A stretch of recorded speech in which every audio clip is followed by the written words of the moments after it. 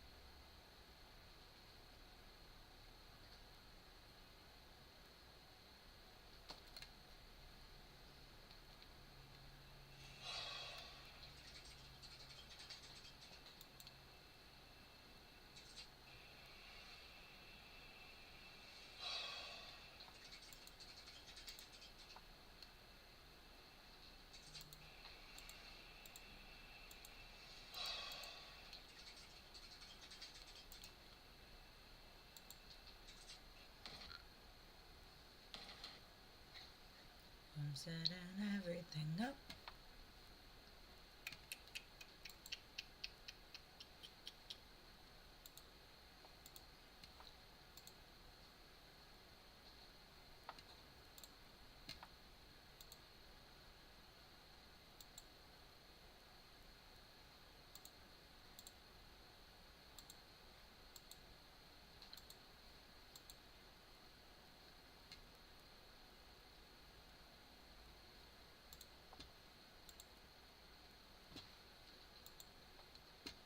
Alright, 1 second. I'm gonna deactivate my cameras real quick so that I can turn OBS on, and then I'm gonna turn them back on.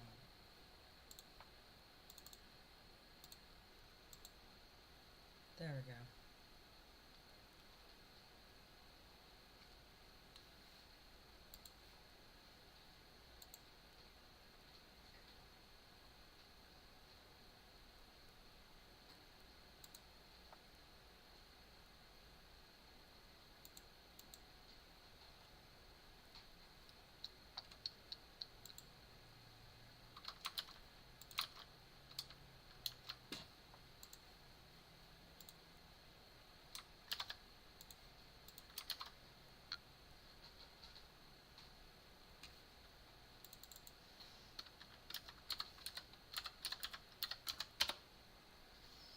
Did I spell it right?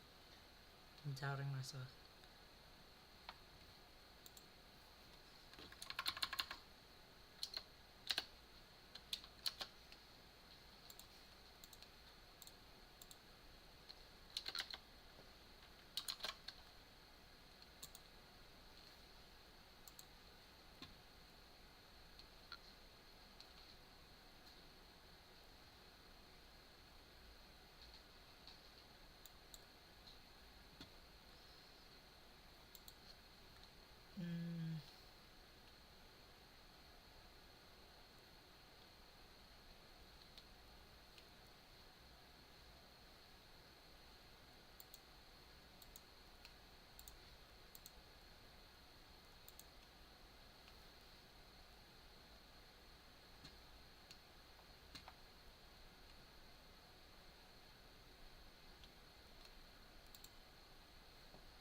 What am I missing? That's it.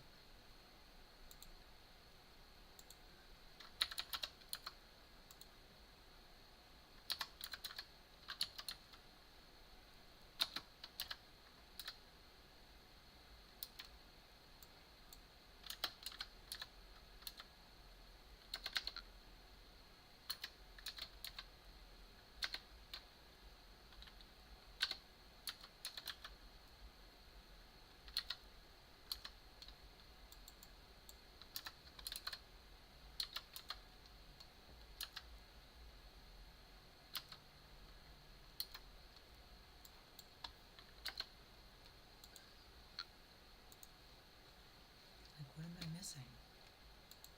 Complete post details. That's it.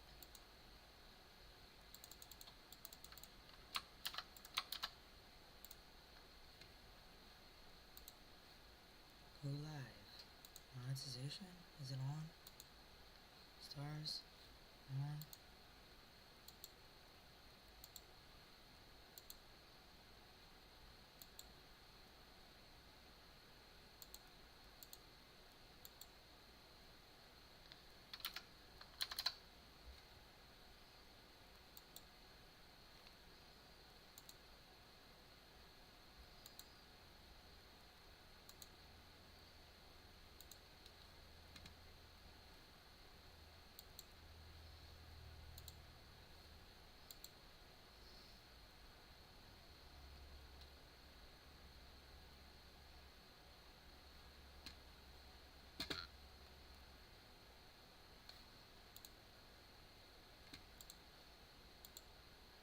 Am I live now? That's so weird. It like took me out of...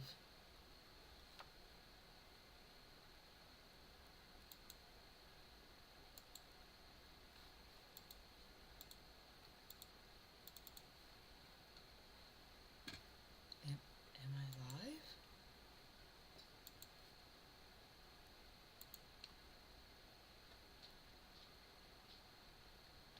That was weird.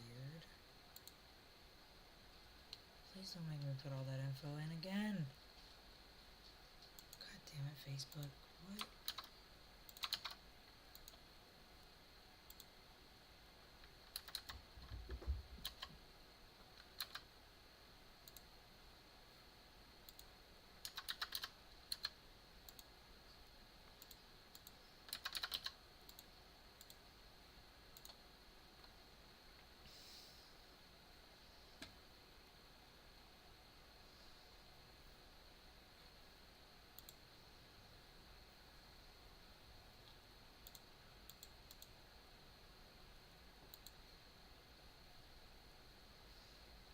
So weird. Why is it... This is why I never stream on Facebook.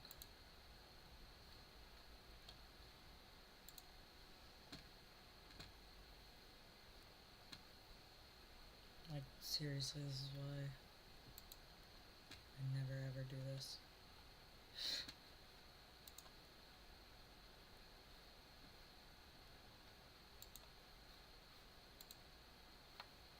No, go back.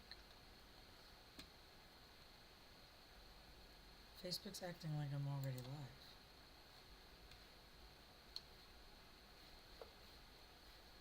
What the fuck?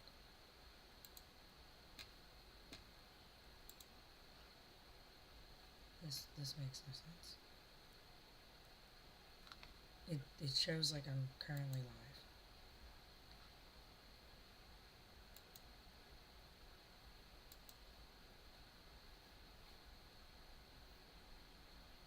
This broadcast is waiting for a signal.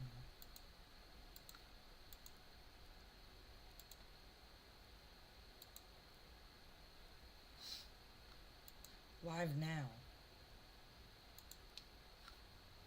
So does Facebook just keep me live?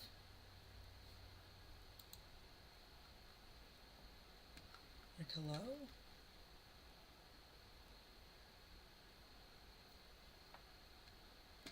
That's... What the f...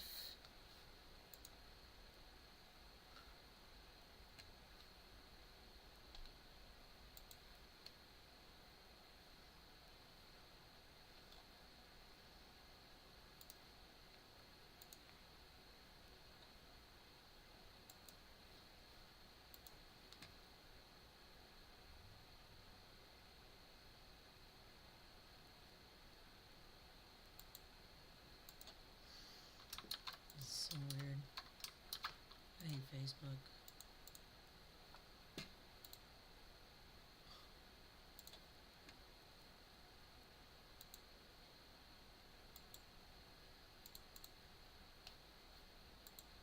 I've already done that.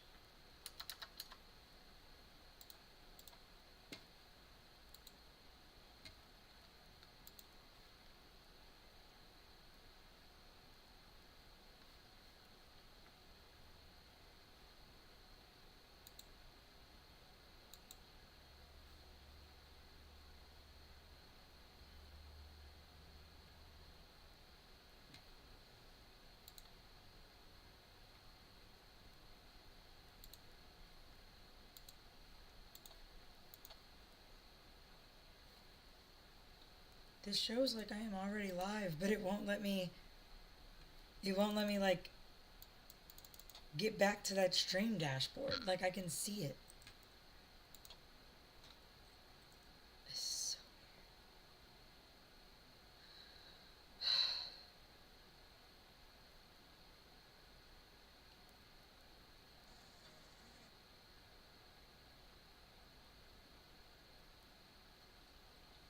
weird. There.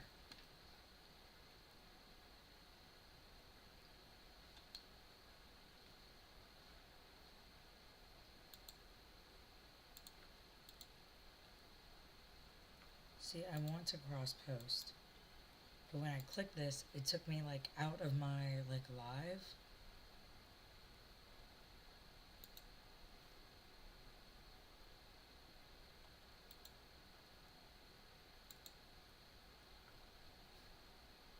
Choose pages to approve a cross-posting relationship with your page.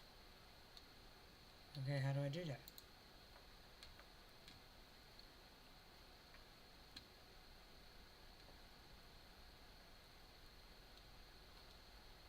Content? No.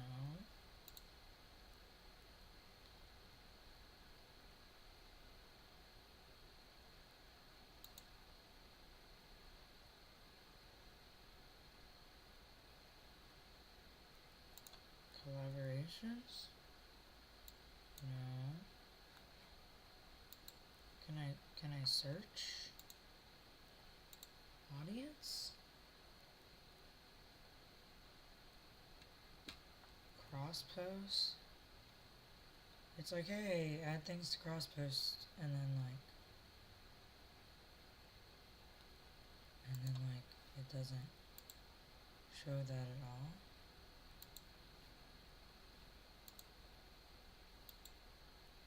What do you mean this live has ended?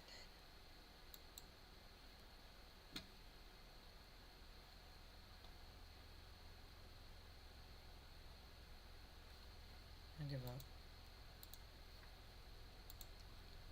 Is this live? Is this actually live?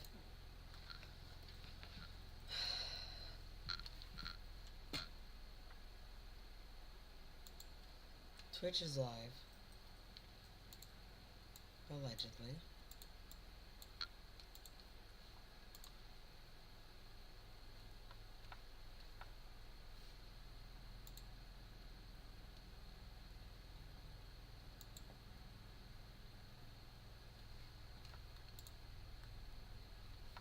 Okay.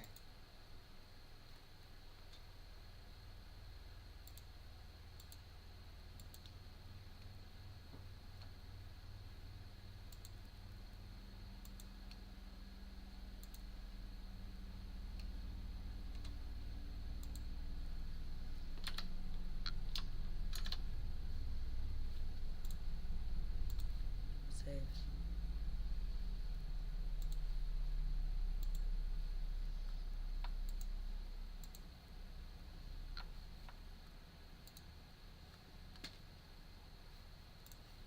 YouTube is so weird. Why can't I see? Oh my god. YouTube, I swear to god. Where's the chat? Chat is not disabled.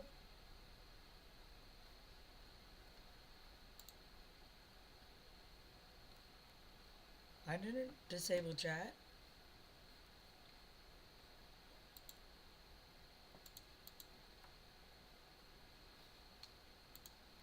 Why is it doing this to me?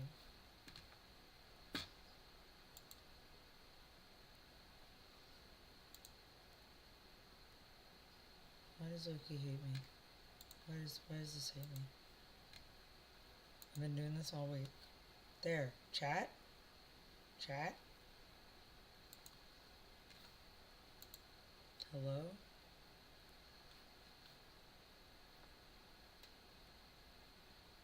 Okay, nobody is seen. Nobody has seen this yet.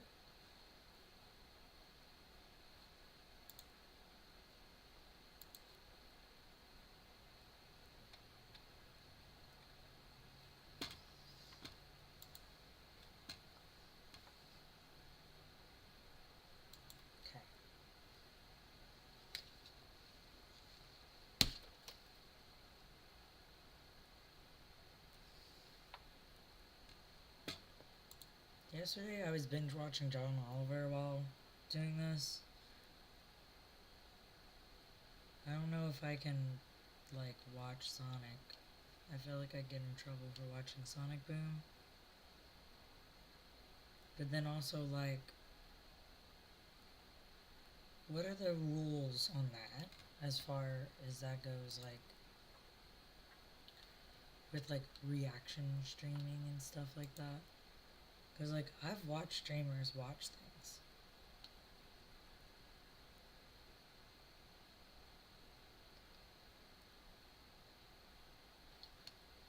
All 326 story paths in Shadow the Hedgehog? Bruh.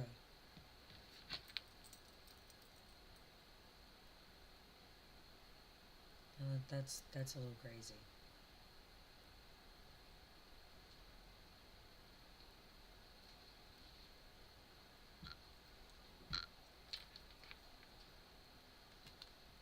I've been enjoying these weird Zelda videos, like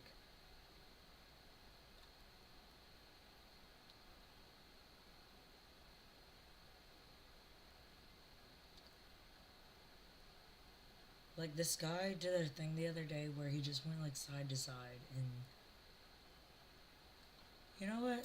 Let's Now go. enjoying the game myself right now. I can't say for sure. Future Charlie's fate is unknown to me. That's not the game that I'm talking about today. But you already know that because you saw the title. See, if Shadow is going to take a trip through his memories, I want to as well. Specifically 2005's Shadow the Hedgehog. For those of you who don't know, Shadow the Hedgehog follows Shadow after the events of Sonic Adventure 2 and Sonic Heroes. He's suffering amnesia. All he really remembers is a girl he doesn't recognize called Maria being shot by gun soldiers, and all aliens are invading. Uh-oh. It's okay though, because this alien knows Shadow and seems to assume Shadow is on his side. He tells Shadow that he'll tell him everything he wants to know about the truth if he brings him the 7 Chaos Emeralds. From here, you and Shadow now face a choice. Every stage comes with a hero, dark or neutral mission to complete that will affect your path and the story. Will you join the forces of good and save the world from the Black Arms, team up with Black Doom to assassinate the president and take over the planet, or will you just kind of do your own thing and wind up on some weird clone tangent? There's 10 possible endings in this game, and that alone is already a robust amount of outcomes, with understandably a lot of ways to reach each of them. However, for some reason, Sonic Team decided to name all 326 possible paths that you can take in this game, and some of these are really absurd. I mean, enveloped in solitude, punishment, thy name is ruin, imperialism, just imperialism, that's the whole title. This is a truly insane thing to do, and I figured, hey, if they went to the trouble of naming all these things, the least I can do is explain them all to you. And remember, this is just the opinions of 2 people on the internet, so if you've got your own interpretations, leave them in the comments down below, we'd love to hear them. So, with that said, here are the names of all 326 possible story paths in Shadow the Hedgehog explained. Number 1, Punishment, thy name is ruin. This is the pure dark pathway. Black Doom convinces Shadow that the humans are responsible for Maria's death and deserve to be punished. Shadow takes his revenge by punishing said humans and destroying the planet as instructed to. Number 2, Prologue to World Conquest. This follows much the same path, except Black Doom shaped Shadow's view of himself so well in the first 5 levels that in the final mission, Shadow actualizes his god complex and tells us that he plans to conquer the universe for himself. Number 3, the March to a Darker World. In this timeline, Shadow doesn't destroy the White House like he's instructed to by Black Doom. He feels the need to bring order to humans and make them pay with their lives. He threatens Sonic, pledges his allegiance to Black Doom as a servant, and sinks the world into darkness under the rule of the Black Arms rather than destroying it. Number 4, the Ultimate Ego. Here, Shadow stops listening to Black Doom. He does not blow up the White House, and he uses Knuckles to gain another Chaos Emerald, although he's pretty indifferent to his company here. He's not bothered what anyone really thinks at this point. His ego takes over, and that's where this gets its name. Number 5, Purification via Ruination. Here, Shadow helps Knuckles defuse the bombs in Central City. He remarks that he finds the attempt to take it cowardly. He destroys the president's aircraft reluctantly to gain the emerald, and starts to see himself as a force of justice. He crushes human resistance in this path, believes he was made to bring order. He then decides that he wants to destroy the planet. I guess in this sense it's very Ultron-like. He's trying to purify the planet via ruining it and destroying all of humanity. Number 6, Apogee of Darkness. This is the same as number 5. Oh my but god, my cat's turns right. hero in the final Alright, mission. guess I don't He get kills a Black foot Doom rest, and that's swears fine. to conquer the universe. Ugh. He replaces Black Doom, Alright. assumably to become the new Dark Lord, hence the title. Number 7, True Soldier of Destruction. Shadow defuses the bombs in Central City and decides to find the truth for Are himself. there really He steals the 300 emerald from different the ship, and story Shadow is put to paths? the Black Comet to destroy Gun. He does this and swears himself God, as a that's servant nuts. to Black Doom, and participates in fighting only on battlefields. Do I really want to also get on TikTok? Not really. No honor to it, such as the Central City bombing. Number 8, Believe in Yourself. Shadow listens to Black Doom and lets him inflate his ego. Shadow takes control of his own I think actions I'm in this gonna path, start a however, timer and on my ultimately computer. decides what's best for him. Number 9, An Android's Determination. After defusing the Can I do bombs, that in Shadow Chad? helps Doesn't Tails Chad do a clear the timer? air fleet of the Black Arm. This helps him figure out that he's a clone created by Eggman, and he decides that Eggman needs to be destroyed for No. making another Shadow. The previous ego inflation from Black Doom creates a situation where the Shadow android now vows to be an even better version of Shadow the Hedgehog. Number 10, For Machine, By Machine. This is a very similar goal to what number 9 sets up, except Shadow fully embraces being an android in this timeline and decides to lead a robot revolution with Omega at its side. Number 11, Revenge at Last. In this timeline, Black Doom gives Shadow the opportunity to go back to the night Maria was killed. Here, Shadow gives in to that opportunity and takes it to kill all of the gun soldiers on board the Ark. That leads to him obeying Black Doom unconditionally. Number 12, Ego's Awakening. Again, this is I just similar need to a the countdown. previous Oh my God. entry, except avenging Maria and destroying the White House leads to Shadow's God complex instead. Number 13, Destruction and weird. Scorn. Shadow does not fire the cannon at the White House. He This is so avenges weird. Maria, but wants to subject humans to a world of darkness. Feels like the destruction of the planet isn't really enough here. Number 14, The Last Remaining Purpose. Like the previous path, he does not fire the cannon, but after avenging Maria, he kind of decides that his So purpose weird. is served and settles on a much more neutral path here. Number 15, The Nightmare's Insulation. Here, Shadow doesn't kill all of the gun soldiers and attempts to just get Maria off the Ark. This keeps his hatred fueled for a while and leaves him still angry for revenge, leading to a full dark path from this point on. Number 16, The Nightmare's Sublimation. Google Helping broken? Maria escape in this timeline causes some PTSD to RHINE and results in Shadow coping via action rather than responding in anger, this time leading to the presidential attack and eventually world domination. Number 17, The Loner's Choice. Shadow assesses the situation and decides Black Doom is the right path to follow in the end, but not without meandering along the neutral pathway for some time. Number 18, Subjugation in Black. In this timeline, Shadow is born in darkness in a sense. He starts off doing 2 dark missions So in a row, weird. but then he brings his actions under his own control and serves his own wants. Number 19, Replica's Depression. Here, Shadow does not fulfill the revenge There, mission Jesus. for Maria, realizes he is an android, and develops an do inferiority that? complex over the original Shadow. He vows to be bad. Number 20, Machine. This is the same as the previous entry, except Omega helps him out at the end. He embraces being an android to start an uprising with Omega. And I just want to say before I move on, that there are a lot of endings and pathways in this game that are going to follow this machine pattern, and most of them There mean we go. absolutely That's what I nothing. They tend to be the Pause, same as reset. the other pathway that leads to this ending, except Reset. Omega's here this time. They Alright, really don't change much, and you and- can tell that they had no idea what to name these things. So you're going to hear me say the same but with Omega for around 20 of these things. Number 21, Disciple from the Darkness. Here Shadow comes to the android realization earlier on in the story. This leads him to feel like he's born from evil. Whether a disciple of Doom or a creation of Eggman, his fate is sealed and he vows to rule the universe because of it. Number 22, Beloved Clone. Here, Clone Shadow saves everyone on the Ark and helps Knuckles on the Black Comet, making him a much more lovable clone. Number 23, Revenge upon the Doctor. Again, Shadow finds out he is a clone early and embraces being an android, but declares he is the only one who will kill Eggman, despite Omega also wanting to help. Number 24, The Ultimate Replica. Shadow finds out he's an android early and embraces his full android side, this time teaming with Omega to kill Eggman and start the Replica uprising. See what I mean? Number 25, Sanction's Demise.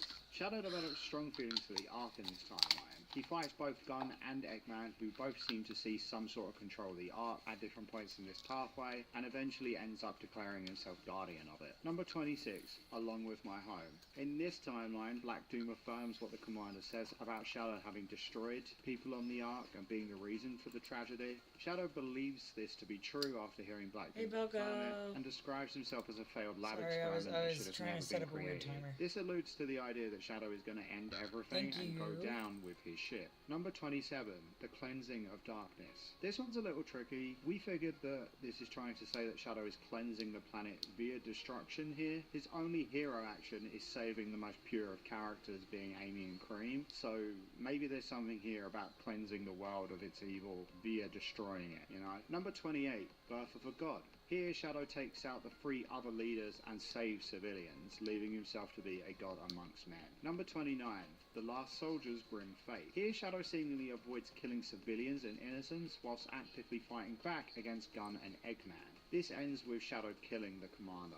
Number 30, Isolation and Solitude. Here, Shadow seemingly cuts ties with each party that he helps throughout the story, leaving him all alone. Number 31, Archimedes and the Tortoise. Okay, this one's kind of weird because this is named after a logic argument from 5th century BCE Greek philosopher Zeno, and it's weird because in all of the versions of this I've seen, Achilles is the one who is paired with the tortoise, not Archimedes. But anyway, the paradox goes that Achilles is racing a slow-moving tortoise. The two start moving at the same moment, but if the tortoise is initially given a head start and continues to move ahead, Achilles can run at any speed and will never catch up with it. Zeno's argument rests on the presumption that Achilles must first reach the point where the tortoise started, by which time the tortoise will have moved ahead, even if for a small distance, to another point. By that time, Achilles traverses the distance to the latter point, the tortoise will have moved again, and so on and so on and so on. It doesn't really make sense, like, when you think about it, but it's a logic problem, puzzle thing that's supposed to be a thought experiment. It doesn't make any fucking sense in practice, so of course he would beat the tortoise. There is a bit of a back and forth between Hero and Dark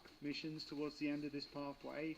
Perhaps it's suggesting that even if he tries to make up for his bad deeds with good, they're never going to quite catch up here because he's already started with 2 evil pathways at the start. Number 32, Where Is My Happiness? Shadow spends most of this pathway serving someone else all throughout and is finally left with only himself to help at the end. Number 33, Seduced by the Taste of Blood. Upon fighting Eggman for the first time, Shadow is put on a straight track that leads him to Eggman again, like he fights the Egg Smasher and then takes the quickest path to fight the Egg Smasher a second time. This continues down a dark pathway until it leads to him serving the Black Arms. Number 34, A Machine Made for War. This is a very chaotic and senseless pathway that seems to keep the war between the Black Arms and Eggman going. Number 35, Original Definition. I think there's something here in Amy talking Shadow down from a pure dark pathway onto a more neutral one. Like, not quite hero, but she talks him down enough to question his actions. This kind of goes out the window when Shadow learns he's a clone and then vows to kill Eggman either way.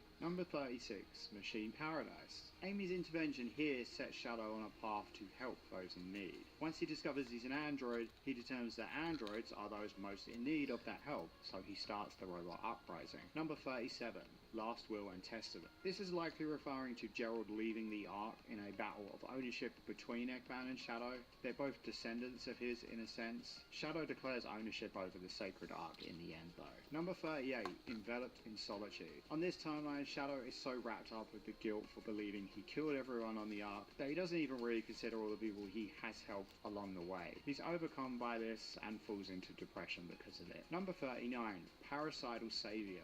Here, Shadow saves Amy and Cream and Eggman, and even the Ark, but he does end up killing Eggman eventually, discovering that he is a clone. So in a sense, Eggman is his parent, and that's what makes him a parasital savior. Number 40, Copy of a Savior. This is another one where it's the exact same as what I previously described, except Omega's there, and they, start an uprising. Number 41, Excess of Intellect. Here, Shadow doesn't really listen to anyone too blindly. He forms his own opinions and decides he wants to protect the Ark. Every mission on this pathway has some sort of logic behind what Shadow's doing. Number 42, Crystallization of Intellect. Here, Shadow comes to a firm understanding that none of this should have happened, and he needs to destroy the Ark and himself. Number 43, The Ultimate Confrontation. Here, Shadow has a slight renewed rivalry with Sonic and becomes obsessed with being better than him. He races him on the Ark and then immediately fights him straight after. Number 44, The Miracle of Love. Here, Amy's intervention puts Shadow on the straight and narrow, sending him on a pure hero pathway after previously only having committed dark act. It also sort of suggests that Shadow's in love with Amy. I don't know, weird. Number 45, The World's Demise. Here, Shadow remembers fairly early how he was treated by the humans on Prison Island. This leads him down a full dark path. Number 46, The Ultimate Power. This is the same as the previous entry, but instead of pure vengeance, Shadow decides to rule the world to show he's better than the humans who imprisoned him. Number 47, Died in Lovely Darkness. I think what this one's going for is that Shadow truly embraces an evil to fight and destroys as much of Gunn as possible on this pathway. It seems like he's enjoying the destruction of being bad. Number 48, Vainglory or Abandonment. Here, Shadow abandons Black Doom's cause by not firing the laser, and he doesn't bother to defend the comet. He then proceeds to declare himself the best. Number 49, Messenger of Ruination. Here, Shadow is put through the ringer. He learns a lot of painful memories, and this results in him deciding that the world needs to end. You could also maybe interpret this as Doom showing him his memory as the messenger, and this sends Shadow into a spiral of ending the world eventually. This one's kind of tough. Number 50, Standing at the Summit. Here, Shadow seemingly rights all of his wrongs and ends up usurping Black Doom. Number 51, Controller of the Capsule. This is a bizarre one. We really struggled here.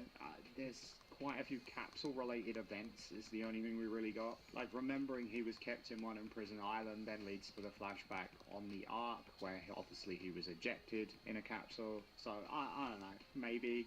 This one's tough. Number 52, Beyond One's Own Power. I think from what I can tell, this is the most efficient path to what Shadow wants in order to grow his own power. It seems to be beelining it for Chaos Emeralds in this ending. Number 53, A Clone's Determination. This one, on the other hand, seems like a ruthless beeline to end Eggman, serving himself mainly throughout. Number 54, Machine Utopia.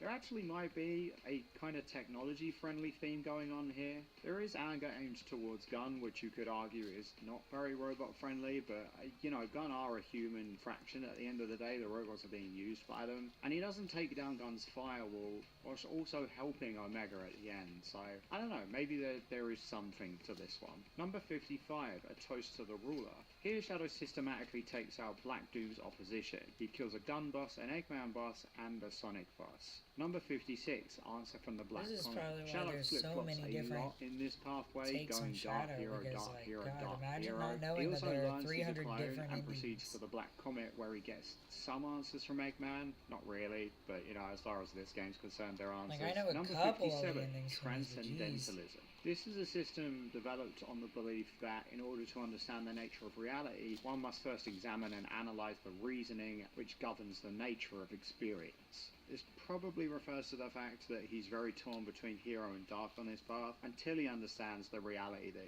he is a clone. From here, it's quite clear what needs to be done, and he beelines it to kill Eggman. Number 58, Imperialism. Here, Shadow employs both hard and soft power plays that leads to a clone/robot army, which he rules. Number 59, The Weight of One's Crimes. This is perfectly balanced between dark and hero, and focuses on Shadow learning the bad he's done with the art. So I think the idea here is that his crimes are perfectly weighed, and it's kind of reflecting on what he's done in the past as well. Number 60, Imprisoned by the Past. Here, Shadow is very undecided until he experiences the Ark. This turns him onto a pure hero pathway out of remorse. He's told he's responsible for the Ark tragedy, and this sinks him into depression. Number 61, The Ultimate World Conquest. Shadow goes out of his way to destroy Eggman's fleet, the President, and Sonic before claiming his own rule. Number 62, Black Angel. This is the same as the previous pathway, except he defeats Black Doom instead of Sonic. He still claims his own rule, but it's under slightly more heroic circumstances.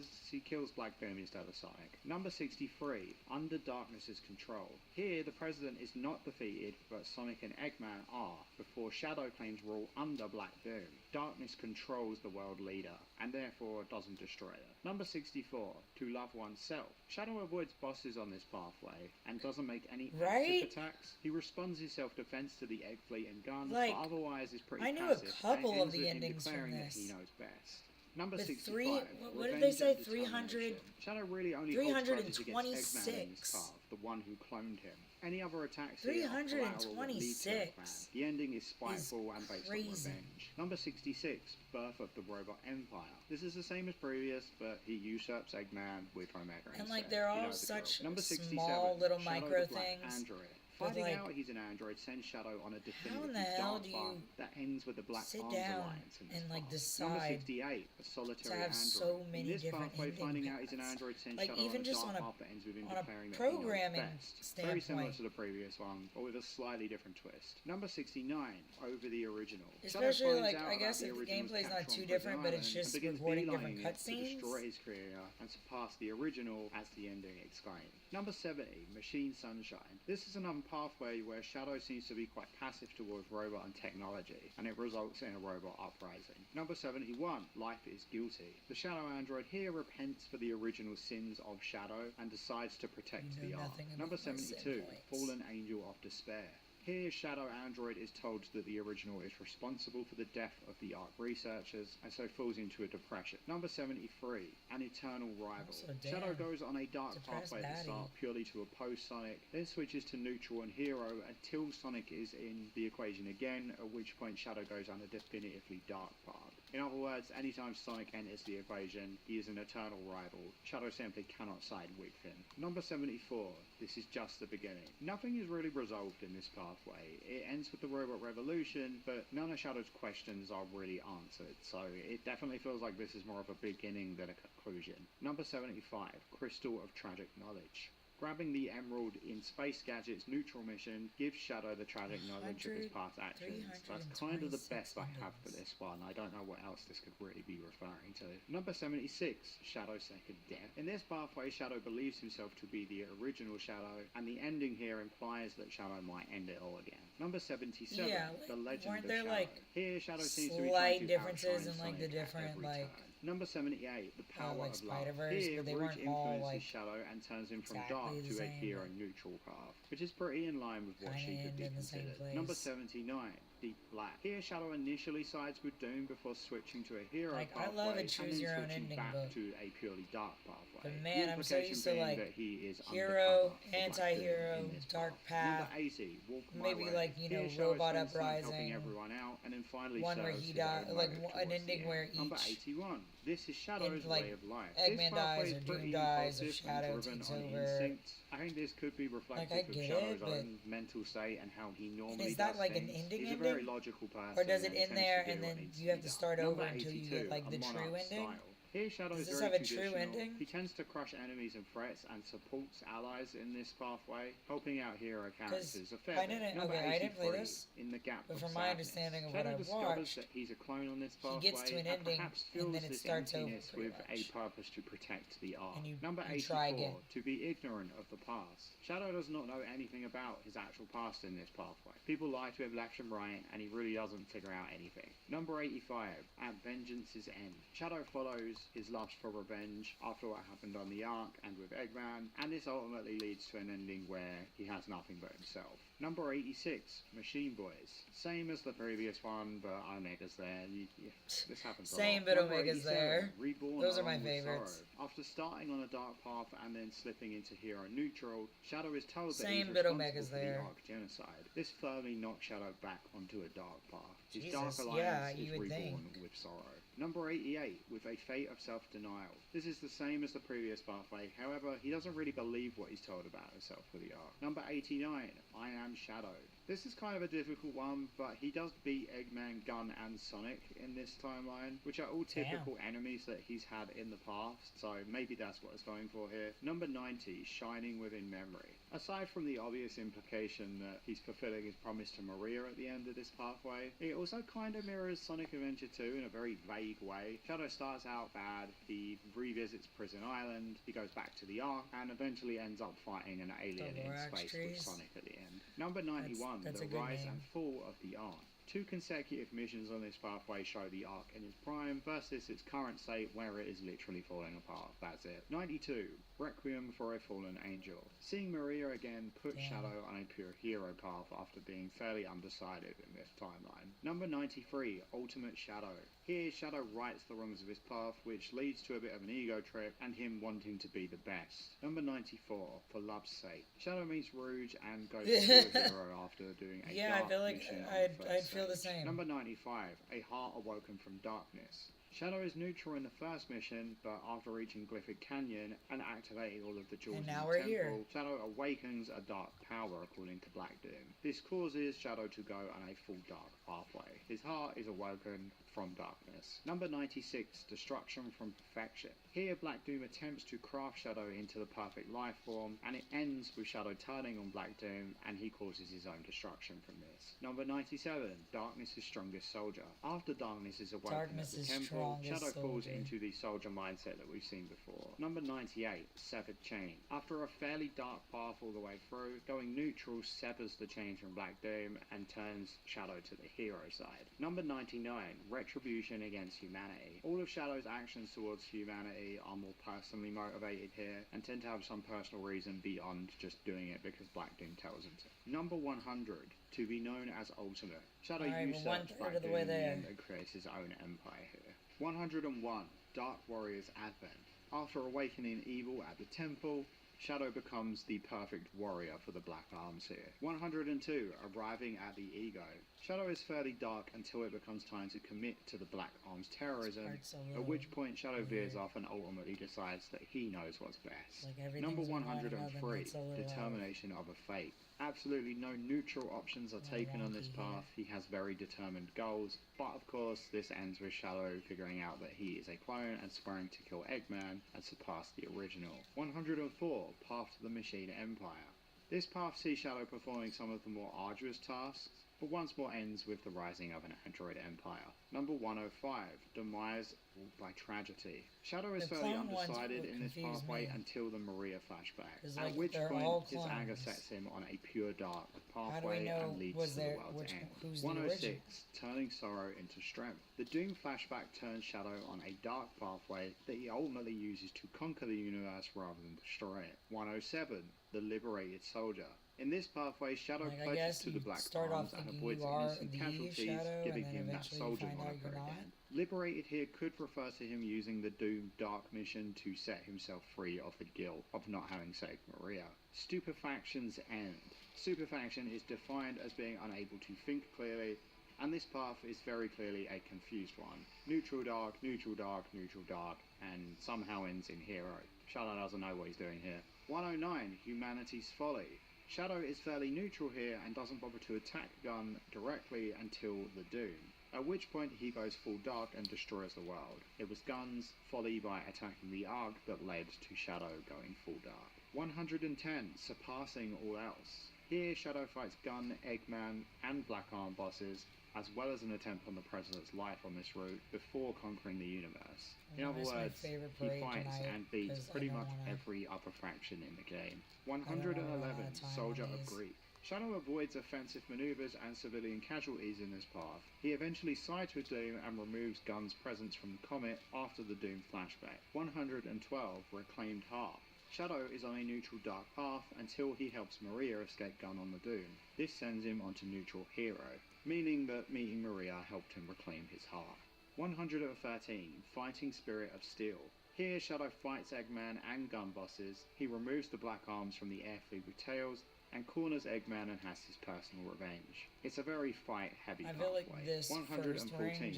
Machine Soldier Uprising. Here Shadow avoids casualties beyond the Black Arms, and this leads to the Android Uprising. Most of these Android Uprising ones don't have very creative names. 115. The Devil Born from Betrayal. Shadow is undecided on this path until he helps Gun on the Doom, and is then fought by them regardless, which sends him onto pure evil. 116. Beyond the Truth of Impact. Impact here meaning influence. Shadow goes beyond many attempts to influence him in this run. The Doom, the Iron Jungle clone rule, etc. Everything here is trying to shape Shadow, and he decides that he knows what's best. He is beyond the Truth of Impact. 117. The Immortal Android.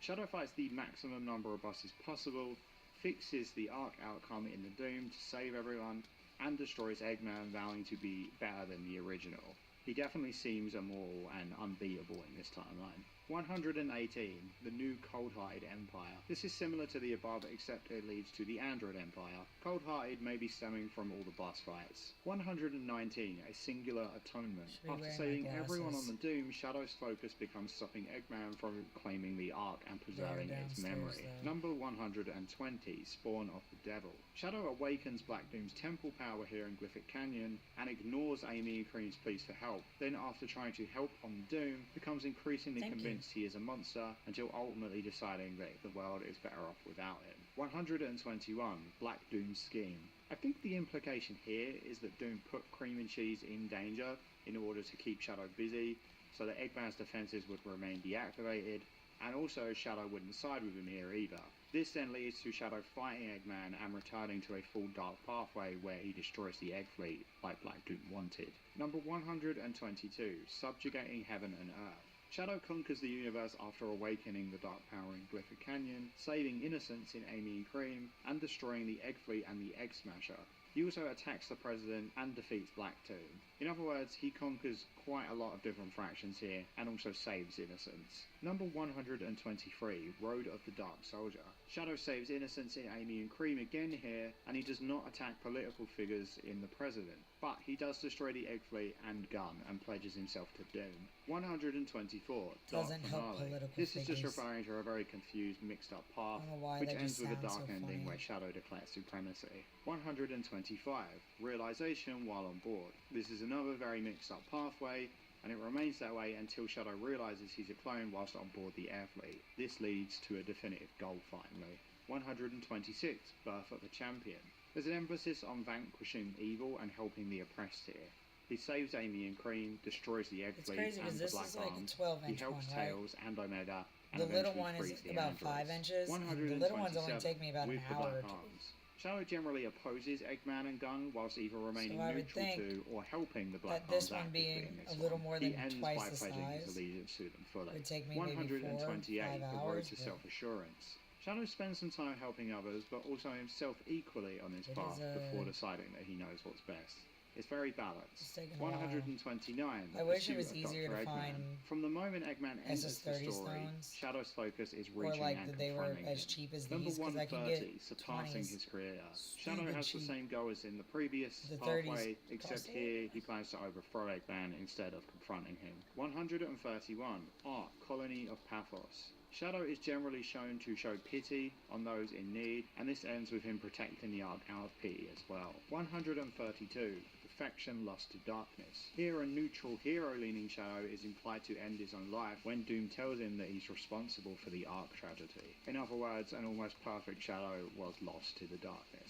133, A New Challenge. Shadow defeats the Black Arms ship, the Ark defenses, and kills Eggman before declaring he will be better than the original, and in need of a new challenge. Number 134, The Machoon's Coup d'etat.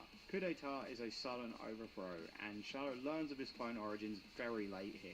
This plot pivot is very sudden, and I think that's why this word is used.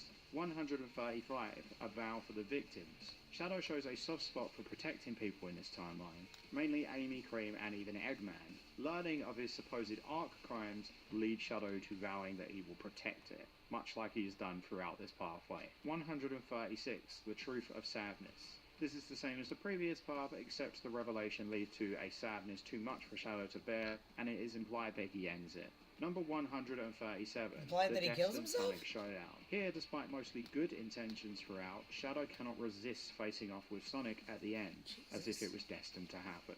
Number 138, The Black Hero's Rebirth. After awakening a dark power in Glyphic Canyon, Shadow goes full hero instead of full dark, making him a hero that is wrapped in the Black Arms power. Number 139, Truth, Thy Name is Vengeance. Here, remembering his prison island capture put Shadow on a full dark path for revenge against humanity. Number 140, Searching for Ultimate. This path leads Shadow to Prison Island, the Doom flashback, the Ark, and Gun, before declaring world domination. It's one of the most lore-relevant paths to Shadow's history. Number 141, Reborn Hatred for Humanity. Remembering his prison island capture leads to a hatred strong enough that Dang, Shadow how do you pledges even to the make Black sure Arms. that you do Number the right- 142, a future taken from the past. What looks to be a upward trend in darkness I understand reverses maybe the after goal the was to Doom's make this game, flashback. like, just So the future that could infinitely have been is replayable. taken from something God. that happened in the past. Number 143, the Seems like a Devil's lot. Victory Song. Victory songs are usually sung at the end of a war or battle, and I think this is referring to the fact that Doom's influence doesn't seem to have worked at first, with Shadow remaining very neutral, but later results in a pure dark ending anyway, meaning that, in the end, the devil won the war. Number 144, One to Succeed a God. Learning of his creation as the ultimate life form leads Shadow to the conclusion that he must overthrow Black Doom, who he had previously aligned with. Number 145, Disappointed in Humanity. Remembering his prison island capture maybe sets an expectation for humanity to be a threat in Shadow's eyes. He remains neutral, but he sees them losing to the Black Arms, and disappointed, joins the Black Arms. Number 146, Faith taken from solitude. Remaining mostly neutral takes away Shadow's faith in others and leads to him declaring himself to know best. Number 147, Planted Memories. Shadow gets a lot of warped memories here.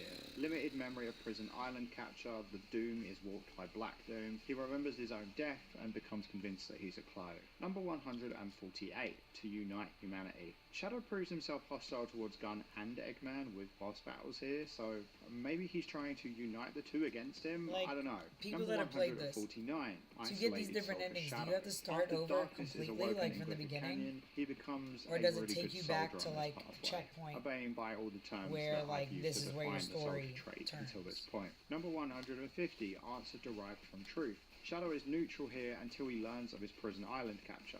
This sends him into a bit of a confused frenzy until he arrives back at the conclusion he can only trust himself. Number 151, A Fake's Disposition. I just wonder Perhaps what calling the into things that question the happen Fake's that lead to character. the There's different very endings. balanced choices here that show potential for good Because, and like, bad, okay, Life is and maybe the Strange, I've story played path every here is single unclear on thing which possible. one clone falls into. But there were Number very 152, specific things you had to A do New or things World you had to Without interact Betrayal. with to get the Shadow different is endings. hurt by Gunn's betrayal aboard the Ark here in the Doom, and this is immediately followed by Like, the even revelation then, that he like, is an android after having not believed that many himself to have endings. not been. This leads to him starting an empire of robots that are of course unable to betray. Number 153, Together with Maria.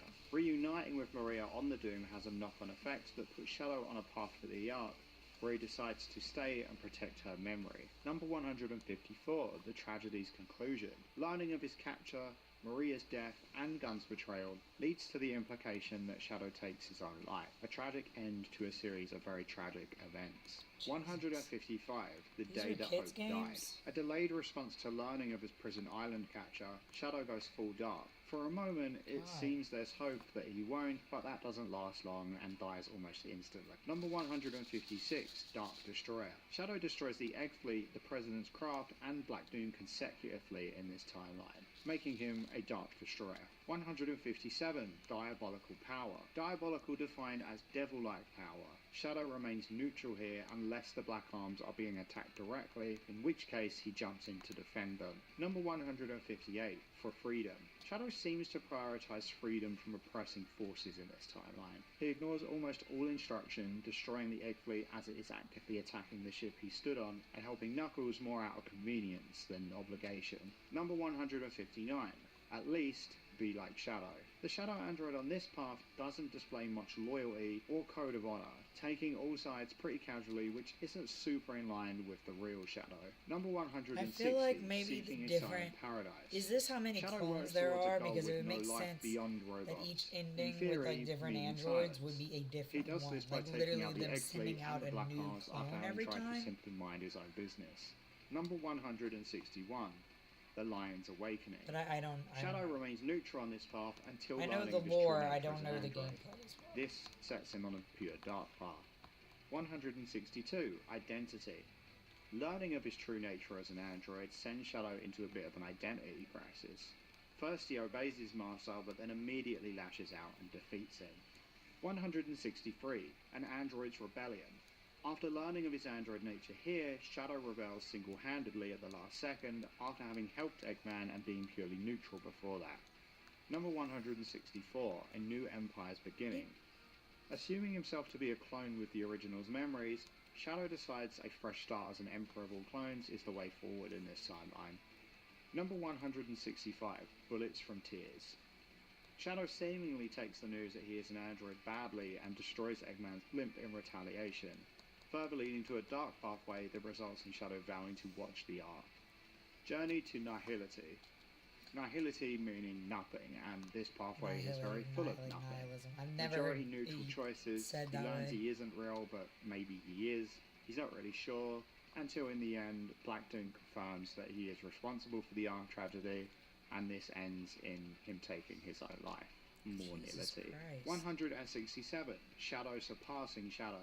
After learning of his capture by the humans, Shadow consecutively takes down the Black Arm ship, the Ark's defense systems, and kills Eggman. He learns he's an android in this timeline and vows to be better than the original, which in a sense, he's already done. 168. Dr. Eggman's miscalculation. Eggman might assume on this pathway that Shadow is on his side because Shadow helps him in Sky Troops. This changes when he learns he is a clone, but Eggman doesn't know that he's figured this out until the two meet again at the fight. Number 169, Along with the Ark. Shadow's path is neutral hero, and he develops a sentimental attachment to the Ark after remembering the events of Sonic Adventure 2 and hearing the commander's speech. In a heroic fashion, once Shadow learns the Ark is falling, he vows to try and protect it, even if he has to go down with it. Number 170, Requiem for the Heavens. That's crazy. This is the same as the previous pathway, except Shadow is affirmed by Black Doom that he is the cause of the Ark tragedy. This leads to the implication of Shadow taking his own life. He commits no evil acts in his route, so the Requiem is him as well as the Ark. Number 171, Sonic Dethroned. Shadow beats Sonic in a race and then in combat right away after in this timeline. Number 172, Justice Reborn in Space. All the gems don't Shadow exactly fully fit. commits to joining Team Sonic after reuniting I don't really in want to space. use like a smaller gem. 173, Steel Ruler. Really, but Shadow destroys Eggman's systems, destroys Gun's presence in the Iron Jungle, and the Black Comet all consecutively before swearing allegiance to the Black Arms. In another sense, he rules with an iron fist. Number 174, For the Sake of the Self. Shadow helps out Team Sonic, Black Doom and Eggman here, all once before deciding that he is better off on his own. Number 175, Farewell to the Past. Shadow's journey for the truth about his past leads to a lot of Eggman interactions on this pathway, as well as the android revelation. Killing Eggman out of revenge is a farewell to the pursuit of that knowledge. Number 176, Still Paradise. Shadow avoids all conflict with machines here and helps Omega at the very end before starting the robot uprising. Number 177, The Guardian with No Pass. Shadow learns very little about himself here, and the information he does get all conflicts with each other, leaving him with no answers, but results in him guarding the Ark anyway. 178, The Ultimate Atonement. Shadow's acts here all attack Eggman. He helps Charlie, destroys Eggman's database, helps Omega, and helps Vector to the computer room before he's implied to end himself, after believing that he is the reason for the Ark tragedy. In doing so, he has ridden the Ark of Black Doom and Eggman's control as well as himself. Number 179, Fate's Aspiration.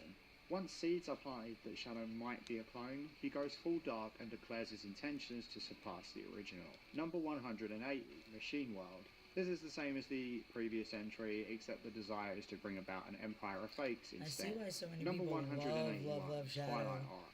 Twilight Especially here, I if think, you is played all reflective these of the endings Ark's where he fate in freaking this kills path, himself. as well as Shadow's. He Jesus starts neutral Christ. hero and slowly descends into dark by the end. Number 108, Compensation for a Miracle. The miracle here is seemingly Black Doom's defeat, given that no actions towards it have been taken throughout the story. The compensation for that being Shadow's life. I didn't know 183, there The were Strongest so Hedgehog. many endings. Another path where Sonic is beaten twice in a row. This may not be as significant as Sonic Dethroned because Shadow doesn't Does the defeat the game Black just let Arm you ship end here. there? Number 184, The Ultimate Like, what if Punisher. you were a kid Shadow's aggression is aimed at Eggman and Doom and you here, just didn't taking know out that there both were multiple morally evil endings? factions in the game. Number 185, Voyage of Reminiscence. Shadow learns about his past a lot on this pathway. His prison island capture, the Ark and Maria, the research experiments, the commander's story, and finally, the decision to protect the Ark's memory. Number 186, Wandering's End. Conversely, this path is framed differently here, with Shadow's location hopping and lack of concrete aim referred to as wandering. The aimlessness ends in Shadow's death. 187, the ultimate proof. Shadow is willing to believe in good until his flashback shows Maria dying at the hand of Gunn. This sends him on a dark path last minute. 188, Punisher of Love. This pathway is similar to the previous one, except Shadow respects his promise to Maria anyway, and keeps the world safe by defeating Black Doom. Number 189, Messenger from the Darkness. Here, Eggman's intervention turns Shadow onto a pure dark path after no previous dark acts had been committed. Number 190, the New Ruler. Defeating Gunn, the Egg Fleet, the President and Black Doom consecutively leads Shadow to his rule as the new ruler of the world. Number 191, Dark Soldier. This is similar to the previous one, although Shadow refuses to attack the President, resulting in his status as a Black Palm soldier rather than a leader. Number 192, the Road of Light. Defeating Eggman puts Shadow back on a light path after having previously helped him earlier. Number 193, the Machine-Laden Kingdom. Here, Shadow attacks Black Arms, Gunn and Eggman forces, leaving only machines behind. 194, New Determination. Here, defeating the Egg Fleet puts a confused Shadow on a pure hero path. 195, Birth of the Dark Soldier. Eggman's intervention leads to a Shadow that remains aligned with Eggman until the last minute, when Shadow fully embraces this title and sides with Black Arms. 196, A New Journey. This is the same as the previous pathway, except Shadow decides to go his own path after switching up on Eggman. 197, An Android's Opposition.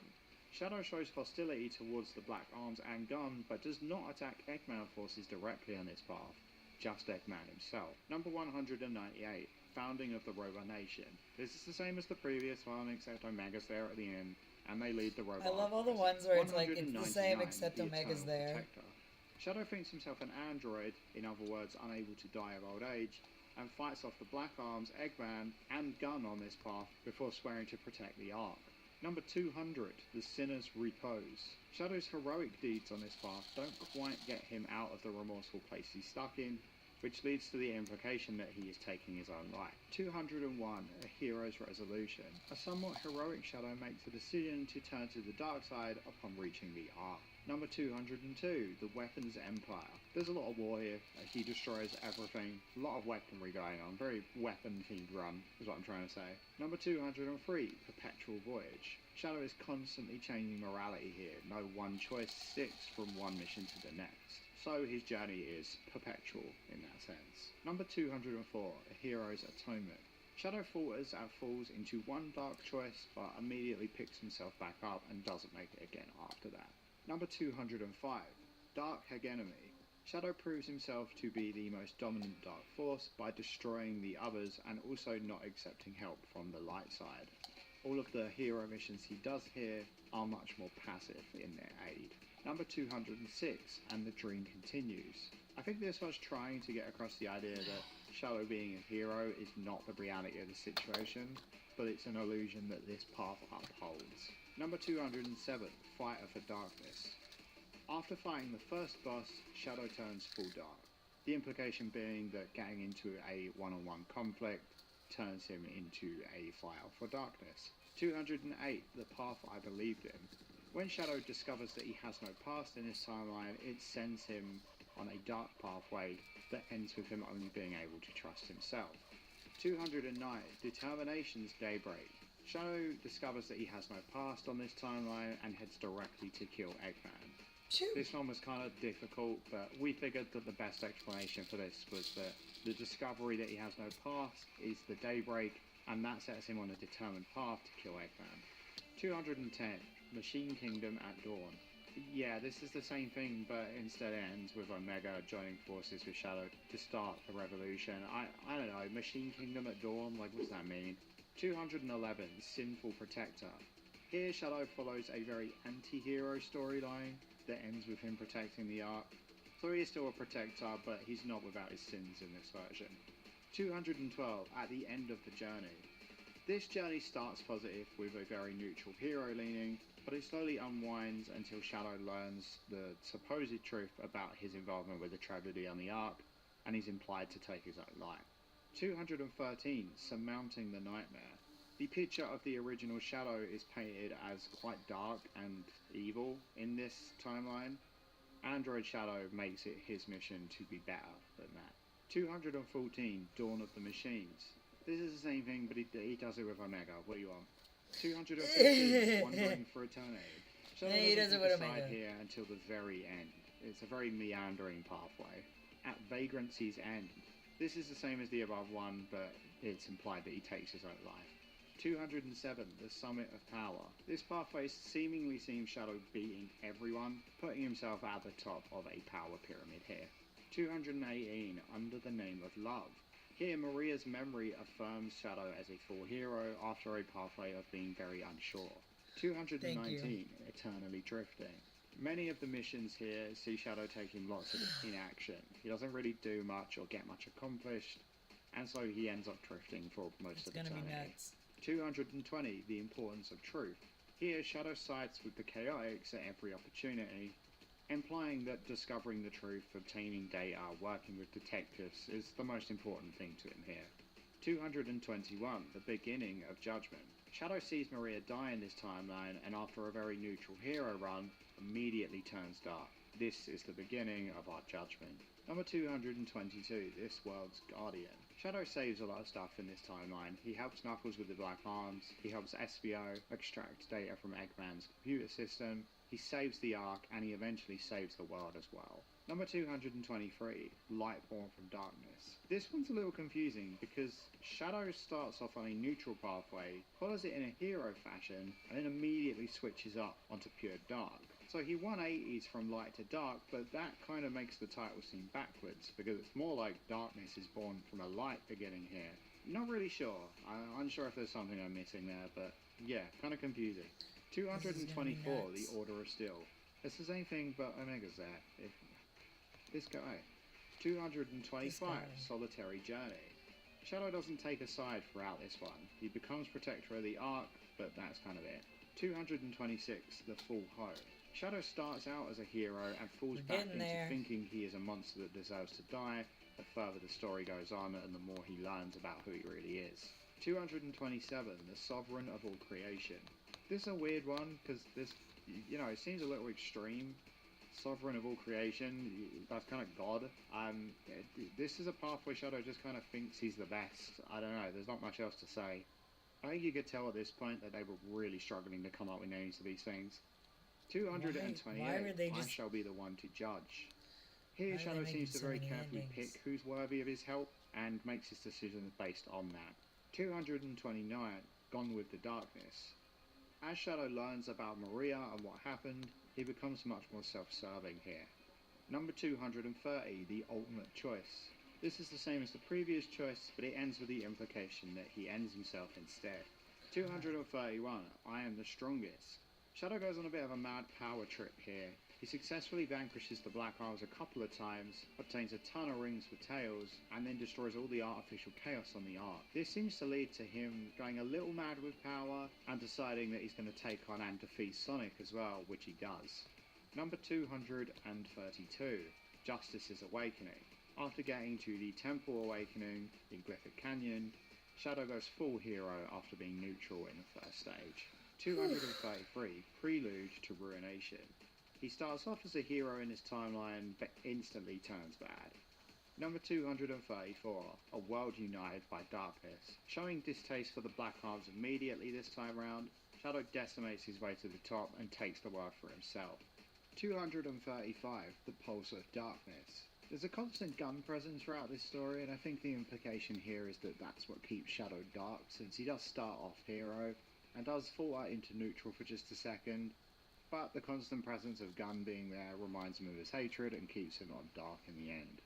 236, To Just Be Myself.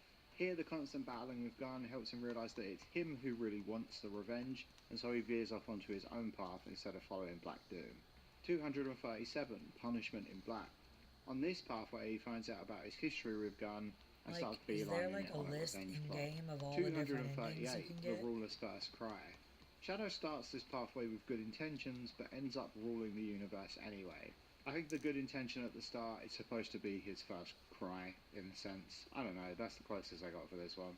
Number 239, Darkness Conspiracy. Here what starts out as a hero timeline is warped by false memories and darkness that converts Shadow to the dark side. 240, The Faint Light of Tomorrow. Here Shadow starts out as hero and ends as hero. The idea here, I think, being that the Faint Light of Tomorrow is that first hero mission, which kind of disappears for a long time, but is kind of, foreboding the idea that he ends up a hero in the end. Number 241, Time of Departure. I think this is referring to when Black Doom tries to manipulate Shadow's memory in this pathway. It sends Shadow off of Black Doom's mission and on his own thing instead. This is another one that's really vague and we really struggles to kind of pin down, but I think this makes the most sense. 242, Rise of the Machine Kingdom. I don't know how many times we've heard a title similar to this at this point, but yeah, it's the same thing but with Omega at the end. With Omega. Yeah. 243, Despair's Quickening. I think this is just a very sad story. There's a lot of sad events happening in this one. Like in this pathway, Shadow has his Prison Island memory flashback.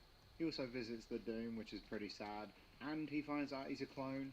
So yeah, the guy kind of goes for it on this one, and it ends with him plunging the world into darkness with Black Doom.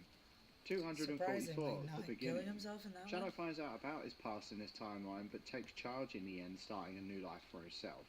245, Setting Out in the Morning. This is another one that's like, I don't know what they were going for here really. The only really notable thing about this path is that Shadow's on a fairly Black Doom adjacent plot until he saves the research scientist on the Doom, and this turns into the Eggman clone storyline, so maybe that's Setting Out in the Morning, I have no idea.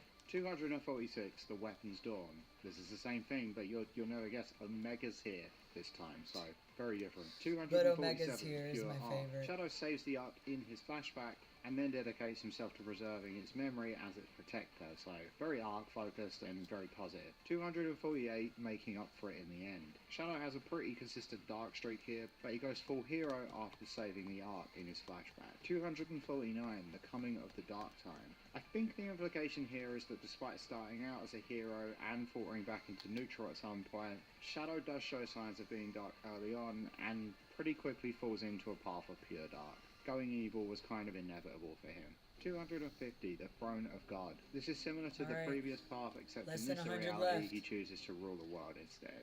251, God of War. I think this one might actually be reflective of the Roman god Mars, who favoured military power to achieve peace. Shadow picks his battles very carefully in this path, it seems, and doesn't really engage in chaotic acts like killing the president or reacting to his gun catcher with violence. He also saves the civilian zone from attack, so I think this one kind of works. 252, Howl of Solitude. This path shows equal alliance to all factions and ends in Shadow declaring that he knows best. 253, Proof of Existence. This maybe reflects the fact that he takes pause when learning of his Prison Island capture in this path. It's the only neutral path in the story, so I think this one makes sense here. 254, Ardent Vow. Ardent here meaning passionate, of course. And I think that shows in this storyline, because Shadow pledges himself to a hero at the start, and this does waver for a bit. He goes dark, neutral, dark, before eventually going hero, hero again at the end, which I think is supposed to be representative of the fact that the vow he made at the start was a passionate one, and despite getting distracted, he does finish it out in the end. 255, A Deal with the Devil. I think this one's reflective of the fact that Shadow pledges himself to Black Doom only after learning that he's a clone. So in a sense, he's kind of sold his soul for a second chance at life.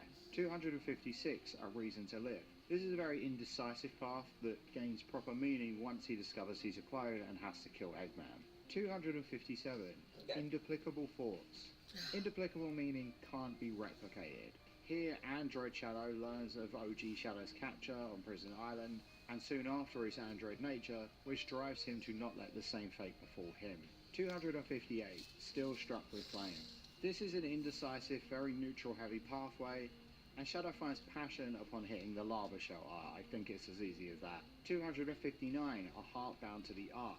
Here, despite learning of his clone nature, Shadow doesn't change his feelings towards the Ark, so in a sense his heart is bound to it. 260, Tears Shed by the Stars. Shadow's capture and death is quite prevalent here. It leads to an ending in which he dies again aboard the Ark once more. 261, Imitation Complex.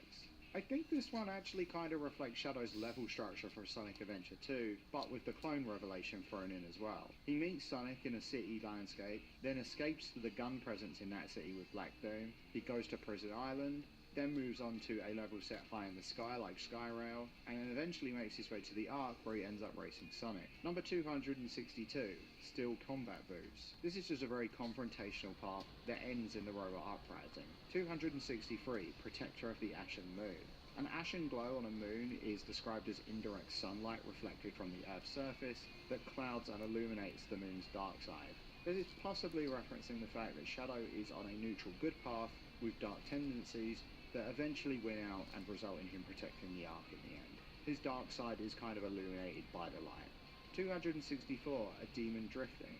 Shadow's dark tendencies are very minimal here. He starts off more in line with Black Doom, but slowly drifts more towards Hero. 265, The Ultimate Pride. In this timeline, Shadow's pride stops him from siding with Sonic twice in a row on 2 occasions here, and ultimately ends in their confrontation. 266, I Know the Will of Heaven. I think this is literally just referring to the fact that Shadow's pretty indecisive until he reaches a sky level, which turns him into a pure hero. And you know, heaven, sky, I got nothing better for this. 267, Ego Died in Black. Here, learning that he has no past from Eggman seems to arc Shadow onto a true dark pathway. 268, Isolation by Choice. Shadow has allies in every mission he does here, yet he ultimately decides to go alone in the end. 269, Faith Without Falsehood. I think this is referring to the fact that Shadow sides with either Hero or Dark, you know, kind of believing in others, until he realizes he's a clone. Once that falsehood's upon him, he goes neutral and sticks by himself. 270, Machine Empire. Omega Same with Omega. This time, that's what's happening. 271, The Eternally Closed Door. Perhaps reflective of the fact that Shadow has alienated every faction in this timeline. He does just enough damage to both good and bad teams that leaves him without a place in the end. 272, The Sealed Away Arc of Sin. Shadow's heroic leaning early on with Darkspot frames his conclusion that he's a monster in a much more repenting way than usual here. He considers the Ark tragedy his biggest sin. 273, Silver Nothing Emergence. about my sin points. The best I have for this song is that it's referring to the fact that losing to Sonic puts Shadow on a pure dark pathway here. Silver being second place, I don't know. I couldn't see anything else in this timeline that lines up with it, so... 274, Pulsating Supercurrent. A supercurrent is something that flows without any resistance and likely refers to Shadow's heroic streak, prevailing from start to finish despite some pulsating dark moments here. 275, The Reason I Was Born. Shadow is shown to help innocents here, and beyond that serves only to protect the Ark, reflecting his original purpose, that being to help the people of Earth. 276, The Dark Part of the Galaxy. This is possibly due to the one dark choice he makes in this timeline to flee the city rather than help, planting the seed that results in the revelation he's a monster whilst he's aboard the Ark. 277, The View from Atop the World. Shadow proves himself to be the best hedgehog in the world by fighting Eggman, the Black Arms, and a Sonic/Gun boss here as well. He also beat Sonic in a race before this. 274, Maria's Testament. Shadow mostly spends this path helping innocents and vows to save the world at the end, just like Maria wanted him to. 279, A Genius Scientist's Lineage. This path is very Gerald-centric. There's Prison Island, Eggman is a big primary focus, and so is the Ark as well. I think this is kind of both about Eggman being his actual lineage, and also all the locations and important things in Gerald's life that eventually led to his death. 280, Distorted Truth. The events Shadow learns here are pretty close to the truth, but with a lot of warped information. 281, A Counterfeit Existence. This maybe refers to how Shadow's dark side wins out in the end, despite trying to be good for most of the story. 282, Beloved Memories. The first memory that Shadow experiences here puts him on a pure hero pathway. 283, Birth of a Devil.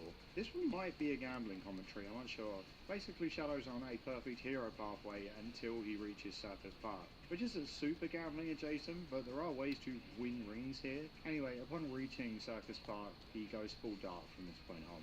284, A Dark Myth's Beginnings. I think this one's reflective of how Shadow has both a heroic beginning and end to this story, but he does do pure dark in the middle, so maybe there's some idea of it being a myth that at some point, you know, Shadow was dark, but no one really has proof of that because he did the right thing in the end, something like that. 285 Black Thunder.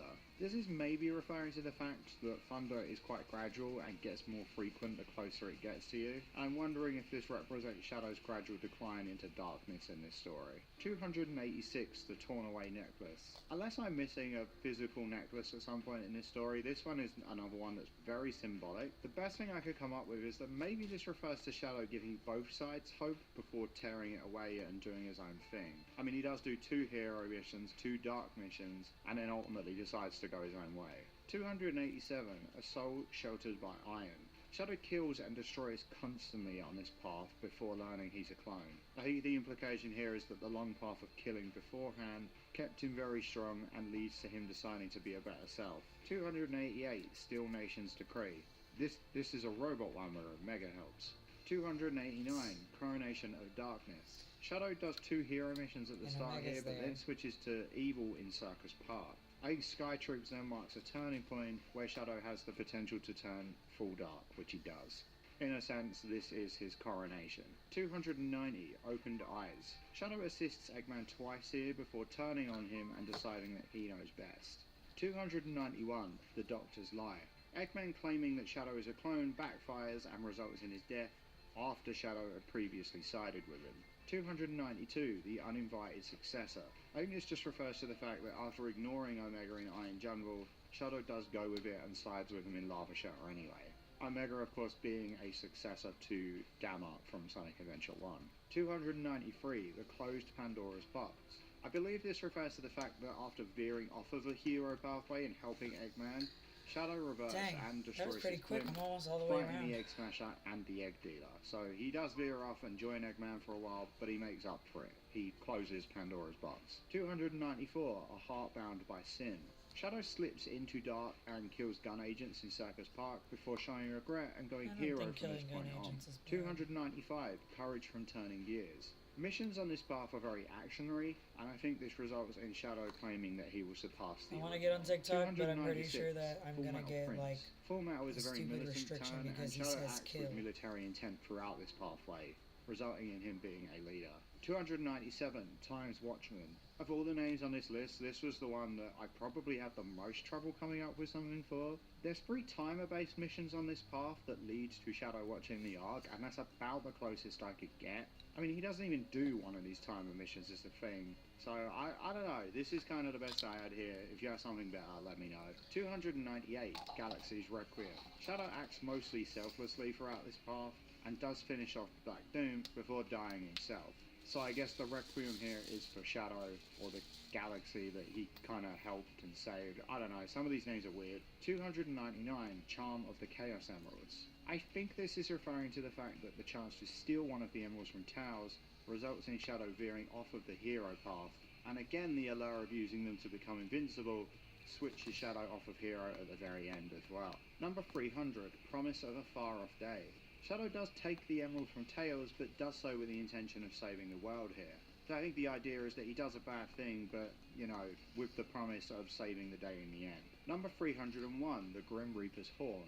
I think this means a horn as in a calling. The first Black Arms boss could be this calling. It sends Shadow on a path that quickly becomes evil and ends in the Black Arm Alliance. It's worth noting that Black Doom does sick this boss on Shadow after saying that he doesn't know his place, so maybe there's something to this. 302, A Flame Extinguished by Fate. I think this refers to the fact that the running with Eggman on this path distracts from a pathway to Black Doom's defeat and leads to Shadow attacking him instead. 303, Shouting at the Morning Sun. The best I had for this is that a morning sun creates a kind of glare that blinds you normally, and this is once again a pathway where Shadow is distracted by his clone origins and takes away from the path's original intent. Number 304, Iron Ambition. Here a Shadow who shows a willingness to help others blossoms into a robot savior. 305, Sleeping on Hollowed Ground. Shadow's nature is very weird here. He might be a clone, he maybe considers himself a monster, he turns on both heroes and villains, and that leaves him without any place to really belong. He ends up seeking refuge on the Ark, which he stays in. This is maybe reflective of the ideas that churches are hollowed ground and considered a sanctuary that people can go to when they have nowhere else. 306, Explanation of the Truth. On this pathway, Black Doom affirms the Gun Commander's words that Shadow is a monster. and in this timeline, that would sort of line up with Shadow finding out that he was created by Eggman. He's an unnatural creature. 307, an android's dream. Shadow lives most of this timeline as a neutral hero before learning of his android nature and descending into villainy. I think the idea here is that, you know, an android can only dream of being a hero and will always be an imitation in the end. 308, Metallic Quickening. Shadow destroys the Black Arms, has a boss fight with Eggman, and takes down Gun's defenses before starting the robot uprising here. Quickening, I think, just refers to the fact that Shadow obviously makes this uprising much easier on the way here. Funeral Procession in Space. Shadow's heroic origins frame his tribute here in a more noble light. He's kind of ferrying the Ark's lost souls to peace, and then standing guard over them. 310, Lost to the Universe's Abyss. Shadow's heroic nature drifts to neutral and ends with him losing himself to depression in this story. 311, Destiny for Two. Shadow and Sonic work together 3 times on this pathway, only to eventually end up clashing, as they always do, as if it's destiny. 312, The Spun Threads of Fate. Shadow and Sonic work together 4 times on this pathway, and end up saving the world in space together, as they once did in Sonic Adventure 2. 313, Ark of the Heavens. A mostly heroic Shadow falters, and doesn't save the Ark from the Chaos creatures. This leads to him committing to their memory. 314, Ghost of the Ark. This is similar to the previous route, except the guilt here is too much, and Shadow ends it, becoming the Ghost of the Ark. 315, A Pair of Shooting Stars. I think this refers to the fact that Shadow follows a almost entirely heroic path that very closely mirrors Sonic's. He also encounters Eggman, which is a very Sonic-like thing for him to do, but when 2 stars collide quickly, they end up bursting, and the ending here reflects that. 316, The One Who Maria Entrusted. This is an almost entirely heroic path where Shadow remembers his promise to Maria and decides to honour it. 370, AI's Enlightenment. Shadow learns absolutely nothing of his nature on this path until the very final mission where he finds out he's a clone. 318, A Dying Empire's Cry. The Black Arms are consistently beaten down on this path until they're cornered in the jungle. Shadow helps them twice in a row here, so this is considered their cry for help, I guess. 319, Moon of Atonement. Shadow falters from a hero like next door, but I got old ass neighbors next door, so like what? path here, Weird. but immediately atones when reaching the Ark, vowing to protect it. 320, Tear-Soaked Hometown. Shadow falters from a hero path here as well, but reacts in shame upon seeing his home, learning that he caused like the it hasn't tragedy started yet. I tips him can over still the go edge. technically, but I just 321, Sparks I know on I'm the gonna be Horizon. cold and miserable. Although mostly aligned with and then I'm gonna Sonic, be Shadow panicking the displays whole dark time about not tendencies having by enough time helping to the Black finish. Arms escape the jungle, and this foreshadows the betrayal at the climax. 322, A Use for a Saved Life. Shadow almost switches to the dark side here, but is saved upon seeing the Ark and goes full hero again, saving himself and the world. 323, Coffin of Memories. Despite heroic intentions, the Ark flashback proves too much for Shadow, and he becomes set on a dark path, trapped in a coffin of his own memories in a sense. 324, The Self-Imposed Seal. Despite heroic intentions, the Ark flashback proves too much for Shadow, and he's unable to destroy the Chaos creatures and save the Ark. This consequently affirms what he learns from the Commander on Doom, that he's a monster, and seals his fate. Number 325, Pretense in the Mirror. Pretense meaning to make something that isn't true appear true, and that certainly happens here because Shadow goes full hero before switching it up at the last minute and becoming he'll say dark. ends it all. And finally, 326, a missive from 50 years ago. Missive, for those of you who don't know, means a letter, and Shadow's orders 50 years ago were, of course, to make the people of Earth happy, and that's exactly what he intends to do on this pathway. And holy shit, there we go, all 326 possible pathways in Shadow the Hedgehog, with our best explanations as to what each one means. I do want to address a couple of things quickly, you're probably wondering. First off, the first stage of the game, Westopolis, is often considered quite irrelevant, in my opinion, for these pathways. The thing is, that mission has to be at the very start of each of them, and there's only 3 possible ways it can go. So for a good third of each of these paths, it's the exact same, and therefore, I don't normally put too much weight in its decision, considering the second mission to really be where things start, unless there's a clear trend like going hero dark, or if it's going full hero, full dark, etc. So if it seemed like for some of these I was kind of ignoring an alliance that Shadow was taking there, that's why. And to address the Omega thing once more, there are around 22, I think, pathways that are all a variation of Machine Kingdom, Machine Uprising, whatever. These pathways, from what I can tell, basically ignore absolutely everything and are just kind of going off of that one ending. So yeah, there's a lot of those where I didn't really have an explanation beyond Omega helps him at the end, and that's kind of the only difference between that and the dark version of that pathway. Anyway, if you made it this far into the video, then thank you so much for watching. We really appreciate it, and maybe drop us up if you made it this far. You obviously liked what you saw. Come on. Anyway, we will see you in the next video. Take care.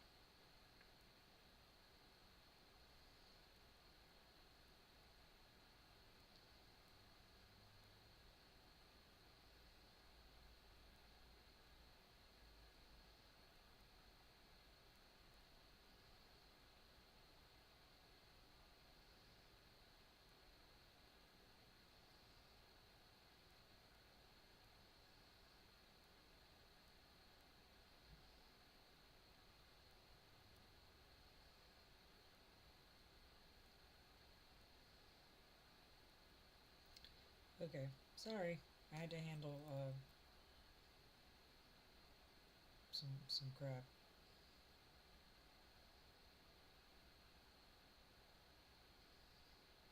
I should have paused my timer. Whatever.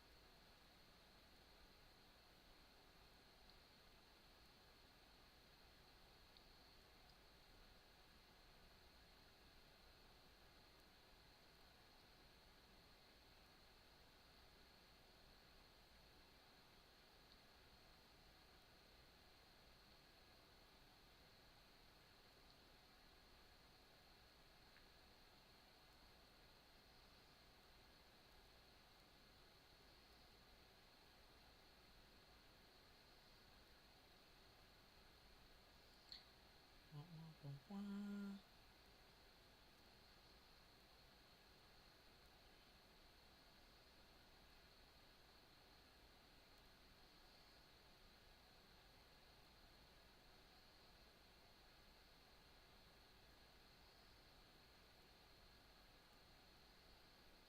Where is it? Where is the post that has all my info on it? I am confused. Because there was a post. Is it this one? Nope.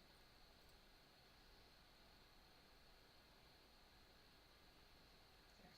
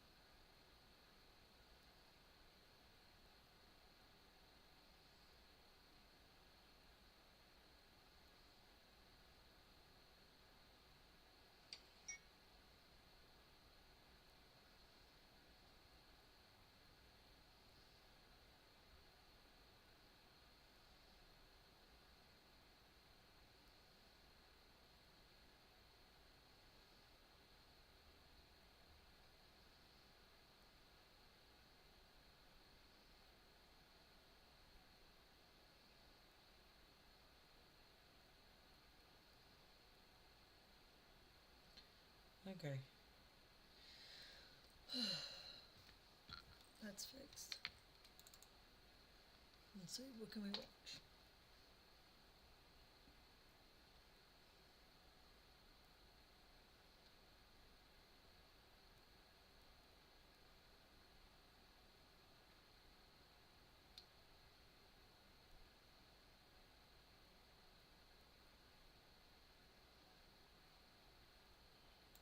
Let's do this Hey one. everyone, Sonic Adventure 2 is my favourite 3D Sonic game, and it's a monumental game for a lot of reasons. It was the last Sonic game to be released on a Sega console. It was also the first Sonic game to be released on a Nintendo console. And it was the first time players could control and play as the baddies, including Dr. Eggman, if we ignore racing and fighting game appearances and stuff like that. Sonic Adventure 2, in my opinion, had a lot going for it.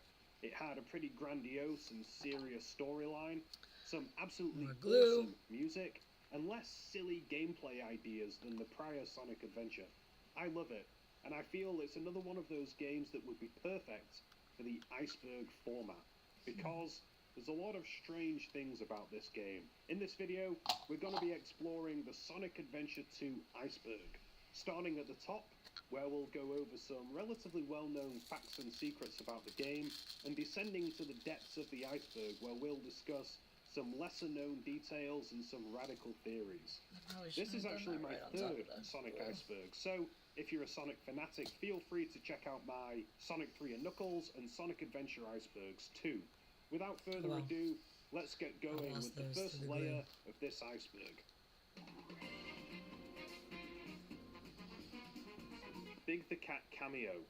Big the Cat from Sonic Adventure makes a large number of cameo appearances in the background of every stage in Sonic Adventure 2 for the Dreamcast, often found fishing and sometimes found in incredibly unusual positions. Also in the Dreamcast version of the game, Big could be unlocked in the two-player mech shooting stages. His cameos and his unlockable playable appearance were both removed from the GameCube port, though mashing the A button during various cutscenes can still trigger Big to make a little cameo appearance in the background. Soap shoes. Soap shoes were a brand of shoes designed specifically for grinding in 1997.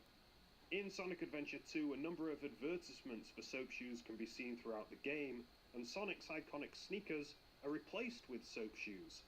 It was because of this new footwear that the game had a strong emphasis on grinding on rails, which has since become a staple of the Sonic series, despite the fact that Sonic has since returned to his traditional footwear. It's widely thought that the soap shoes brand deal was a relatively last-minute inclusion, as Sonic wears his normal shoes in early versions of the game and in art associated with the game. He even wears his old shoes erroneously in a few cutscenes and moments in the final game too. Alternate costumes. In the Dreamcast version, there are 3 extra outfits or skins per character that can be used in the 2-player mode. Getting an A rank in every character's stage will unlock them a bonus outfit. Sonic and Shadow have a Phantasy Star Online inspired outfit. Eggman and Tails have recolored skins. Knuckles has a cool looking goth outfit. And Rouge has straight up dominatrix gear with mask and all. A seasonal Christmas and Halloween outfit per character could also be downloaded via the Dreamcast VMU.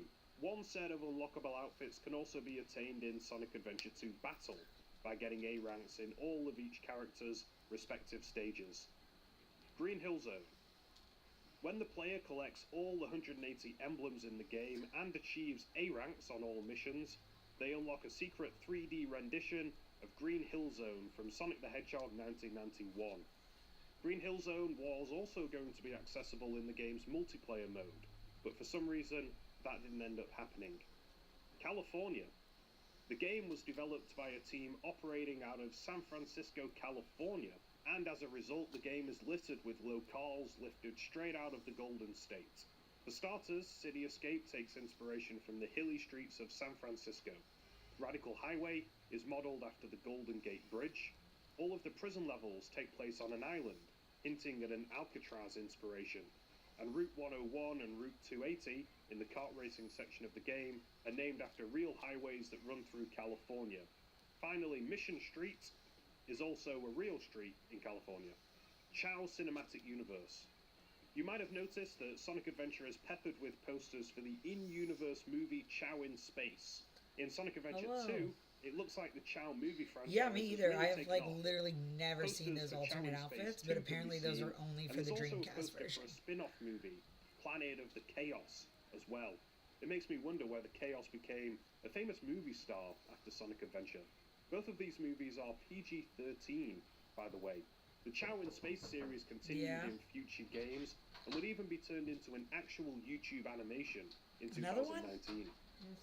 Knuckles Scared of Ghosts. Jesus. The theme for Knuckles' stage, Pumpkin Hill, boldly proclaims a number of times that Knuckles is fearless, repeating, "I have no fear," quite often, and stating that the ghosts get leery when Knuckles is around.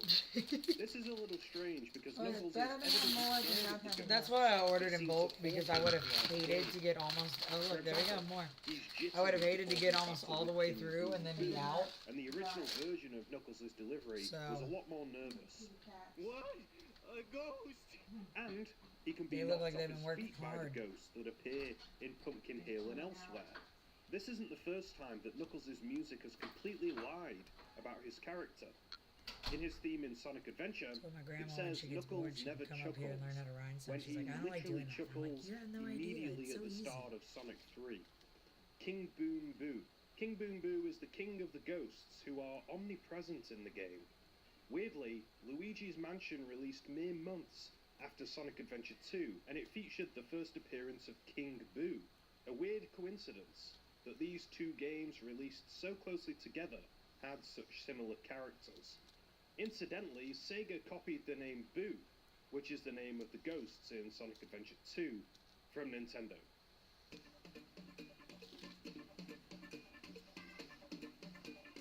Chasing the truck. You know the truck that violently chases Sonic down the street at the end of City Escape? It's possible to make the driver panic and put his foot down on the reverse pedal.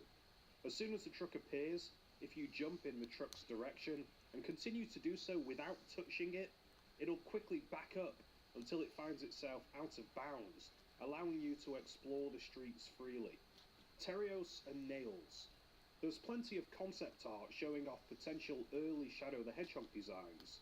During early stages of development, Shadow was named Terios, which many sites suggest means reflection, though the Daihatsu Terios Wikipedia page suggests that it roughly translates to making dreams come true in Old Greek.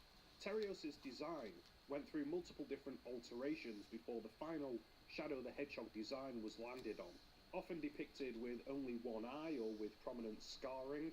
Some early Terios designs were reportedly considered too scary for younger audiences. His final design, with the red highlights, was inspired by Japanese kabuki face paint. Yeah. Concept art of Rouge also exists, showing her with an ear piercing and much smaller Yeah. wings. Rouge, during early development, was originally called Nails the Bat. Some have even suggested that Rouge was teased in Sonic Adventure in the form of this poster that can be seen throughout the game. If you ask me though, this looks a lot more like the Game Grumps' Sonic Forces avatar, Plurk Dankenstein McFlurnton. Invisible rails.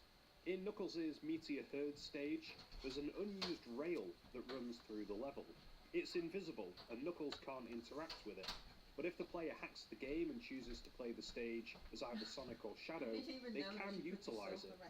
Whether this More invisible comfortable than my rail is chair. a mistake Really? or a Yeah, remnant because of like a plan to I make can't the sit up stage straight. playable The with chair, other like you can characters lean back is in it, but it unknown. doesn't fit under the desk. Multiple path So system. like I'm still sitting The like original this. plan for the Hurts my game back. was to have multiple Yeah, that way you branching can put paths pillows This through fits the story, underneath driven by the the player making key this fits decisions underneath the that would desk. result in Yeah. many different cutscenes and endings. This idea obviously didn't go ahead, but it was later revived in Shadow the Hedgehog in 2005. Unlockable Supersonic and Super Shadow. Supersonic and Super Shadow are only playable in the final boss of the game.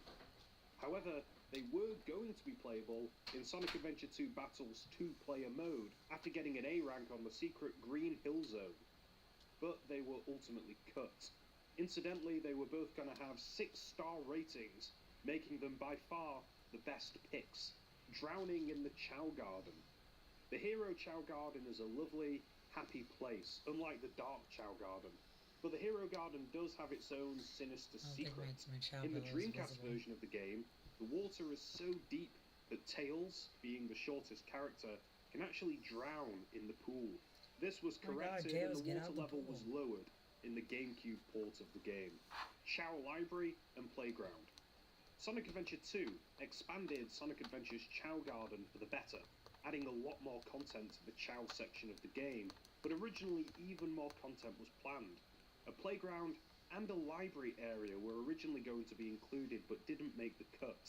We're not entirely sure what the playground was going to entail, but it seems like the library would have been a place to download and make mini-games for Chow Adventure 2 on the Dreamcast VMU. E1000 Mass Production. E102 Gamma from Sonic Adventure doesn't reappear in Sonic Adventure 2, but it does appear as if Dr. Eggman has mass-produced a whole new range of robots based on E102, dubbed the E1000. They can be found in multiple levels in the game. Despite having double the firepower of E102 Gamma, the E1000 robots appear significantly weaker, as they can be taken out in just one shot. Test level. In Sonic Adventure 2 Battle, it's possible to access a test level, originally hidden away and designed for the use of the dev team. Some of the stages contain Chow key boxes. Collecting the Chow keys in very specific ways transports Sonic & Co. to the colourful test levels, where you can test out all of Sonic's abilities. The Son of a Glitch episode covering Sonic Adventure 2 explains just a few of the ways to exploit the Chow key and reach this area if you're interested in trying yourself. Bad audio dub. The game is rather famous for its bad cutscenes. The lip syncing in the English version is pretty bad, but worse still, the characters often talk over each other. This is because they're animated to fit the Japanese dub, but because many of the lines are longer in English, this resulted in characters continually cutting each other off. You're comparing yourself to me? Huh, you're not even good enough to be I'll my make you eat those words. What? Is everyone alright? We should be landing No! soon. The hatch doors are Don't open. sweat it, Knuckles. The only thing in the cargo bay are those What do you mean, Master don't Emeralds. sweat it? Right? Land the Knock shuttle it and off, let me Knuckles. out. We're gonna crash this thing if you keep that up. World Ranking System. One feature of the game originally planned but cut was a world ranking system, utilising the Dreamcast's online capabilities. Players would be able to browse through world high scores and submit their own for each level via the extras menu. This feature didn't make the final cut of the game, unfortunately, but most of the assets associated with this abandoned idea still exist in the game files. There's an awful lot to see, so this might well have been a last-minute cut. Bright Chow. Bright Chow are the bizarre result of a glitch introduced in the HD port of the game, in which, under certain breeding circumstances, a Chow can come out an eye-burningly bright colour. Yosh. Probably Dr. Eggman's most memorable line in the game is Yosh. He says it quite often, particularly when petting Chow. The line Yosh is actually an untranslated line from Eggman's Japanese dialogue. Yosh being a general exclamation of happiness in Japanese. Yes. Yosh also happens to mean hedgehog in Russian. Yosh, yosh, yosh, yosh, yosh, yosh.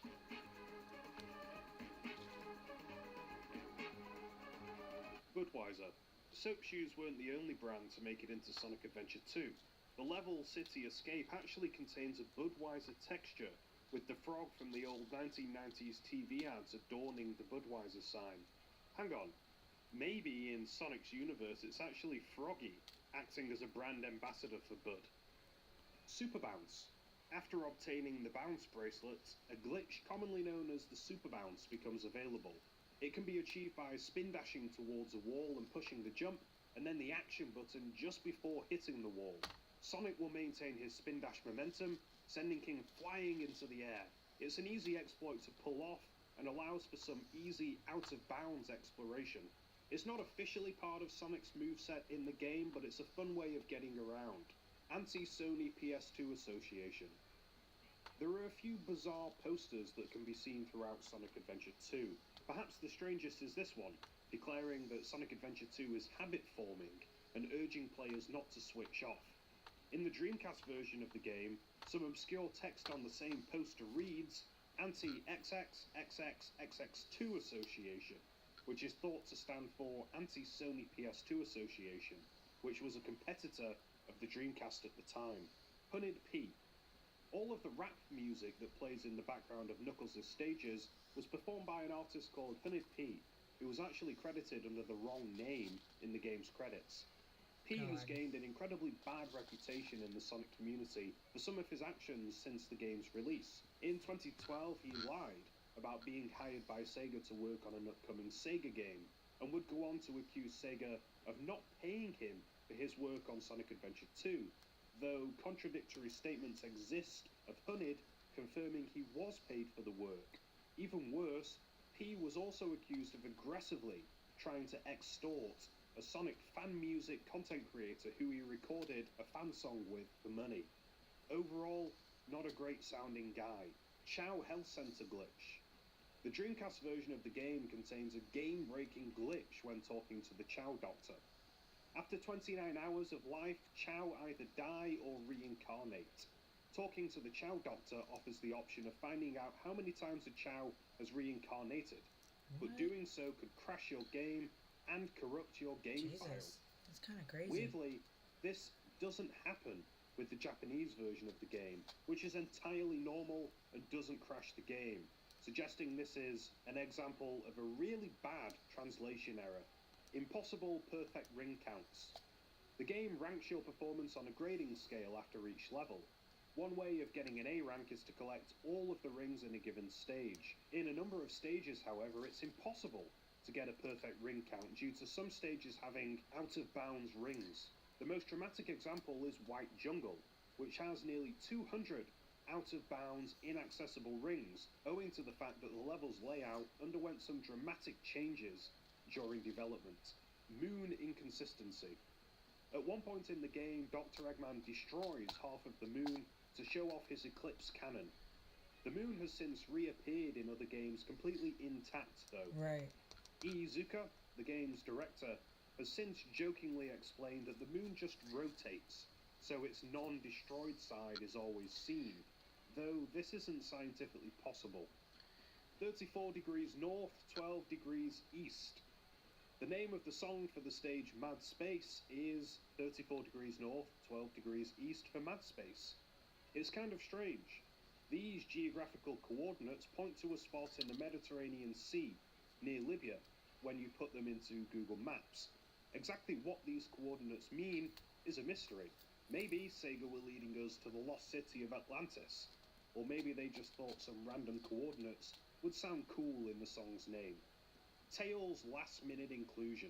The very first screenshots and video footage of the game led audiences in on the first three playable characters, Sonic, Knuckles, and Dr. Eggman. Conspicuously missing from these early announcements was Tails. When questioned about Tails' inclusion in the game, Yuji Naka was originally hesitant to confirm Tails' involvement, sometimes saying Tails wouldn't appear, and sometimes saying perhaps.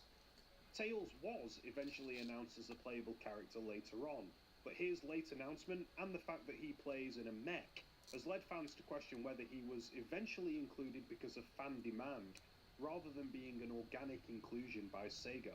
Bernal Sphere.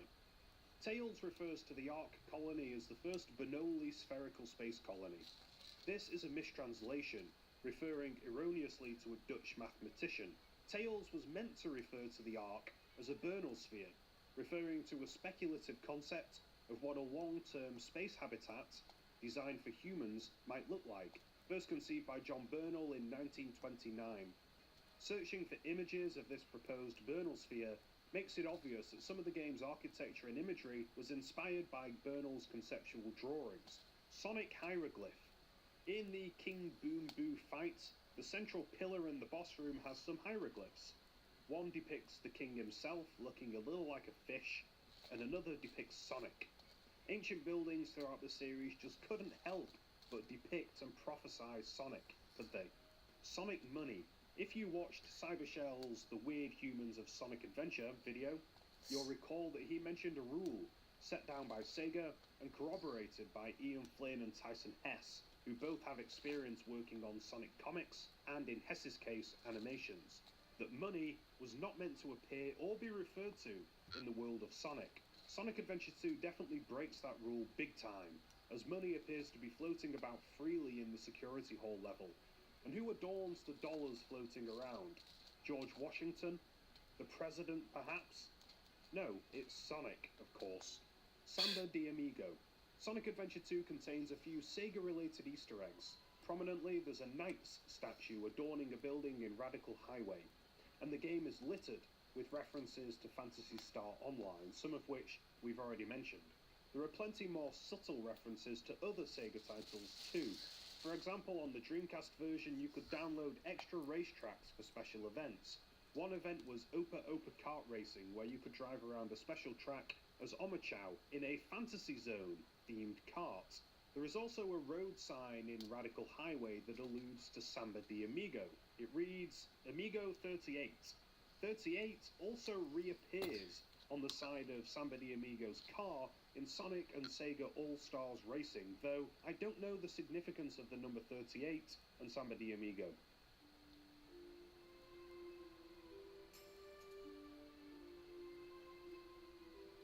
Resaurus leaks. Toy company Resaurus worked on a line of action figures for Sonic Adventure, and planned to release a new wave of figures, which included Shadow and Rouge, for Sonic Adventure 2. Resaurus was sent character models of the pair in order to build their sculpts at a time when the duo was still shrouded in secrecy. Resaurus leaked the existence of these two characters in their Sonic Adventure 2 toy line announcement before they were officially unveiled by Sega, effectively ruining Sega's surprise. Resaurus went out of business shortly after starting work on their Sonic Adventure 2 range, so the figures never saw the light of day. NIDS. As explained in a Japanese strategy guide, in the game, Maria Robotnik suffered from an unfortunate and fictional disease called NIDS, which stands for Neuroimmunodeficiency Syndrome. Of course, NIDS was based on the real-life disease AIDS, which is quite heavy for a Sonic game, and it means that Shadow was at least partially created in the quest for a cure for a fictionalized version of AIDS. This aspect was never explicitly explained in-game, perhaps because it might have been rather controversial, though in the Archie comic books, other characters, including Bunny Rabbit, get afflicted with the disease at one point. Xbox reference. On the Dreamcast, Crazy Gadget contains some boxes that have a bright green X on them. When the game was ported over to the GameCube, these boxes were changed to have a red X instead, rumoured to be because the green Xboxes were too reminiscent of Xbox consoles. The Blue Marble. Okay, for us Western fans, Sonic Adventure 2 was the first game to explicitly take place on Earth, or at least a weird alternate version of Earth. Throughout the 1990s, Western fans were told Sonic games took place on an entirely fictional planet called Mobius, which was actually an invention of Sega of America and not part of Japanese canon. Although Sonic Adventure introduced humans and modern cities to the mix, it was Sonic Adventure 2 that first referred explicitly to Sonic's planet being Earth. Exactly how similar Sonic's planet is to ours has always been unclear, but there are some weird similarities. For example, a cutscene briefly shows what looks to be the Arc de Triomphe in Paris, Al-Aqsa Mosque in Jerusalem, and the Pyramids of Giza. Weird to think that these things coexist alongside Pumpkin Hill and Green Hill Zone. Also worth noting is that an actual image of Earth, called the Blue Marble, a photograph taken by NASA, is used to depict the planet throughout the game, suggesting that from space, Sonic's planet looks exactly like ours, somehow. In short, the world of Sonic is a bit of a mess. Dr. Eggman's mustache is fake. One widely circulated factoid about the game is the claim that Dr. Eggman's mustache is fake, because of an unused line of dialogue in the game in which Omochao says, Did you know the doctor's mustache is fake? The truth is that this line doesn't actually refer to Dr. Eggman at all. The Japanese version of the line states that the Chow Professor's mustache is fake, which sounds a lot more plausible and suggests that this was a case of mistranslation. Pepsi Man plagiarism. Pepsi Man is a 1999 PlayStation game that shares a few similarities with Sonic Adventure 2. In Pepsi Man, you play as the titular superhero, collecting cans of Pepsi while running around and avoiding Pepsi obstacles. In particular, Stage 1 of Pepsi Man ends with the superhero skateboarding down a busy street that looks like San Francisco and then running away from a giant Pepsi can. These moments are incredibly similar to the opening and truck chase parts of City Escape, leading to accusations that Sonic Adventure 2 ripped off Pepsi Man, Sega's last game. It was a very real possibility that Sonic Adventure 2 was going to end up being the final Sega Sonic game when it released. The Dreamcast was performing terribly, and so was Sega at the turn of the millennium. In March 2001, for example, Sega posted a net loss of over $400,000 US. Sega announced a transition out of the hardware marketplace, but quite literally only survived this transition because of Isao Okawa, the Sega president who forgave $500 million worth of debt owed by Sega, Sorry, I didn't see. I single-handedly just saw your saving them comments, Faye. and Sonic from either collapse or buyout. Reportedly, locked in. Microsoft and Nintendo were interested in purchasing Sega at the time.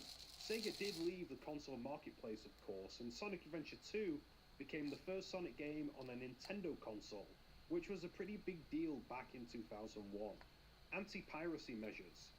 You've probably seen the YouTube anti-piracy screen meme around, of which there's one for Sonic Adventure 2. The Dreamcast version of the game did have an actual anti-piracy measure in place though. Right at the end of the game in Canon's core, Eggman will fall right through the floor if the game disc is deemed to be copied, preventing players from completing the game. Christian themes.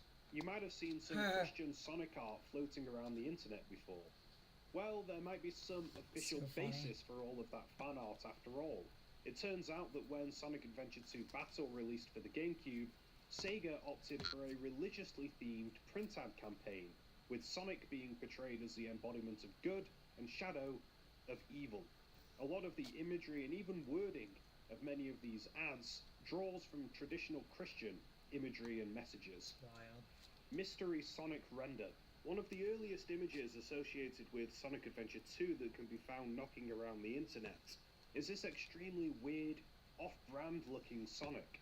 The image in question is from the May 2000 issue of Electronic Gaming Monthly magazine, but versions of this particular Sonic can be found in magazines dating from late 1999 as well.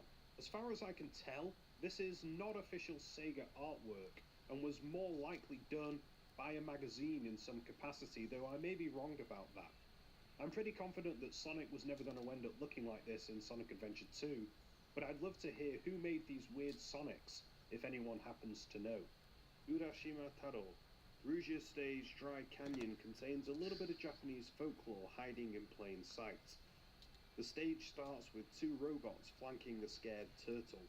Destroying the robots allows you to ride the turtle to a larger area via an underwater passage. This tiny little scenario is actually paying homage to a famous Japanese folktale in which a hero named Urashima Taro saves a turtle from torture at the hands of some children and is in return carried on its back to a palace beneath the sea. I love it when things like this subtly make their way into games.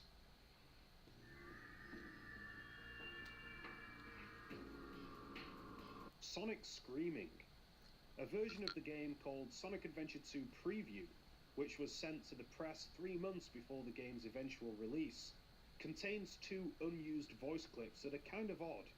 According to the preview's subtitle files, these voice clips were meant to be Sonic and Shadow screaming, following Knuckles' speech in the last story. Take a listen. They sound pretty distraught.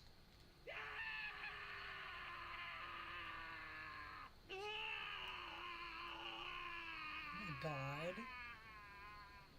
Chow poison. The Chow Doctor has a picture of his wife and a bottle of poison on his desk. The bottle depicts a deceased Chow on the label, and the Japanese text reads Chow Irazu, which roughly translates to no need for Chow. It seems as if you can officially Chow be put gone. your Chow down if you're not happy with them. The poison isn't the only thing weird about the world of the Chow either.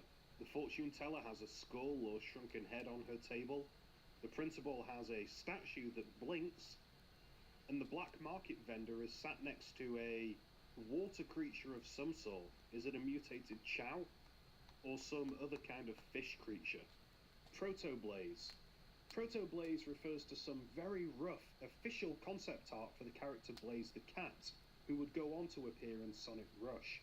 According to internet sources, so take this with a pinch of salt, this Proto-Blaze character was one of many ideas thrown around when designing Rouge and Shadow. So Blaze's origin may well date back to 2000 or 2001, and it appears that she was a recycled Sonic Adventure 2 idea. Echidna nipples. Hidden Base, the pyramid level in the game, has a lot of easily missable but strange background objects and textures. Dr. Eggman, who's a complete megalomaniac, has plastered his face over the majority of the Egyptian-style statues and reliefs that decorate the level. He did leave some statues intact, however.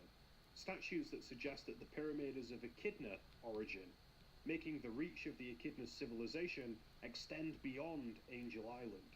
One weird example of this Echidna architecture is this trio of strange human Echidna hybrids that look, frankly, a little like Ken Pender's creations. We're almost done. Considering that Mario's nipples were a big deal in Mario Odyssey, I'm surprised that these Echidna nipples didn't cause more of a stir at the time. Mural theory. This refers to an unofficial but widely accepted fan theory. In his quest to create the ultimate life form, it seems Gerald Robotnik was inspired by a number of different murals. For starters, one of Gerald's many early creations was the artificial Chaos robots, who do look remarkably similar to Chaos Zero. Also, one original incarnation of the ultimate life form, the Bio Lizard, looks a lot like Perfect Chaos, who's depicted in a mural in Sonic Adventure's Mystic Ruins. Where did Gerald get the inspiration of trying to create a Hedgehog ultimate life form? Shadow looks very reminiscent of the mural found in Hidden Palace Zone in Sonic & Knuckles, which in reality, of course, depicts Super Sonic. The shape of Shadow's spines are similar to Super Sonic's.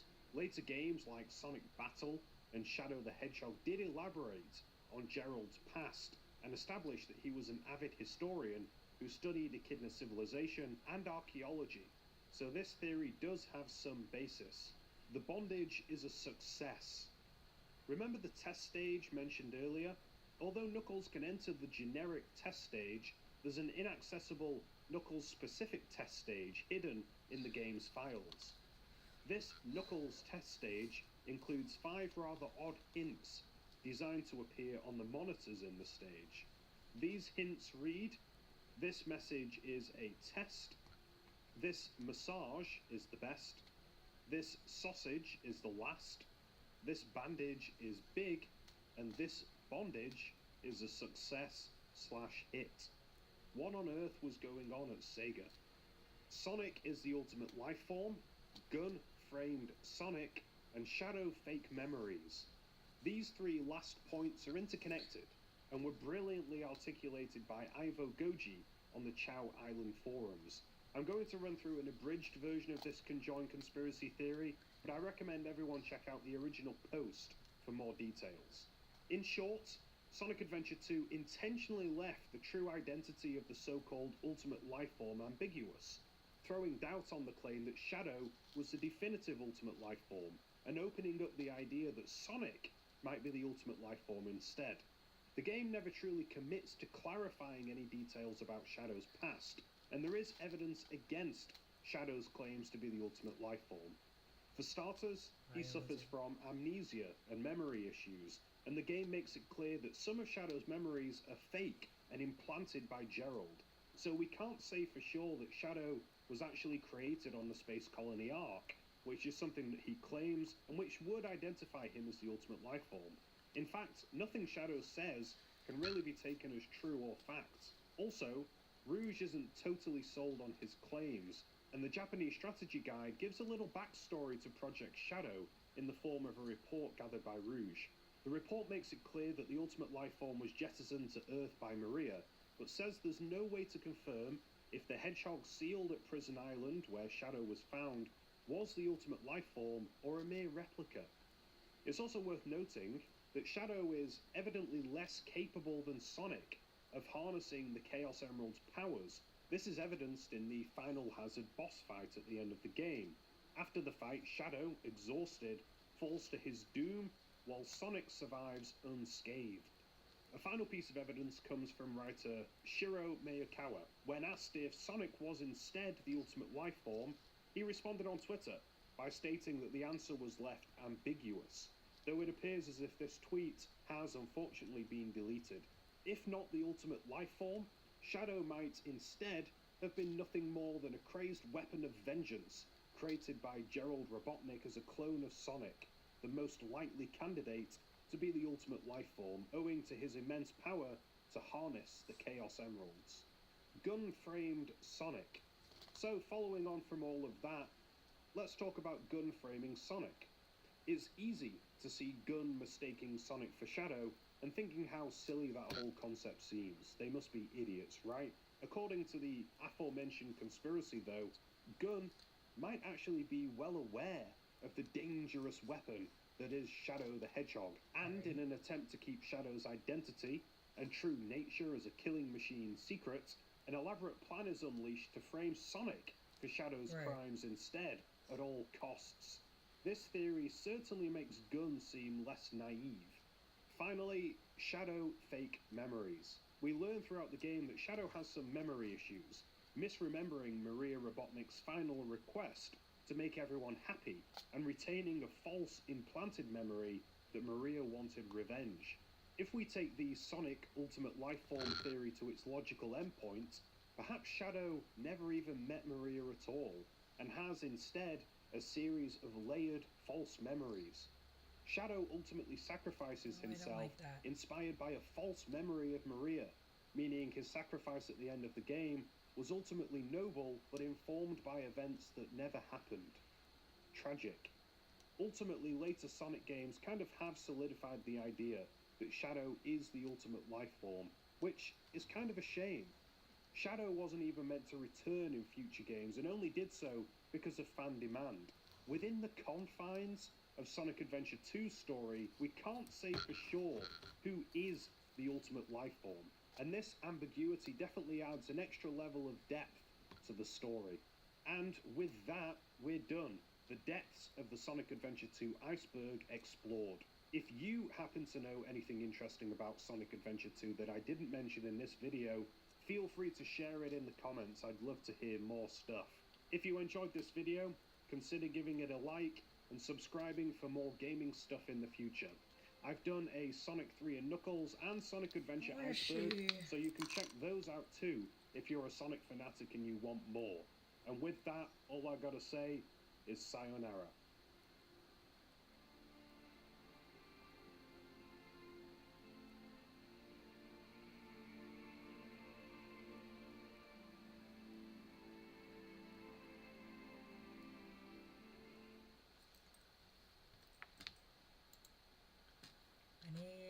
I want one on Sonic Forces.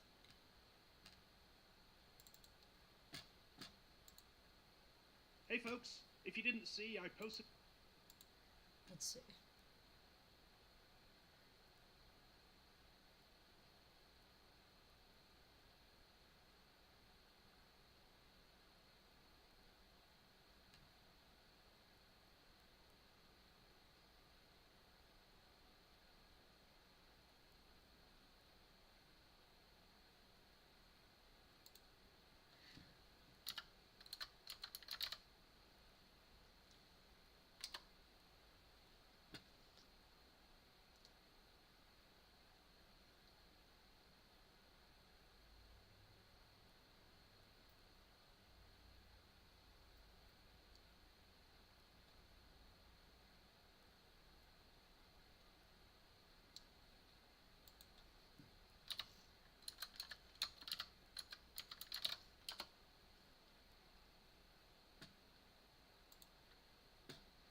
Oh boy.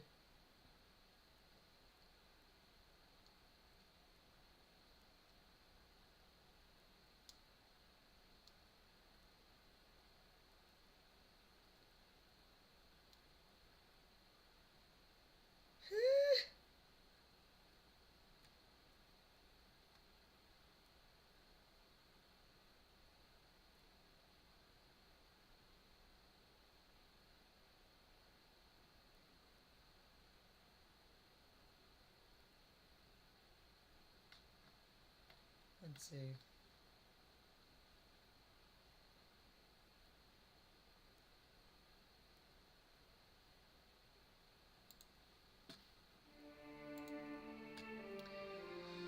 Why not?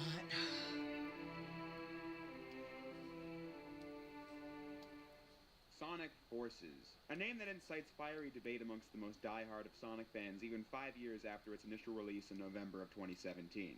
I know it's cliche for me to marvel how much time has passed between then and now, or then and some time long before then in my videos, but seriously, Sonic Forces was the last mainline Sonic game and it was 5 years ago. The longest gap we've ever seen in the franchise's history. Naturally, that makes the discussion of Sonic Forces more interesting since it was indeed a very divisive title. This one has been a long time coming for me. First, it's because of the fact that my Sonic the Hedgehog game retrospective has been going on since May of 2020 when I reviewed Sonic 1, 2, CD, and 3K in one video. But even then, it goes back way further. In June of 2018, I uploaded the video discussing Sonic stories where I outright said that I was trying to lay the groundwork for the eventual Sonic retrospective. Now, 4.5 years later, we finally reached the game that inspired the whole thing, Sonic Forces. This isn't my last Sonic video, I mean the next game's about to be released, but this is an ending in a sense because everything I've been trying to say has been leading back to this. To establish the necessary context, we need to travel back in time like I tend to in these Sonic videos and talk about what led to this game. Since many of you have probably seen the last couple videos, I'll stick to the bullet points. In the 2000s, Sega had tanked the credibility of Sonic with rushed games and half-hearted or poorly implemented ideas that sought to chase trends with reckless abandon. In 2010-2011, Sega brought a lot of credibility back to the name Sonic the Hedgehog with Colors and Generations, two unambiguously good games, a sentiment shared by both critics and fans. By 2013, they decided it was best to do a Mario-style game with Sonic Lost World. It was met with mixed reception and didn't sell well, being released on the Wii U, a failed console. In 2014, Sega tried doing a relaunch of the Sonic brand with Sonic Boom, new cartoon show, new games, and all that. This was an even bigger disaster as the games were abysmal and the show didn't survive past its second season, leading to massive layoffs from Sega as the Boom brand they put a lot of money into failed in pretty much every conceivable way. Once again, torpedoing the reputation of Sonic, leaving fans in limbo over what direction the franchise would go in next. But in 2017, we finally got our next two games. First, Sonic Mania, which I discussed last week. This game is one of the most critically acclaimed Sonic titles to ever release, being a near-perfect throwback to the Sonic games of the 90s. But then you have the game Sonic Team was working on this whole time. The Boom brand and Mania weren't made by Sonic Team. During the Boom era, a lot of fans were just tuned out. Both me and my brother were just like, Sonic Team was how are we working on for the supposed to play PlayStation 4 this? and Xbox One to be the next big game. There were no like, there's like no tutorial and like nowhere in the game did it, at least on the Sonic Switch, Generations is one of the most fun games it I ever didn't played. show And when we like didn't get a new Sonic what Team the game in controls 2012, were. I thought, okay, I'm sure when we get it, it'll be great. With Sonic Lost World, I may have hated it, but hey, it's just an experimental Wii U game. I'm sure Sonic Team is cooking up a great follow-up to Generations on PS4. We were then hit by 3 years of Sonic Boom. The light at the end of the tunnel was the reveal of Sonic Mania and Sonic Forces. Forces was released 1 year after its announcement, meaning that this was a Sonic Team game that was in development for at least 4 years. This game had to be good for a lot of fans to be able to keep calling themselves that. I remember when the reveal trailer for this game was shown to us back in 2016. Back when the game was known as Project Sonic 2017. They pulled out all the stops with this trailer. First, with the line, "From the people who brought you Sonic Colors and Sonic Generations." They were saying so much with those 11 words. Yes, Boom was over. Yes, Lost World was over, even. We were going back to the quality standard people wanted after those two titles. Cities in ruins, Eggman's armies taking over the world, and it's up to Sonic to stop them with the familiar boost gameplay that those previously mentioned games had. But then, at this moment, I got really hyped. Was this when multiple characters were going to return? Who was it we were about to see save Sonic? Could it be Knuckles, or maybe Shadow, or Silver? A desire to see Sonic's extended cast of characters was something I had not felt in a really long time. As I've made clear, as a kid watching YouTube in the early 2010s, I just decided to make the opinions of YouTube personalities a substitute for my own. So I was convinced story was something the series was doing wrong in the 2000s and that all those characters weren't really needed anyway. And yet, I had the desire to see them again here. But what did happen was that classic Sonic from Generations and Mania stepped in to save the day, as this game was seemingly another adventure between the two. This was the first warning sign that something was wrong with Sonic Forces.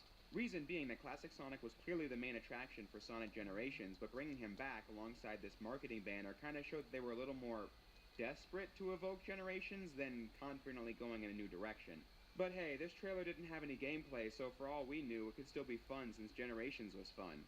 No, it was the gameplay reveal for Modern Sonic in spring 2017 that had me convinced this game was done for. We saw the stage Sunset Heights, where modern Sonic boosts forward for 42 seconds before the screen abruptly fades to black halfway through. I saw so many problems with this, from the utterly linear level design to the weaker animations compared to Generations and how limp it looked to play. I pretty much counted the game out at this point, and continued doing so once we saw more mediocre gameplay from classic Sonic at E3. And so, I was not involved at all in the war zone that was this game's pre-release, fans taking different sides and waging social media wars day in and day out. Was the game going to be good? Yes or no? Was classic Sonic a forced inclusion? Yes or no? Was this modern Sonic footage merely a brief sneak peek of the first level or a warning sign of the game itself? Was their new gimmick, a fully customizable character just there to placate the original fan character Do Not Steal crowd, or an interesting new mechanic? Who the hell knew one way or another? I just knew that the first gameplay left me feeling like this game was in serious trouble.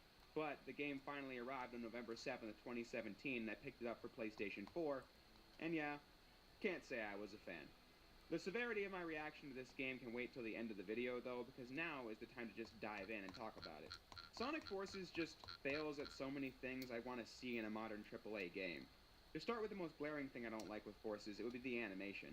This was one of the most important aspects of Sonic as a character ever since his debut in 1991. He popularized idle animations, where the character will do an animation when the player stops pressing buttons. Sonic displayed his personality to the audience by tapping his foot and looking at his non-existent watch, just waiting for you to finally keep playing. Something as simple as idle animations was something Sonic would continue to do in each and every game. It just became an industry standard. Forces has modern Sonic lifelessly standing there, not even blinking. It just looks so unfinished, which describes Forces to a T. Compare Sonic Forces animations like falling and rail switching to Sonic Unleashed from 9 years earlier, and you'll see what I mean. In Unleashed, the game many people consider the visual apex of Sonic to this day, rail switching looks smooth and has 60 unique frames of animation. The exact same thing in Forces looks stiff, with roughly the same amount of frames, but the animation just lags in the same frame for a few seconds. Falling in Unleashed saw Sonic's quills go up with the wind, and in Forces, Sonic is borderline T-posing through the sky. In Unleashed and Generations, you can actually see Sonic jump into a ball and see him spinning inside of the Every effect. time I think Here, Sonic becomes a blue aura with no animation or anything. like back in Appealing September, animation is one of the easiest ways for your game to look next gen, and just by starting Forces, you can already feel like it's a massive step down from the PS3 games. To its credit, Forces does have some things in its favor over the prior era of games. Unleashed was the first time Sonic Team used their custom engine, the Hedgehog engine, for a game. Back on the PS360, they had massive trouble getting the visuals they wanted while maintaining good performance at the speed Sonic was going at. Unleashed, in particular, nosediving in the frame rate department in several levels. Generations was a step down from Unleashed in terms of graphics and detail, but the trade was that the game could run at a solid 30 FPS in the PS3 and Xbox 360. When developing Forces, Sonic Team worked to create a more refined version of the Hedgehog engine that could produce higher quality visuals than it did before, but on PS4 and Xbox One, Forces is able to maintain a solid 60 frames per second throughout its entire runtime. So I can't pretend Forces is a complete step back in terms of presentation, because it's not. The game runs better than its console predecessors, but now you can play Unleashed in 60 FPS in the Xbox Series X, and the same goes for Generations, although that game was always 60 FPS in its PC port. But my point is that this leveled the playing field for them, so you have to rely on the art direction and the animation to compare them, and from that standpoint, Forces is seriously lagging behind Generations and Unleashed, and artistically, I'd say it even falls behind Sonic Colors and the Wii, as Forces relies heavily on reused assets like Green Hill and Chemical Plant, levels from Generations, reusing the Death Egg model from Generations, and then assets from Lost World like the jungle from Silent Forest or the giant worms from Desert Ruins that just appear in the background of the first stage. The light rays coming down in Metropolis or the ruins of City look nice and detailed, but the overall art direction of Forces leaves a lot to be desired, as many new areas just feel bland and drab, or just like they were cobbled together by reusing assets from other Sonic games. But I'm merely using that as a launch pad to describe how undercooked the game feels in many ways that are even more important. In theory, Forces should have been a slam dunk. Classic Sonic was really fun to play in Generations, and modern Sonic was the best he had ever been with the boost gameplay style. Just doing more of that should have been the easy part. But man, I don't know what happened. This is the worst boost Sonic has ever handled. Many of the fundamentals are still here. You run forward, use the homing attack to lock onto nearby enemies, boost with the square button when your gauge has energy in it. The gauge is filled with white wisp capsules like Sonic Colors. You can slide and stomp with the circle button and quick step with the shoulder buttons. You can't drift in this game as the designers entirely automated that element of the boost gameplay, but in terms of controls, it's pretty much the same as Unleashed, Colors, and Generations. But the problem with Forces is how it feels worse to play in every respect. Take Sonic's, and the Avatars for that matter, acceleration as an example. In the 3 games I just mentioned, Sonic would naturally build speed for a few seconds before reaching his top non-boosting speed, something that lined up with the animation. In Forces, Sonic will run forward for 2 seconds, and then with no shift in animation, he'll get an abrupt speed boost that gives you top speed. It sounds so simple, but it feels so wrong to play. Boost Sonic's ground control when not boosting has always been an issue with these games, but this acceleration makes it the weakest it's been since it's very difficult to be precise with any of your movements. Platforming control is stiffer than the prior Boost games as well. The double jump is back from Sonic Colors, but there's so little momentum carried when you jump and when you double jump that platforming, whenever it crops up, feels so awkward to play. But fear not, Forces adds something to Boost gameplay that offsets that. When air boosting, Sonic will catapult away. I mean that instead of going forward like the other games, he'll launch up before falling down. It can be satisfying to do this, but it really breaks the already meek stages. I say fear not, because thanks to this, a lot of modern Sonic's 2D platforming can be bypassed entirely. All these issues carry over in the Avatar stages, as he plays pretty much exactly like modern Sonic but without the boost, which means that I enjoy the Avatar levels even less than I do the modern Sonic ones. At least the act of boosting feels normal in this, but as the Avatar, you need to make do with the issues I just laid out. In concept, I think a custom Sonic character is a pretty cool idea. I mean, Sega's offices have been flooded for years with kids sending in their designs for new characters. I would know, I was one of them. Check them out. Very original design, I'm sure you can tell. I am confident every Sonic fan my age is familiar with this website, a full Sonic character creator that I and many other fans used frequently. Sonic's art design is just appealing, and so it's natural for the young fans to want to see their own ideas incorporated into the world. If anything, I'm surprised it took them this long to add in a character creator. In terms of your options, you get a couple different species choices. For myself, I've always picked a bear. Normally I'm more of a cat person, but I don't like how its face looks, so I picked a bear. Each species gets a different ability at the start, like how the cat holds onto some of your rings when getting hit, but the fact that the bird has the double jump makes me really wish that was my choice. But I get ahead of myself. The more you play, the more clothes you unlock, and I'll admit, it was fun to mess around with as I ended up covering my guy with a metal face mask, big one-eyed goggles, and gave him an overcoat. Was pretty fond of him by the end. But in the gameplay, the Avatar levels were such a pain to play. I said all the same problems as modern Sonic cropped up, but I almost feel like the Avatar was worse all around. Since I didn't have a double jump, the limp regular jump caused me to miss platforms regularly. But then I noticed that when I let go of the analog stick, the Avatar would keep running for like a second and a half. How am I supposed to be precise with my movements when I feel like I'm not in control of my actions? And then when attacking enemies, it feels really slow. For both modern Sonic and the Avatar, homing attacking enemies lasts an eternity because both have these long rebound animations before you can attack another enemy. The homing attack has always been at its most satisfying when you rapidly chain attacks together, but in Forces and Sonic 06, you have to watch the same rebound animations again and again. They don't even give the characters more than one, and for modern Sonic, it doesn't even look cool in the least bit, compared to any other game with rebound animations. To be fair, at least every enemy dies in one hit in this game, so it's not as bad with the pacing as 06 was. I was merely using it as a point of comparison. Sometimes the homing attack wouldn't work though, like I'd see the reticle appear on an enemy and yet I'd still fall to my doom when mashing the button. And then other times I'd homing attack an enemy with a red ring above his head or a wisp capsule and I just wouldn't hit the thing I was supposed to hit, and I really don't know why. Besides their grapple hook attack, the Avatar's main method of attack is the various Wisp-Ons. These are guns based on some of the Wisps that have become mainstays in the series. The Burst Wisp-On shooting fire in front of you and it's easy to spread around. It's the default one, pretty much the only one that's consistently useful throughout the game. It absolutely wrecks the second battle with Infinite and the Avatar's phase of the final boss. Others do have their use, like the Lightning Wisp making short work of Arsenal Pyramid and Null Space, and the Drill Wisp-On giving you the ability to tear through enemies. But these are useful on a stage-by-stage basis. If you're in a level like Null Space, the Drill Wisp is pretty much useless, and while the Lightning Wisp without the Light Dash trails is useful in combat, it's not as good as the Burst. So you have to experiment with that yourself. I thought the Cube Wisp was pretty lame though, since it's slow in combat and not that satisfying to use as you turn your enemies into cubes, but I also never used the Asteroid or the Hover Wisp, since the three I spoke favorably of just now sufficed for me. Mechanically, that's all I've got on Forces, since even with these bare-bones mechanics, there's almost no time to ever put them to use, since these are some of my least favorite stages in the history of 3D Sonic. The issue is that each and every one of them is too short to be enjoyed.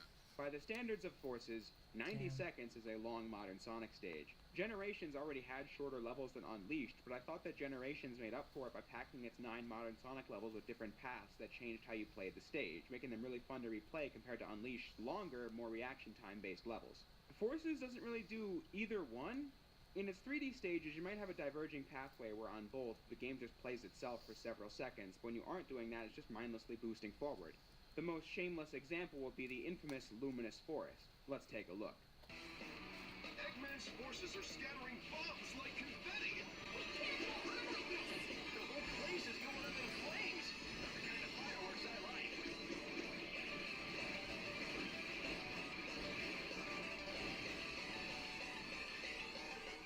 opening was almost 20 seconds of doing absolutely nothing besides holding the boost button.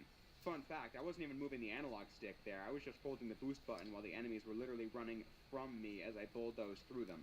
I then air boost over the 2D platforming and then boost your way through the entire rest of the stage that is almost all automated, which only lasts like a minute and 20 seconds before you reach an unskippable QTE where Sonic gets eaten by a snake and you have to escape by mashing buttons, and then that's the stage. You could take any modern Sonic level in this game and use it as a case study. Sunset Heights, a level so bare bones that in the pre-release people thought it was the tutorial, as it offered genuinely nothing besides boosting forward, mixed in with some mild automation and homing attack chains that also ends in about 50 seconds if you know what you're doing. Mortar Canyon is one road down that could be fun if you actually had to engage with any of it, but instead you just air boost over the whole stage and it's over in like 40 seconds. And this is the last modern Sonic level, really ramping the difficulty up right in time for the ending. This level is bizarre in multiple ways though, like this part where the road splits into 3. But the easiest path that is right there in front of you is a dash pad that takes you over the entire section with the red ring, while the other two have enemies that pop in on screen with each one, like they weren't even expecting you to go this way. But since when were the content skips in Sonic games the easy path? It's just so weird. But again, this is a game-wide issue. Arsenal Pyramid has 2 segments, but the opening one doesn't let you start controlling it until 4 seconds in, and you surrender control to automation 14 seconds in. This whole part of the stage is 36 seconds long, and you only play for 10 of them, and then you lightning whisk your way to the goal ring. There's no other way for me to say this. I think Modern Sonic and the Avatars levels are just awful from top to bottom.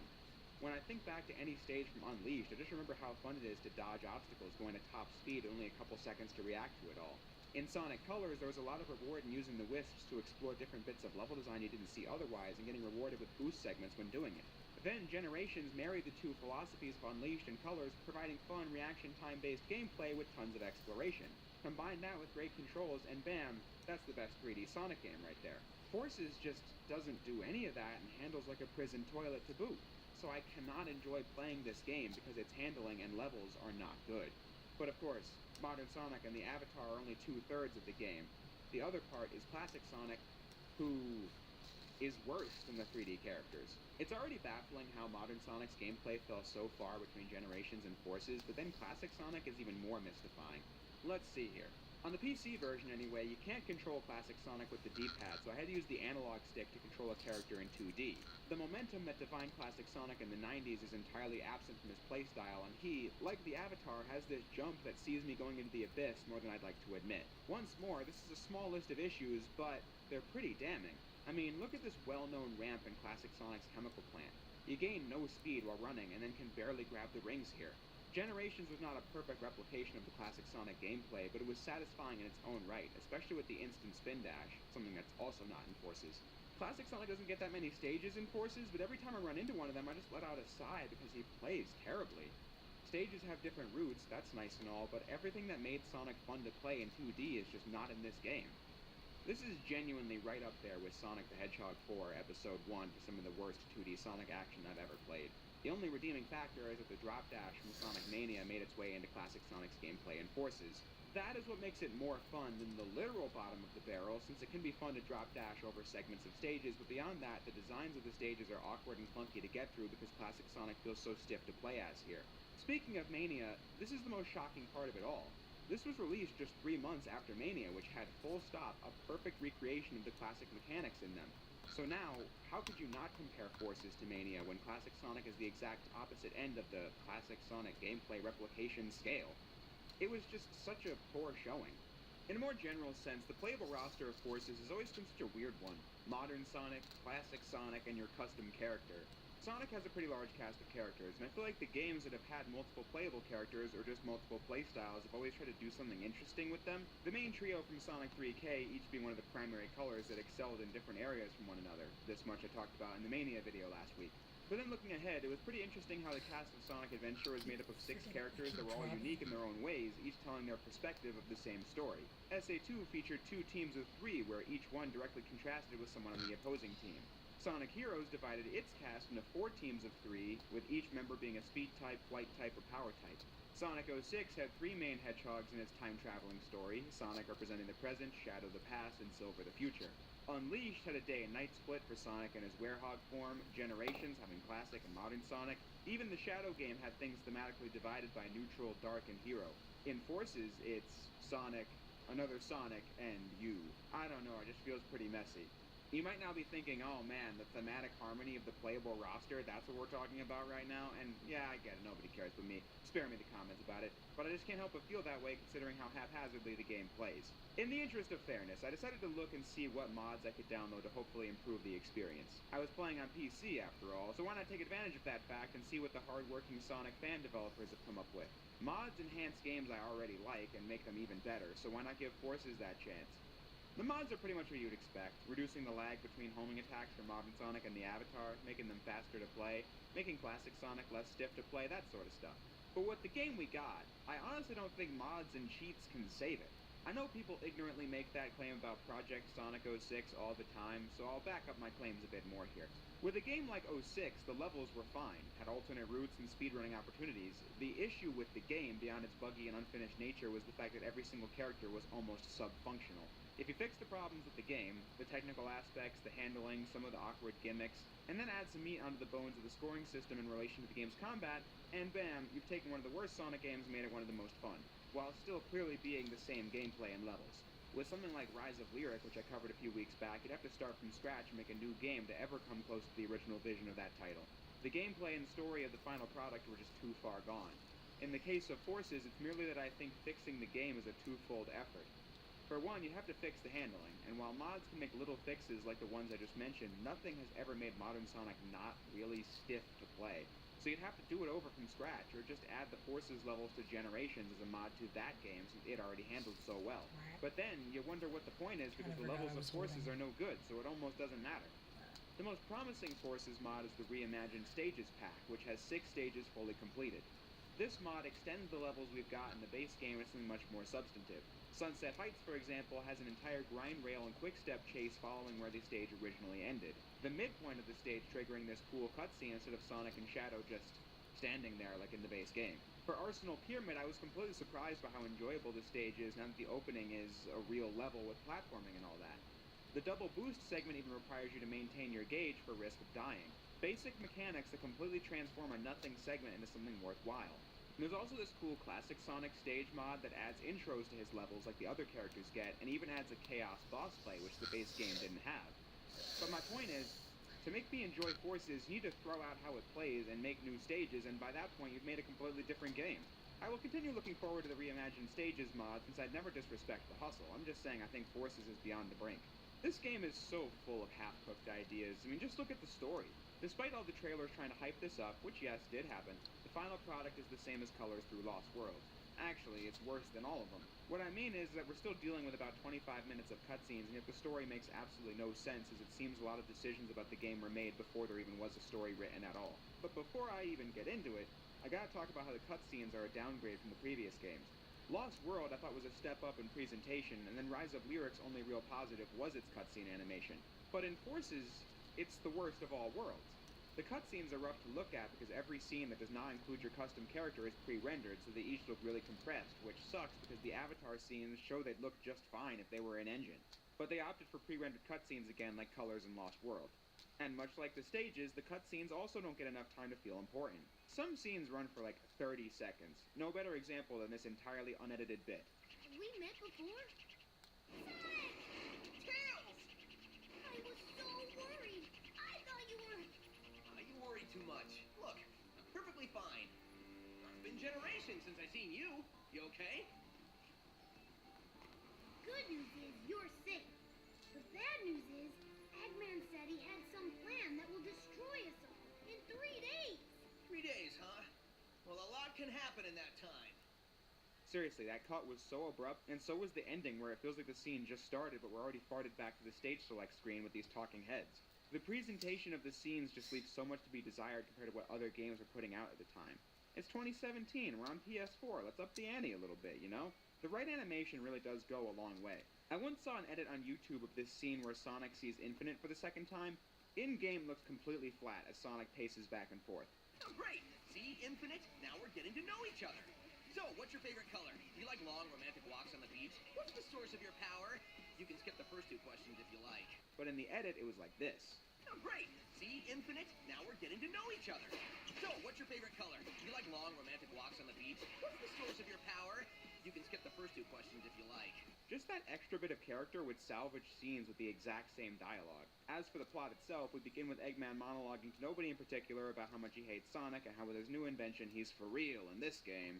Because older games definitely had to say that out loud. Cut to Eggman attacking the city, and Sonic tries to stop him before he's face to face with the new bad guy, Infinite, and his squad of goons. I don't know how to describe it, I've just always found this scene really funny. Ever since the cutscenes got leaked before launch and RZ showed me this scene, I was just busting out laughing at Sonic getting his ass beat. Shadow! It's you? Zavok! Metal! Chaos! Here we go! I'm trying, Sonic, but these readings are all messed up. Time here, Tails! With Sonic defeated, well, the game just tells us that Eggman took over the entire world, and now it's up to Sonic's other friends in the Resistance to fight back. Unsuccessfully, I might add. Until they recruit a kid, your custom character who barely survived one of Infinite's attacks, and is now the leading field person of the Resistance as they find Sonic and start to push back on the Eggman Empire. I feel like Sonic and the custom character teaming up and building up your character's confidence is a pretty fine idea for a story, but then there are so many ways in which this game is just lame. Like how Classic Sonic is in it. At the end of Mania, Classic Sonic was warped here by the Phantom Ruby, and we see what comes of that in this game. But it's so clear how forced he is into the plot because he contributes almost nothing and has literally nothing to do with the custom hero character or Infinite. Instead, it just takes down Chaos Zero in a cutscene because that apparently didn't need to be a boss fight. There are so many things here I could point to that I find questionable. The concept art showed they wanted to bring back old levels but do them in a dark and twisted way to show how Eggman took over the world, but then in the game they just added Sam to Green Hill. And while I'm at it, the first stage takes place before the war even starts, and the entire area is war-torn with destroyed robots and is covered in sand. But 6 months later, Tails is shocked at the state of sandy Green Hill. The game also got a DLC campaign called Episode Shadow that was going to take place before the events of the game. This turned out to be completely empty as well. 3 stages where all of them are just reusing stuff from the main campaign, even if it doesn't make sense. It's all before the war, and yet you play levels in the middle of a battlefield? Episode Shadow stages could be beat in a combined 4 minutes tops. One of them being a water slide level, and another being entirely 2D with nothing but Mario Maker blocks surrounding you. It just feels half-baked. I don't know how else to put it. It was nice that Shadow was playable again, but his stages felt like a complete afterthought. But not as much as the storyline he got here. Episode Shadow was billed as the backstory of Infinite, and in it we learned that Infinite worked for Eggman when he was a normal jackal, but getting beat up by Shadow convinced him he was too weak to show his face and decided to become one with the Phantom Ruby to get the power to do whatever he wanted. But I'm sorry, that doesn't make any sense because the main game of Sonic Forces is pretty convinced that Infinite is some kind of robot, entirely inorganic. Just listen. Impossible. Your abilities exceed your previous data. Unlike mechs, I can grow. I get more powerful every second. So this is where Eggman built Infinite. It's so sad. What a lonely place to be brought into the world. And since nobody ever corrects this, I feel like this must have been some earlier draft or something and nobody noticed it once they rewrote the details. The series of Forces prequel comics also show that Infinite was once normal and how he met the Doctor. This also being where we learned that Eggman didn't create the Phantom Ruby or even have an elaborate excavation of it like he did in Mania. He just found it on his doorstep one day. Lucky, I guess. Episode Shadow raises more questions than it answers. The pre-release hyped up all these returning bad guys, including Shadow, which had fans scratching their heads because Shadow hadn't been a villain in like 15 years at this point. In the game, it turns out that all these are illusions from the Phantom Ruby, but Episode Shadow shows that he himself is an important part of Infinite's backstory, and it never comes up in the campaign that Shadow was one of the illusions that Infinite made when you'd think that would be important. And on the flip side, you'd think Shadow would have more of a reaction to seeing Infinite again at the climax of the story, but it's like they've never met before. Like Episode Shadow was an afterthought. Also, what even happened to Shadow anyway? The Resistance is under the impression for half the game that these are the real deal Shadow, Chaos, Zavok, and Metal Sonic they're fighting, so what was Shadow doing for the 6 months between Episode Shadow and his appearance to announce that the Phantom Ruby makes fakes?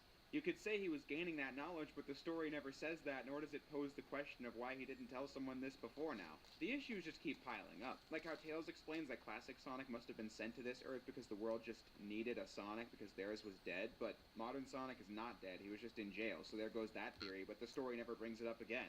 Classic Sonic is also now from another dimension. You're that Sonic from another dimension, aren't you?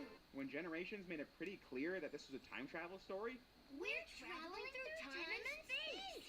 Hey, Sonic! Enjoy your future! It's gonna be great! Tails is suddenly deathly afraid of Chaos Zero when he's fought Chaos 4 in the past. Knuckles is the leader of the Resistance, and then by the third act, he decides on a new plan after, I'm not kidding you, 90 seconds that they should send all their troops to attack Eggman because why not? And it's then confirmed in the stage that 80% of their forces got wiped out and lost contact with the rest. What is going on here? And while I'm at it, this game has some of the worst line reads in any 2010 Sonic game. Probably the worst acting in a Sonic Team game since Sonic 06, honestly. Your plan will end like all your plans do, with you sitting in a pile of busted robot parts wondering how you failed so badly! My point isn't that things that don't make sense or are stupid are exclusive to Sonic Forces, as you could do that with almost any plot if you tried hard enough, especially with Sonic games. The point I'm making is that despite the cutscenes running a mile a minute, it still doesn't make much sense and leaves you scratching your head, just like the Sonic plots that went balls to the wall in the 2000s. No, I need space. Sonic Forces clearly feels rushed. What else can a player feel when you have two gameplay styles that worked before on numerous occasions that no longer do, and when the stages are empty and short? Sonic Forces clearly did not get the time it needed to be whatever it was trying to be.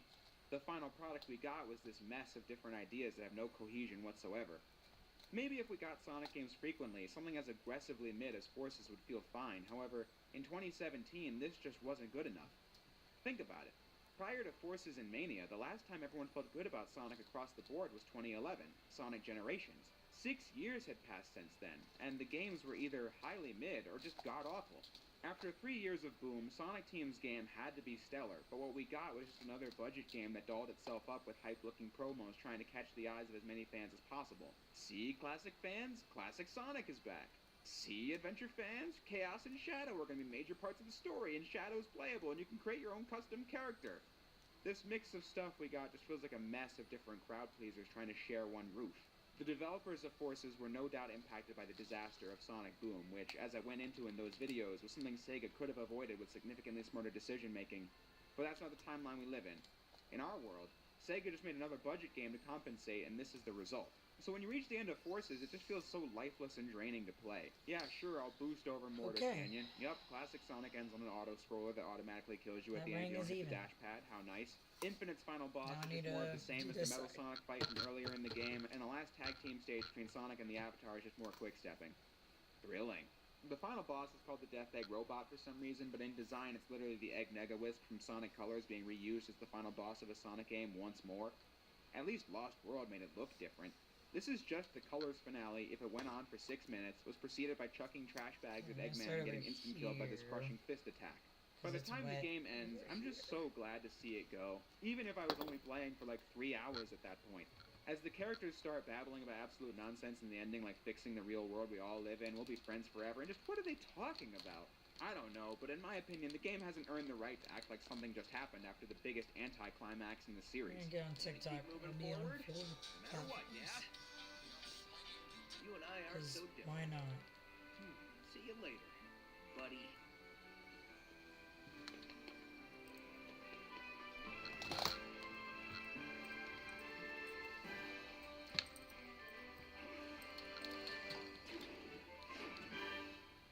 Sonic Forces was the final straw for many fans, and I'll explain why. I've been exploring the context of the Sonic series from my perspective in such depth in these last couple of videos because it was all leading up to this moment. I loved every Sonic game as a kid before going on YouTube in 2010 and learning that most of these games were considered bad. But then everyone liked Colors and Generations, so did I, so the franchise is saved. But then, I thought Sonic Lost World was absolute trash when it was released. But that's just one extremely disappointing game, right? Surely the next one will save the day. Sonic Boom Rise of Lyric released the next year and was so bad that I was convinced I didn't even like Sonic anymore. And not just whatever these games are, it's just not for me anymore. So be it. The lengthy Boom drought only further goes to highlight that. I'd play the games I liked, especially once I got into emulators in 2015, even experiencing ones I had never played before, but I was not hyped with the future of the series anymore. Maybe the next game will be good. I don't know, and I don't really care that much. but what was evident was that people wanted something to change. This is what I was talking about in the Sonic Boom 3DS video if you missed that one. There was a rising section of the fan base that was looking back at panned Sonic games like Unleashed or Black Knight and thinking, man, this actually was kinda cool. Unlike whatever this is. So we get the announcement of Mania and Forces. Seems like the best of all worlds, as Mania is going to give us more top-tier classic Sonic gameplay, and Forces will return to really cool and exciting games like the ones of old, but with that colors and generations polish. I want to see As all I the said last week, cutscenes. I learned by playing Mania that I didn't find top-tier classic Sonic gameplay to be intrinsically rewarding, removed from the context those games were released in. Sonic Forces, all cutscenes, only 26 minutes? Okay, now let's do this one. And get to work.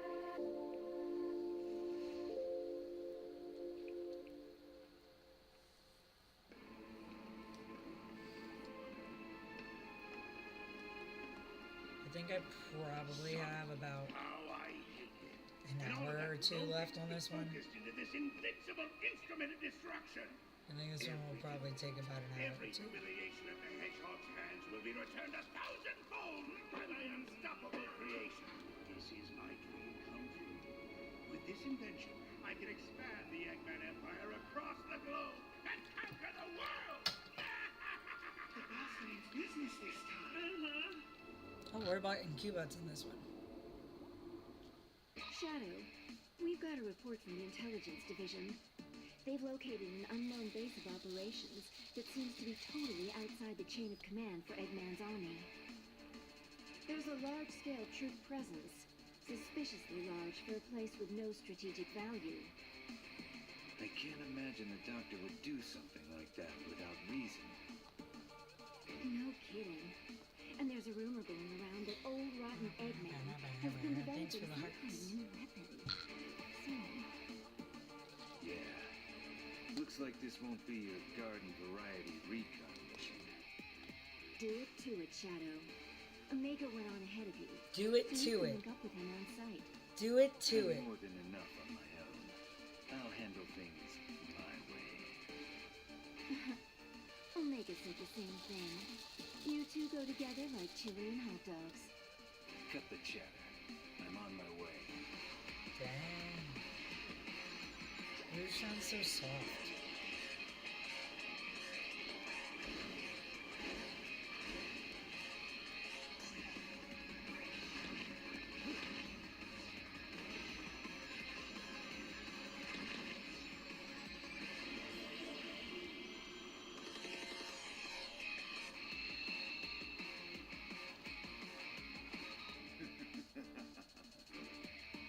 The world's most powerful robot is no more a challenge in Cr1TiKaL. As I suspected, this power is without peer. It is the ultimate strength. Infinite talking about himself? A not so tall, dark, and brooding guest to the left. I've been waiting for you. Tell me what you did to Omega. What'd you do to Omega? Weaklings like him are of no consequence. Come, Shadow. A long-awaited reunion, and still you spout such nonsense. What did you do to Omega? And the only thing of no consequence around here is that big mouth of yours. Ah, Oh, I suppose you would think so. damn, Infinite. I am infinite. You say you do not know me, and yet I remember you so very well. To you, it was simply another in a long list of Eggman faces you tore down without a second thought. Damn, cut him deep, Infinite. A couple of months ago. Hey, you! You know you can hear me. You're captain of Cr1TiKaL, aren't you? Your squad was useless. Go clean up that mess already! Yeah, I got it. So this is where the continuity error is between him being like, I'll show you why they call me the ultimate mercenary. like, I between him being a robot or android versus being a person. Well, not person, but, you know, his own animal. Worthless. Don't show your pathetic face around me ever. Ooh, get it? Don't show your face. And then now he wears a mask. I'm shaking. Me? Afraid. Pathetic. Me. He's calling me weak. I am not weak. I'm not. Go off, I'm Infinite. not weak. I am Prove it. not weak. Prove it.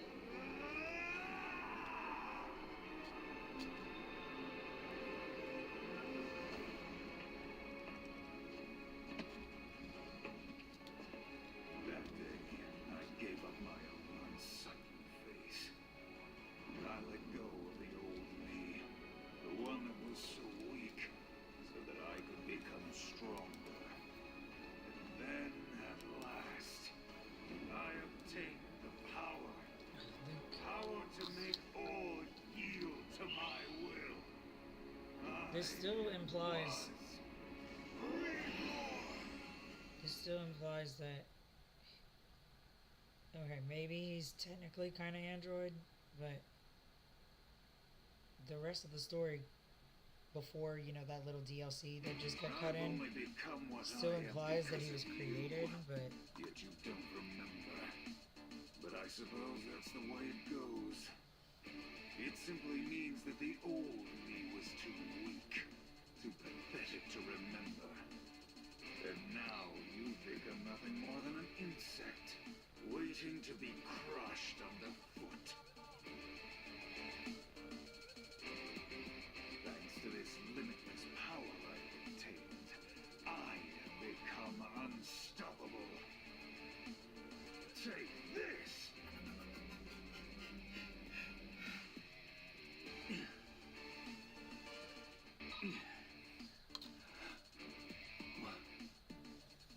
Where? I'm back here. No. Is this an illusion? This is reality, Shadow. Your reality. This is reality. I didn't expect to see you come back alive, but you must admit, it was a truly wonderful show, wasn't it?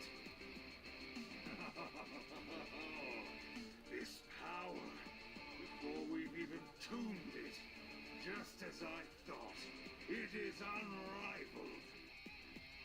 Not even You say this, but, Sonic like, will be you able didn't to beat him. stand against me now. Like Buddy.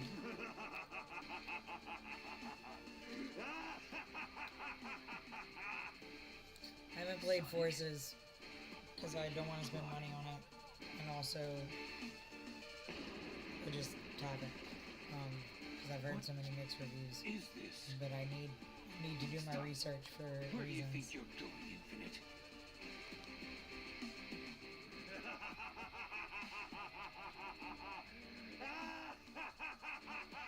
He's practicing his evil laugh.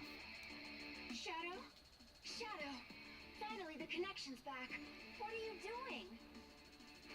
Talking to my new friend Infinite. Forget it. Get away from there as soon as you can. There are explosions going off all over. The facility's about to collapse. Withdrawing now. What's the meaning of all this?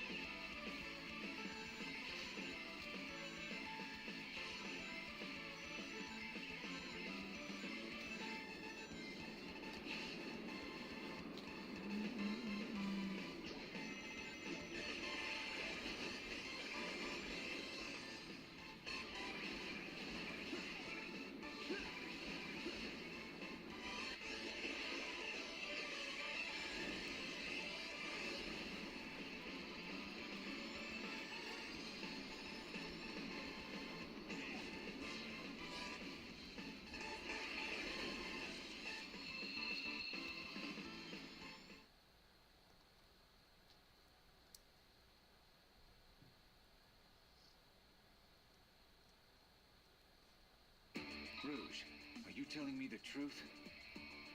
What's the point of lying about it? Eggman got a beat on Sonic and mounted a massive assault. I mean, sure, A for effort, but it's nothing to worry about. We've got the advantage now. Sonic is there too, so I don't think it's a big enough deal for you to head out. Not even Sonic will be able to stand against me now. I can't imagine the Doctor would do something like that without... Shadow, this is not good. Hurry, get over there. What is it, Rouge? What happened? Didn't she literally just tell him she doesn't need them? Like, what?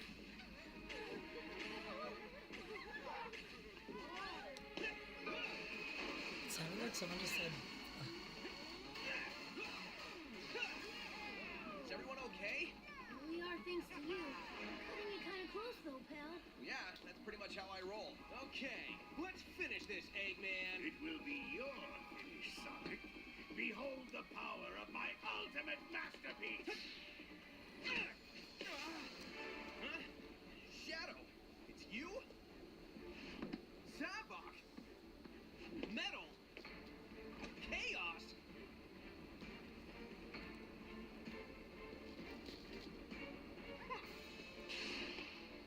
we were so close and yet so This far. guy is faster than Sonic! This guy's faster than Sonic. No, wait. He's faster than It's something Sonic. else. Gotta scan him and figure this out.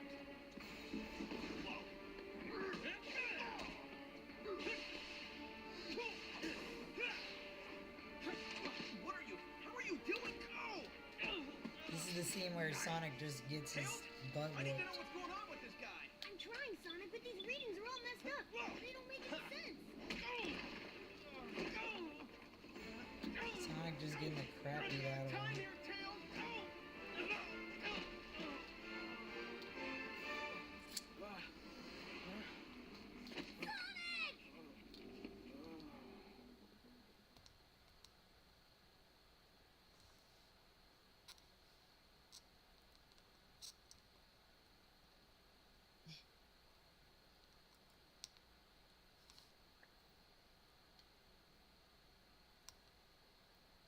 And now, a new face joins the scene, and that's your OC.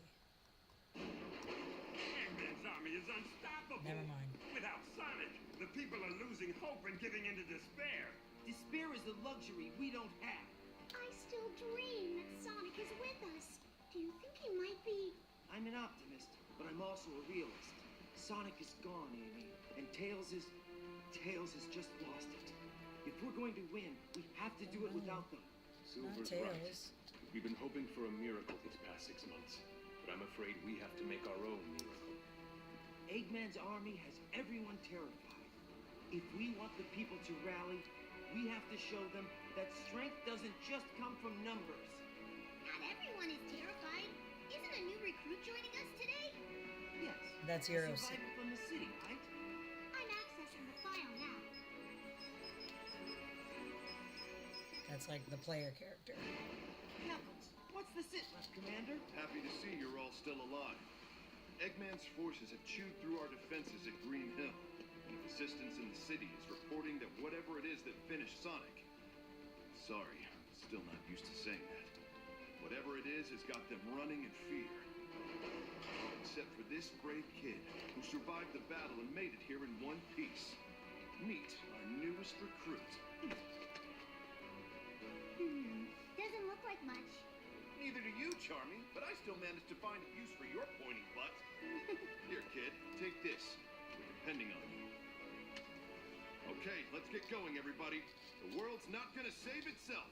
Right. I've just received some incredible news. Sonic is alive. He's just in jail. No way. Just had that whole big thing about, we don't have Sonic anymore, so we gotta step up. And then he's like, JK! He's captured in the orbiting prison. My spy there says he's in a solitary confinement cell, and they've been torturing him for months. Yikes. That's horrible. We have to rescue him. Plan's already happening, Amy. I've got a squad on the way to the spaceport and the chemical plant to borrow a shuttle. Come on, guys. Who's up for an old school style jailbreak?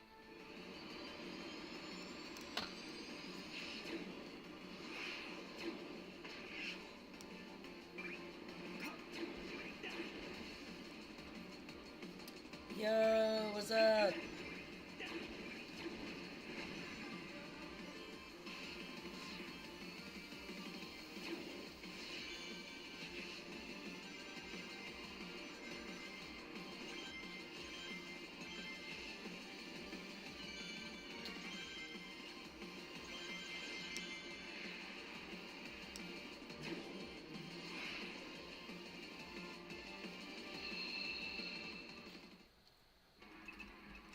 That should have done it. I couldn't figure it out for you, buddy. I'm sorry I wasn't smart enough. Tails, Whoa, baby. chaos! Sonic, help me!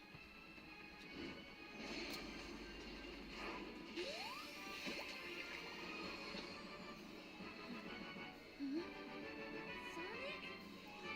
You're alive! That's Wait, baby what? Sonic. Oh, you're that Sonic from another dimension, aren't you? Right, that makes sense, I think. Okay, this whole You know how ring you got is here? even. Maybe the power that Eggman is using is somehow affecting other dimensions. Which might work to our advantage. I mean, everything happens for a Where'd reason, this just right? come from? We need to save the world, and maybe that's why you're here, to help save the world. Either way, it's still good to see you, Sonic. Heck, it's good to see any Sonic.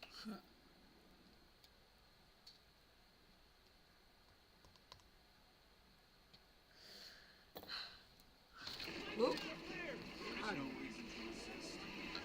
Simple as that. I'm just gonna start over here. I can taste your terror, child. All that anxiety and doubt. It's delicious. Infinite? Give in to your fear. Flee screaming. I'm not gonna lie, if Infinite talked to me with that voice and just told me to give in, I'd be like, okay. Okay, bad boy.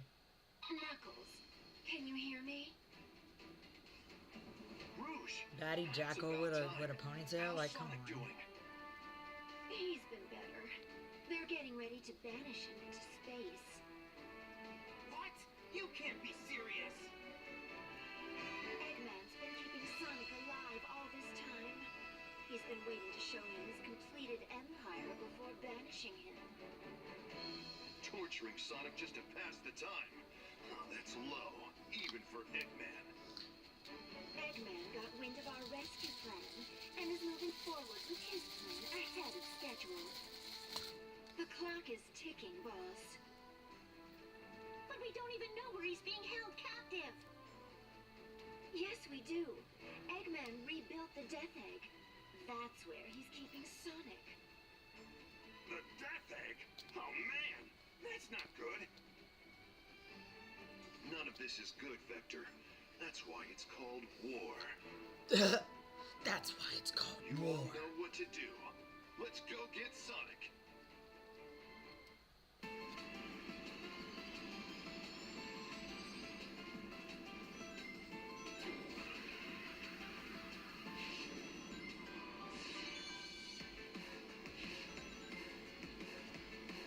It's a good song.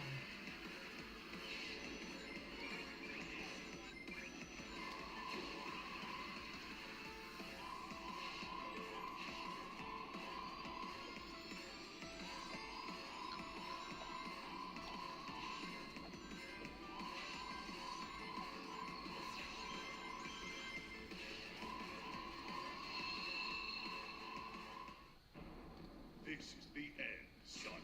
Oh, hey, sounds like the party started. Want to let me go and join in? No? Of course not. You hate fun. The Wow. The end, huh? Let's see you try something now that I'm free. Foolish hedgehog. Getting out of your chains does not make you free. Now, come and face the inevitable. Ha! The only thing inevitable here is my foot kicking your butt. my foot up your ass.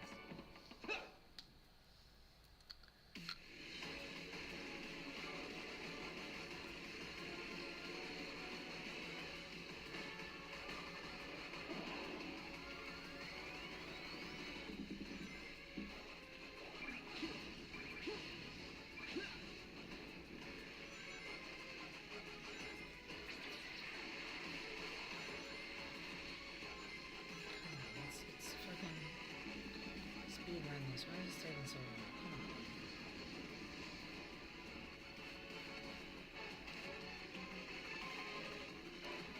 Once I finish this one,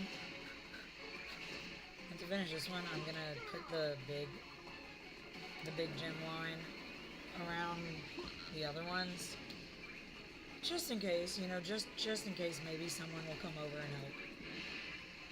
That way, all they have to do is this part.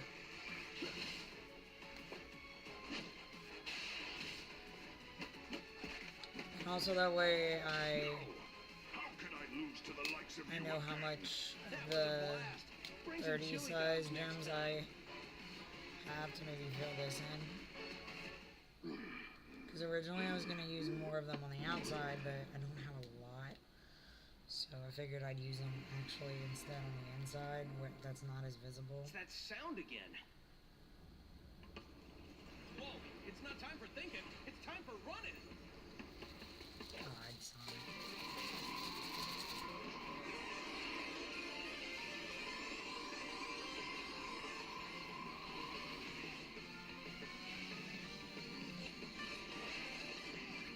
I think I'm gonna do this little section actually, finish just a little spot right here, and go ahead and do that to the other ones.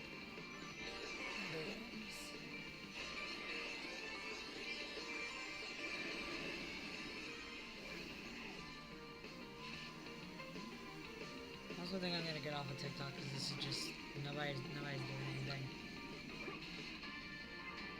I'd rather use my phone.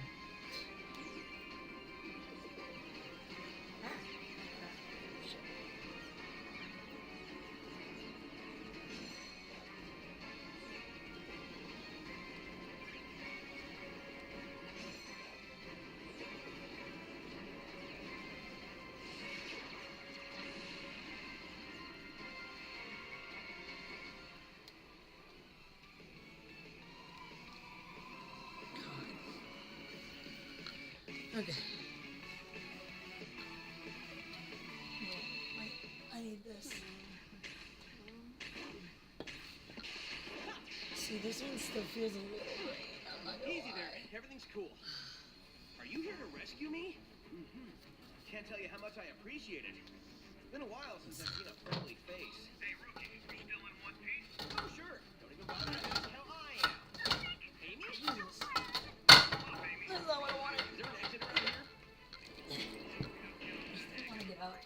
Your concern is touching, Knuckles.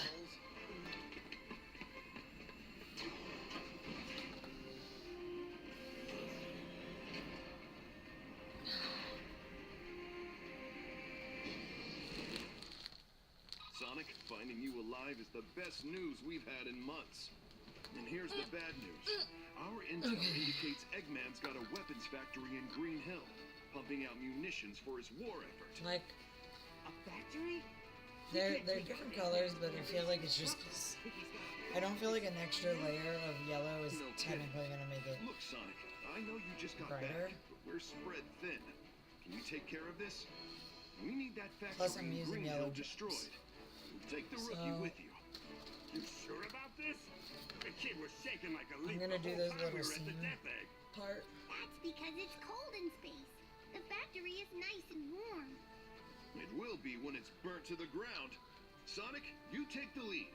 Rookie, just make sure you take good notes. I got 6 months of payback I'm just dying to spend. This sounds like a good start. Okay, bye. I'm going back on everything else but this.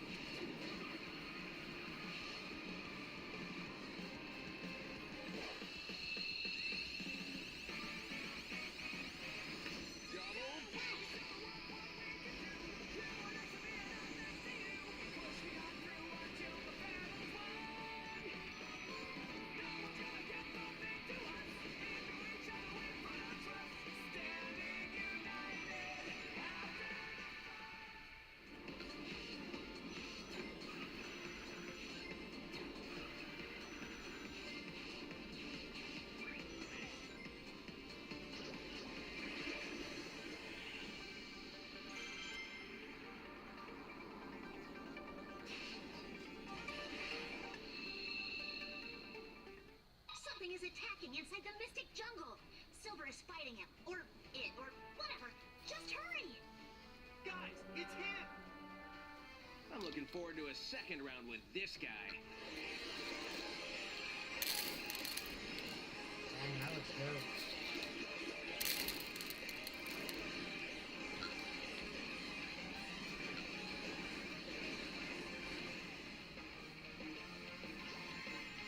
I gotta pretty much find whatever side is more, like, solid.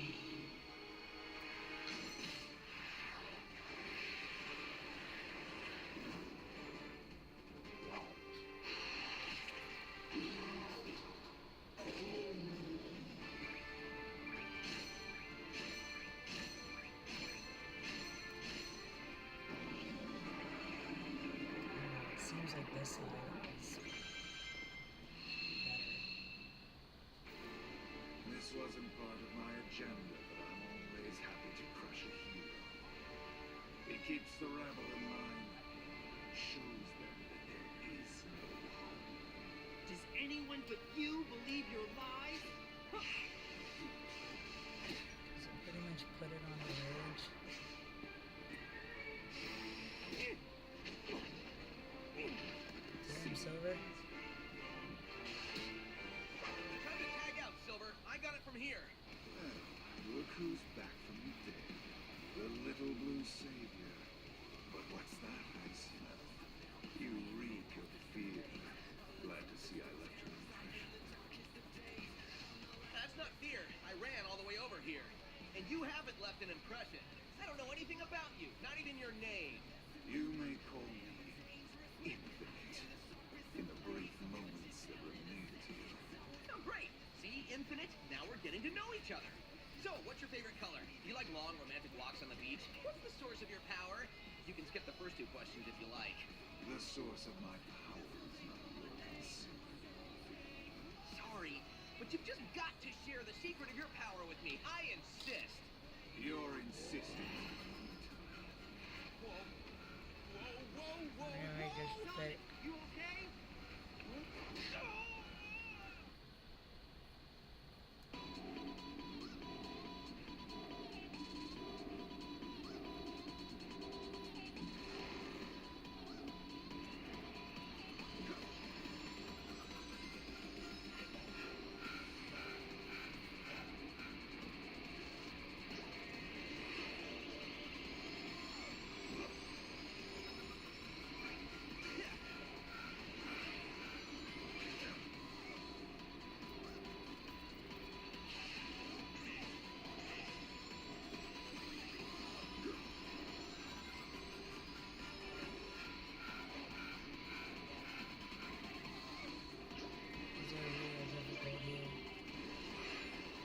I feel like this part of the ring, honestly, might be better to do at high glue, low-key. Because I need it to, like, solid build.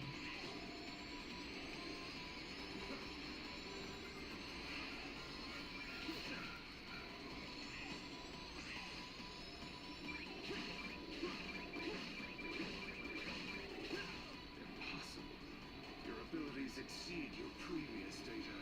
Unlike mechs, I can grow. I get more powerful every second. I will teach you to hold that tongue next time. You can count on it. Damn, okay, Anthony. Well, you've improved since the last time, but you will still lose.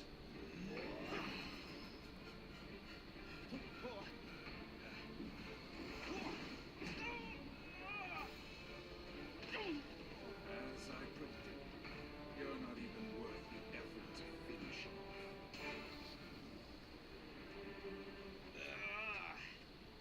I gotta figure out the secret of his power. They failed Sonic. Well, I mean this world Sonic. And Eggman's monster got him. But you're here now. It's like the world needs a Sonic. Any Sonic to keep things in balance. If we defeat Eggman, this war will be over. He's the anchor beam. If we can figure out the secret to his power, maybe we can get you home. Hey, the sensor is picking up Eggman. Let's hurry. And with that, the disposal of the Phantom Ruby prototypes is complete. It was a defective model. It could only record the DNA of the one that triggered it. Only a being with my strength of will could ever activate it. It doesn't matter now with the lab locked down in Mystic Jungle. Which reminds me, didn't you run into Sonic there after he escaped? Yes, but he was powerless against me. There is no need for concern. You let the hedgehog live? That is a great source of concern. For you, perhaps. He has beaten you for decades, yet I defeated him in our first encounter. Phantom Ruby prototypes? And Sonic is alive? What is it? Nothing. We move forward with the plan. Of course. When it's complete, the resistance will be erased. The world will be nothing but ashes, from which a glorious Eggman empire will rise. And the resistance will yield to the Phantom Ruby's power. All concerning it.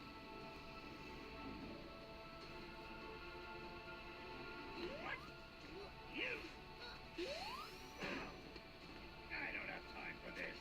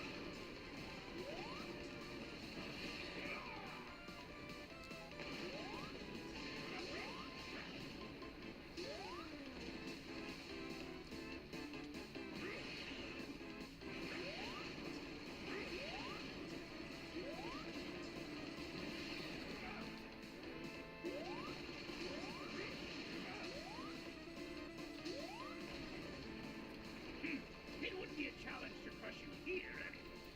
I'll round up the entire resistance sooner or later. Just you wait.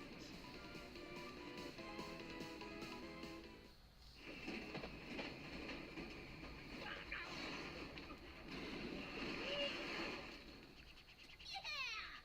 We did it! Look at you, fighting like you've got a chance to win. It's adorable. Almost makes me feel bad that we're never going to do this little dance again. In just 3 short days, my plan will eliminate the bothersome lot of you. Wait, 3 days? And what plan? If I told you, it wouldn't be a surprise. You know what they say, the anticipation of the end is worse than the end itself. Maybe not in this case, though. Eggman's army has broken through! They're in the city! We need to get these people out of here! Who can we send? Sonic and Silver need time to heal. We've engaged enemy forces at Seaside Hill. We can't spare anyone. This is the 8th unit. We're pinned down under heavy enemy fire. Man, looks like I've got no choice. Okay, rookie, I've got a tough one for you. I need you to head back to the city and save those civilians. Different sizes.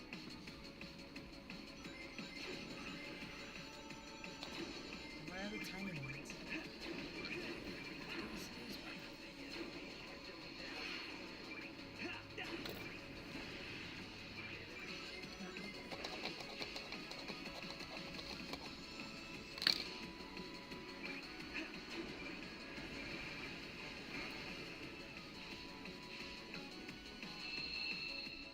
That was impressive. still have a lot to do. Great job! I knew you could do it if you believed in yourself. Nice moves. But if you hog all the glory, how am I gonna look good? I can't believe it! Sonic's alive! Think I used up all my wishes for the rest of my life, but it's worth it. Come on, we have to go find him and tell him about Eggman's plan. Whatever his plan is. Eggman said something about Sonic being in Mystic Jungle. System is picking up a couple of strange readings. They're coming from the laboratory, the one where Sonic fought Infinite. It's probably another of Eggman's robots. Life readings, 2 of them. Definitely not robots. Hey, Rookie, go to the lab and check it out. Send the rookie, yeah, that's...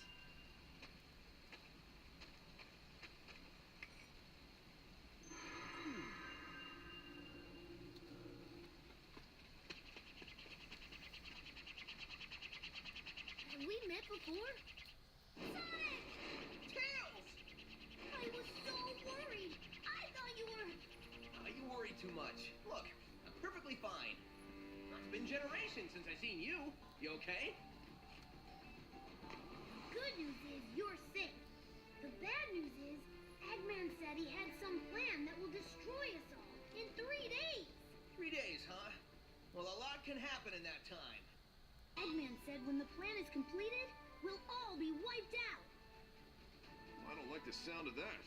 Normally I just laugh at an Eggman plan, but he's already conquered most of the world, so... What's this plan of his? Hey, I hate to butt in on your important meeting, but we're under attack. Shadow is tearing through our troops. We need reinforcements. Shadow. The last time I saw him, he was fighting for Eggman. It doesn't make sense. Why would Shadow help the enemy?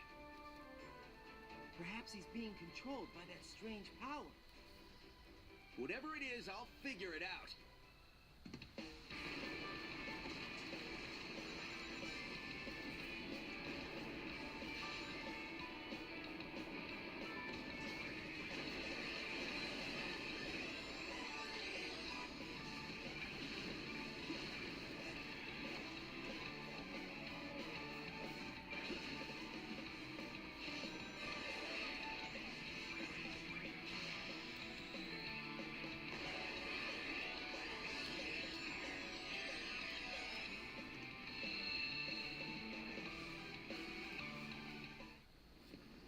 Shadow, what's the deal? Chaos control! Another Shadow? He just disappeared. That was a fake. A fake? How? Infinite can create virtual reality projections. They have mass and form, but no heart and soul. Virtual reality? So all those familiar faces that were part of Eggman's army... Replicas. The problem is, they may not be real, but their powers are as formidable as the originals. According to Rouge, Infinite can create unlimited numbers of them. So fight after fight, he can just keep cranking out Infinite counterfeits? Infinite? Exactly. When As did it you stands, there's no way we can win this. Of course we can win this. We always do. We just haven't figured that part out yet. Listen up! We just got word that Eggman's forces are undermanned at his headquarters in Metropolis. They're probably staging somewhere else as part of Eggman's plan. This could be our only chance to take the city. Exactly. That's why we're focusing on a full frontal assault on Metropolis. I'm calling it Operation Big Wave. Who cares what it's called? What's important is to have a well-thought-out strategy. I thought of this strategy in about a minute and a half. We're going in hard and fast. We're not gonna stop till Eggman's army is destroyed. Sonic is busy fighting Shadow, but the rest of us can do this. We've got the strength and the spirit to win. There's no finer group that I'd want to fight with. Ha! Great speech! Let's give Eggman an old-fashioned beatdown. They have more in sheer numbers, so the idea of a quick, focused attack isn't bad. We also have Sonic. I I mean the other Sonic. So I have no doubt we can do this. Also, if we can destroy the Phantom Ruby, we should be able to send the other Sonic home. At least I hope so. This is all new territory for me. Okay, let's head straight for Eggman's HQ. Time to save the world, people! Again.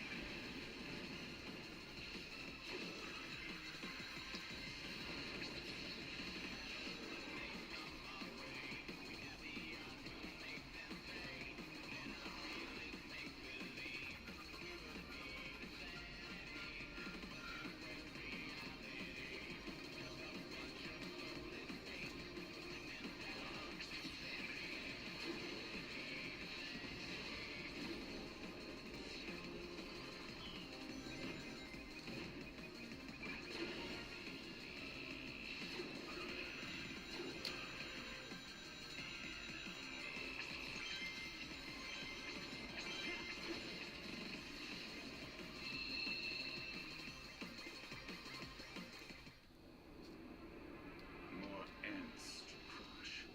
I wonder if this world can offer me a real challenge. And as if to answer, the world sends me a trembling child. I'm going to fight and die here, or run away in fear again. Hey, don't be scared. This is your moment to shine. Or Go die. and don't let your fear own you. Fine. I will teach you fear, then pain, and then, well, at least the fear and pain will end.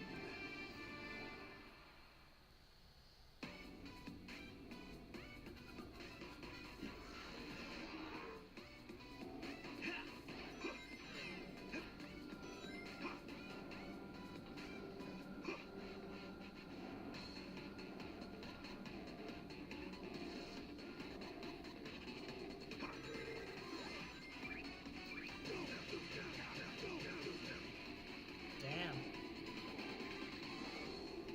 Someone's getting their butt whooped.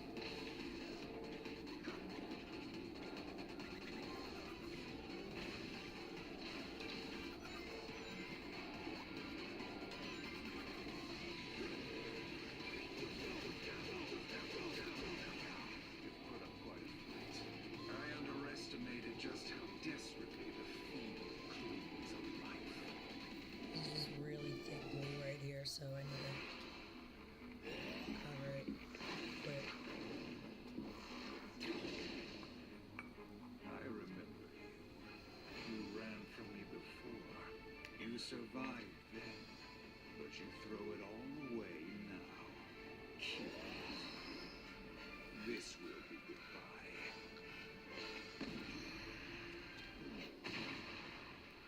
What? How is this possible? It can't be. How did you?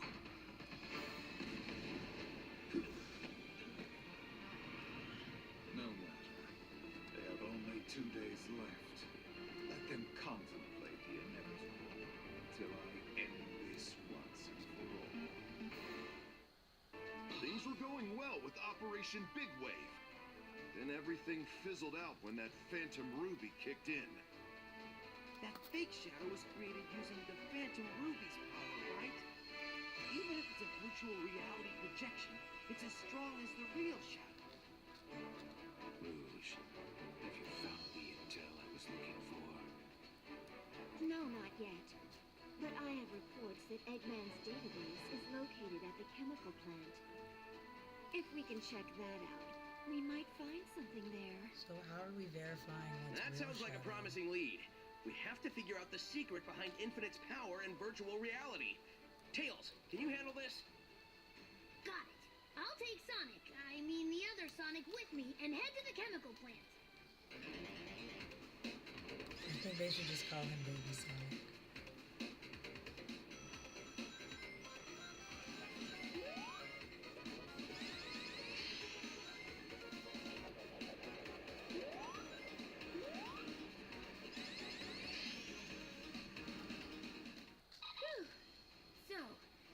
where the database is.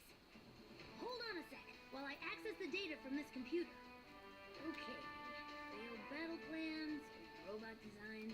Wow, he's got like 10 terabytes of selfies. Yeah. Where does he keep the... Found it! Virtual reality weapon. The Phantom Ruby. I know he did not just say 10 terabytes of Control selfies. of people's visual and depth perception to feed false information to the brain, creating a new reality for them. Like a dream so real if you bump yourself in it, your sleeping self will bruise? It's hard to believe. Eggman experimented with lots of prototypes, and then incorporated the final version into Infinite. If I'm reading this data correctly, then there might be a weakness. This is huge! Let's get this information back to the others. I don't like sitting on the bench, but there's nothing to do till Tails gets back. Way to jinx it! Metal Sonic has been spotted in the city! Is it another fake? Why would they bother making a fake out of something that already isn't real? Couldn't they just build more? Either way, it's getting wrecked. Let's go, partner.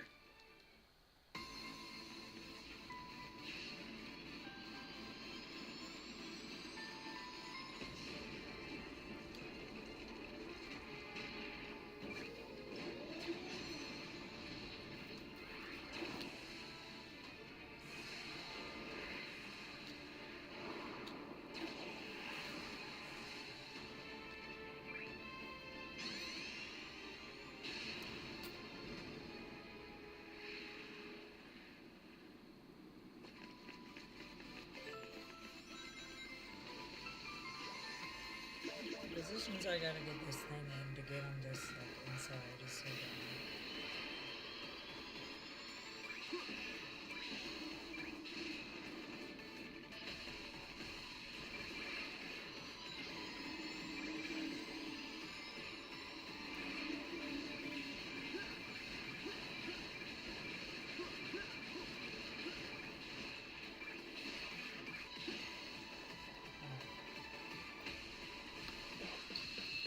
This is gonna be the hardest part.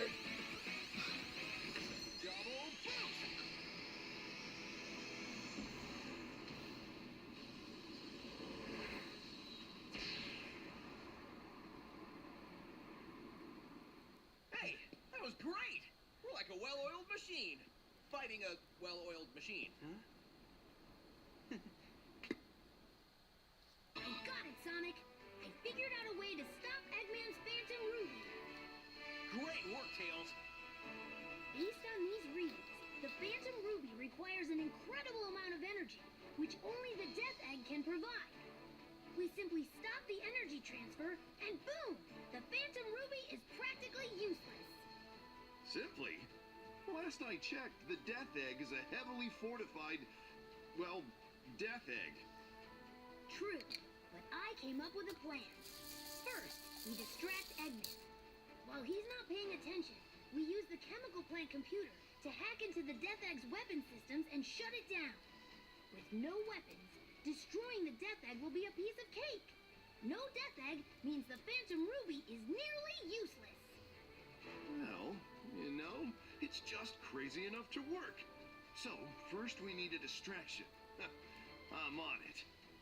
No way, Knuckles. You're too easily distracted. That's not a good trait for a distraction. Plus, you're our commander. We kinda need you here. How about the rookie? Eggman would never expect it. It may even throw him off a little. Good idea. You got your orders, rookie. We only have one more day before Eggman's plan is executed. So let's This is so hustle. dumb.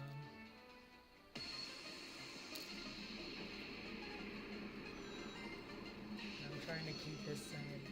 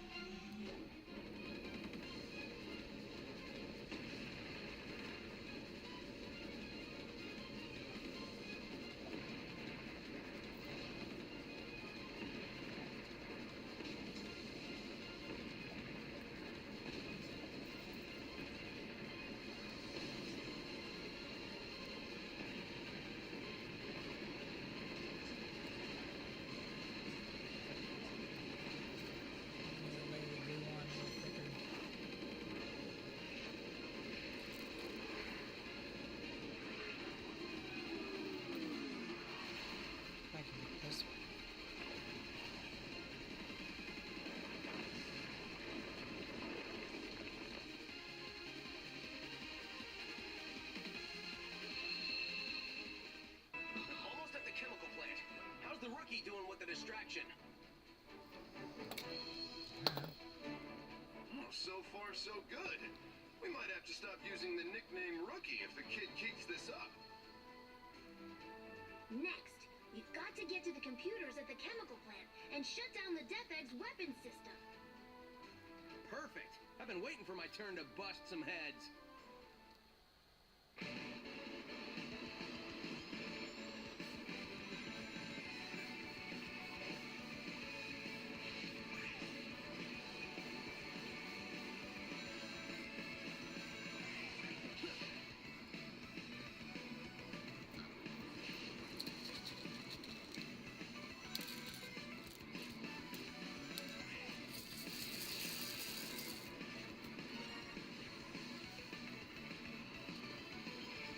Still feels like there might not be enough of this in the other word.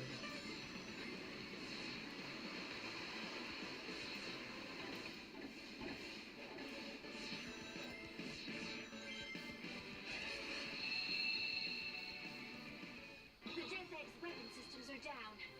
Now's your chance. Hurry! Just destroy the Death Egg and cut off the power supply. You're making it sound like a walk in the park. This is a Death Egg!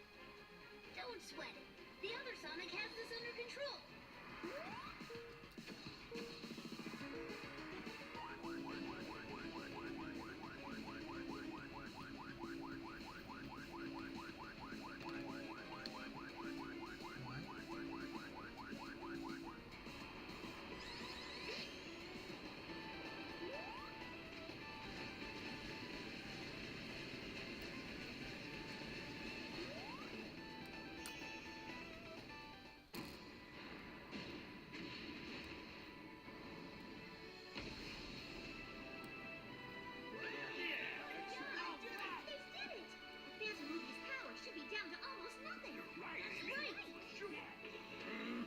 Resistance pests and their clever little clocks. They're like something on your shoe that you can't wipe off. It appears they have taken our legs right out from under us. Quite impressive, really. I don't have legs. Neither do you, dude. Don't remind me, dude. 5 more hours before the plan is executed. Infinite, let's make a tactical retreat so that we can remobilize our forces. And by tactical retreat, you mean to say flee with our tails between our legs. I'm quite displeased about this, Doctor. Shut up and just follow me! What? Wait! Mission accomplished. The Phantom Ruby signal has gotten much weaker. This should effectively put a stop to the Doctor's greatest weapon. The Sonics have made an opening for us. We can't just let that go to waste. This is the moment we've been waiting for. Time to settle the score. Now that the Phantom Ruby is out of the way, we can finally smash Eggman into an omelet. Hey, don't count your chickens before you smash your eggs. Rouge is right. The fact that Eggman and Infinite are still around means we can't let our guard down. I just want everyone to get home safely, okay? All right, fine. Everyone get your game face on. The target is Eggman at the Central Tower.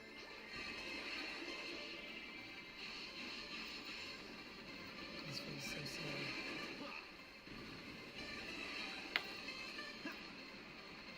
Just dropped one.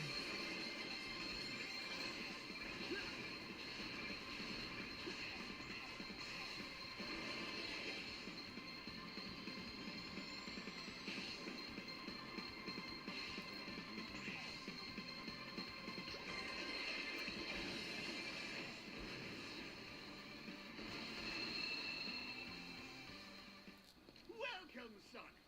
Glad you could make it to your funeral. Infinite, do it! Take this. What is that? Har, har. That, my spiky little serenity, is null space. Null space? It's a little something that the Phantom Ruby Friggin' cooked up. MySpace. A closed-off space where absolutely nothing exists. Goodbye, Sonic, my soon-to-be-eradicated nemesis. Enjoy all the nothing.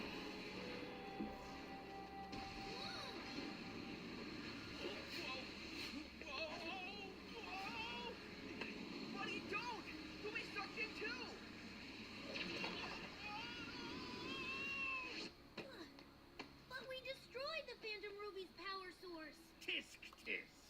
Since you always destroy the power source of my weapons, I decided to learn from my mistakes. I had a backup power source created under Metropolis.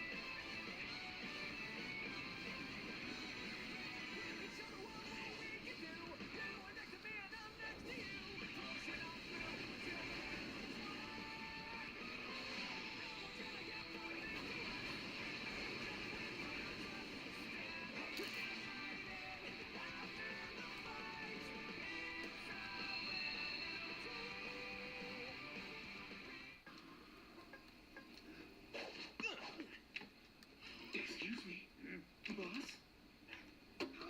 It can't be! It's impossible to get out of the Phantom Ruby's snow space! Well, maybe by myself, but I had a little help from my friend. Something you wouldn't understand since you don't have any friends. This changes nothing. Dr. Eggman will still have the last laugh. Maybe he'd have more friends if he didn't talk about himself in the third person. We've got less than an hour before Eggman's plan goes down. There's no more time. We have to break into the fortress now.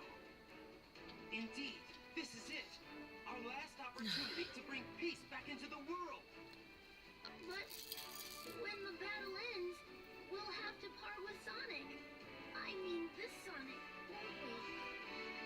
Yes. If the Phantom Ruby is gone, I guess he'll be returned to his dimension.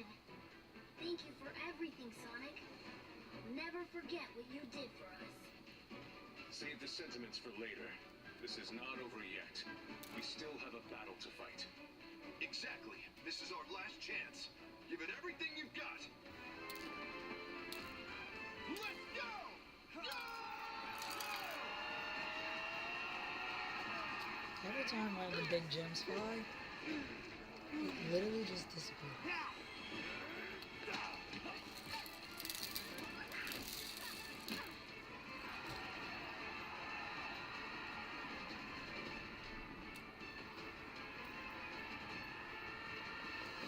Hey, Infinite! Long time no see. Did you miss me? Why, yes, I did. I've been looking forward to finishing your annoying friends.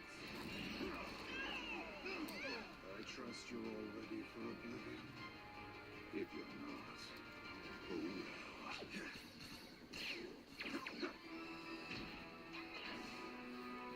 What?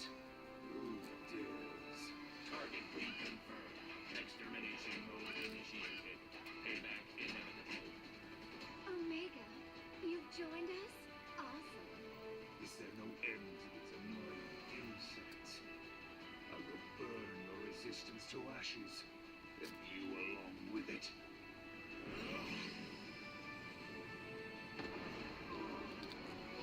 You gotta be kidding. That's just a special effect, right? No, it's not. While we're under the Phantom Ruby's control, it's a part of our reality. Unbelievable.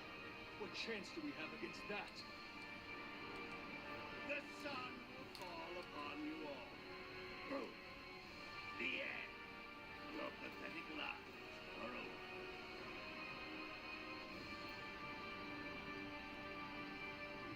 Look, it's reacting.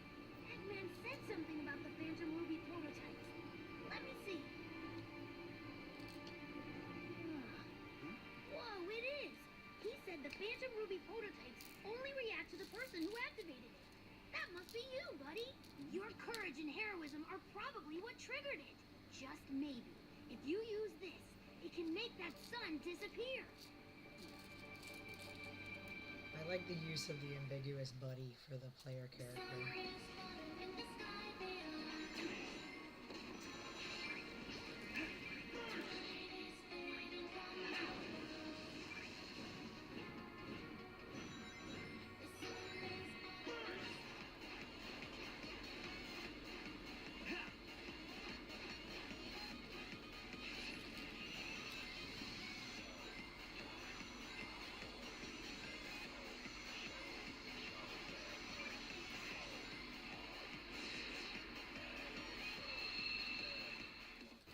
Make peace with your fate, because your lives are now over.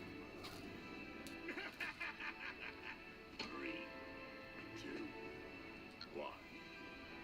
Infinite's hot as hell. I know he's the bad guy, but that don't stop nothing.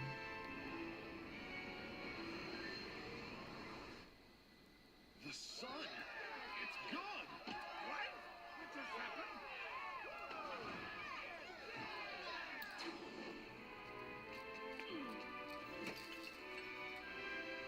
Impossible! I thought all the prototypes were destroyed! A costly oversight, Doctor. This is why I always check and double check, as any good scientist would. This is the turning Fuck point, him. guys. Time to press our advantage and kick major butt.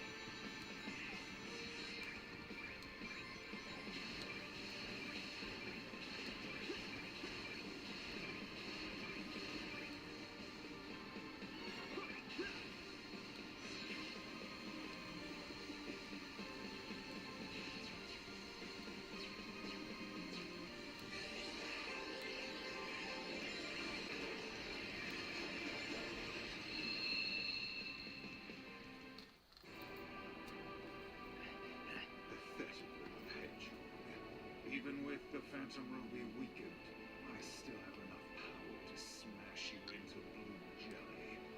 I'll show you how outclassed you really are. I'm in a class all my own. Time to put up or shut up, Infinite.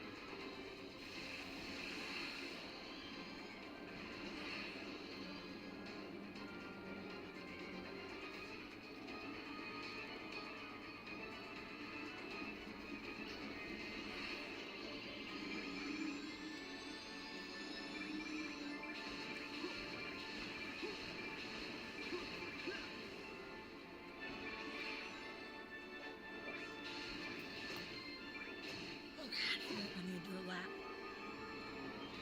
And pause. You're done for, sir. The Phantom Ruby's energy is recharged. Perish along with your useless friends.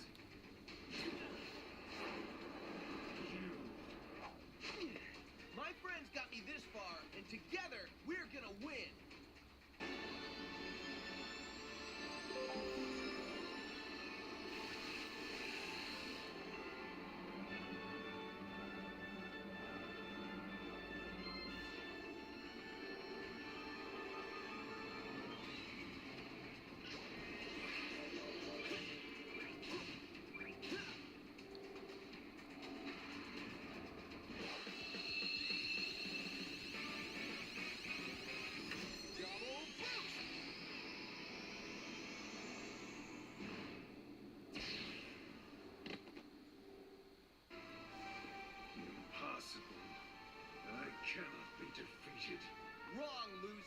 The things that can't be defeated are heart, soul, and the bonds of friendship. 3 things you and your counterfeit cronies lack. No, wait. I can still fight. Huh? You never fail to surprise me, Sonic. I didn't believe Infinite could lose. Victory will be so much sweeter when I defeat you. Don't think this is over yet, you blue nuisance. My plan just went into overtime.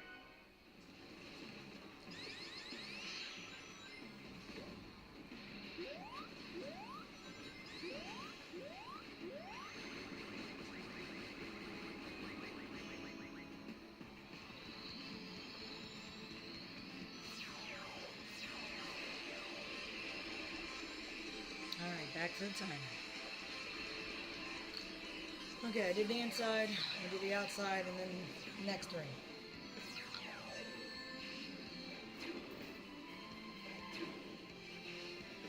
Yeah, just in case if anyone was paying attention.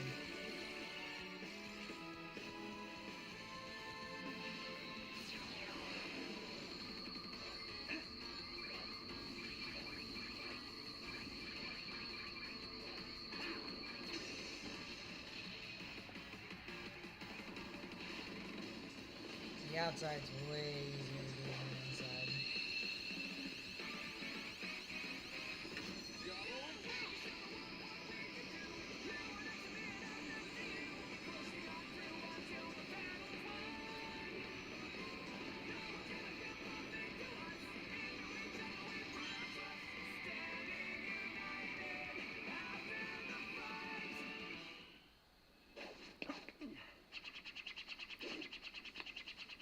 We did it! Eggman's army is officially butt-kicked. We won! Come on, now what? Can we ever just win and have that be the end of it? Look! Gotcha! The fortress reactor was just a decoy. A true leader always keeps his front guard hidden until the end. Sonic, what's going on? There aren't less enemies, there's more! What? How can there be so many? Confirmed sightings indicate Shadow, Metal Sonic, Zavok, Chaos, Infinite. Thousands of them. What have you done? I merely incorporated the Phantom Ruby into this Death Egg robot. But that means the Phantom Ruby no longer has a vulnerable energy supply. It's an invulnerable ruby? A good deduction, Ted. This Death Egg robot has... No! I have surpassed Infinite to become the complete and ultimate form! You will be crushed by this Death Egg robot powered by the Phantom Ruby, and in the end, everything will still be just as I planned! Now I can get this down. Your plan will end like all your plans do, with you sitting in a pile of busted robot parts wondering how you failed so badly. Let's get him.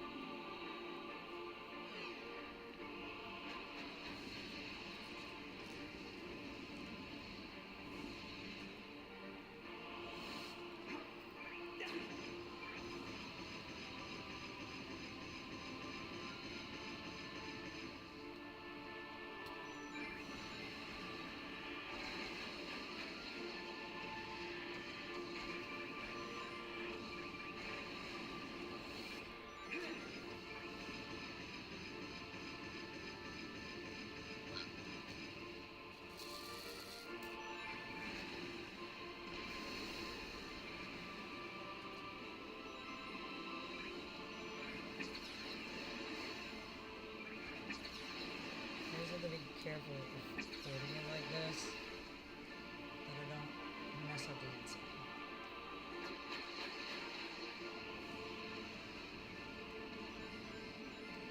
I also might not do the inside again.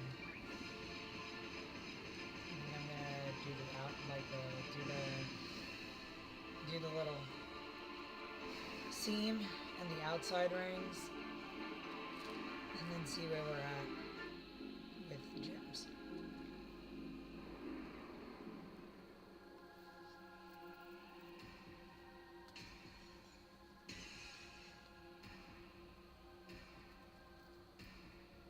God, that's wild. It's like the heart's beating. So spidery.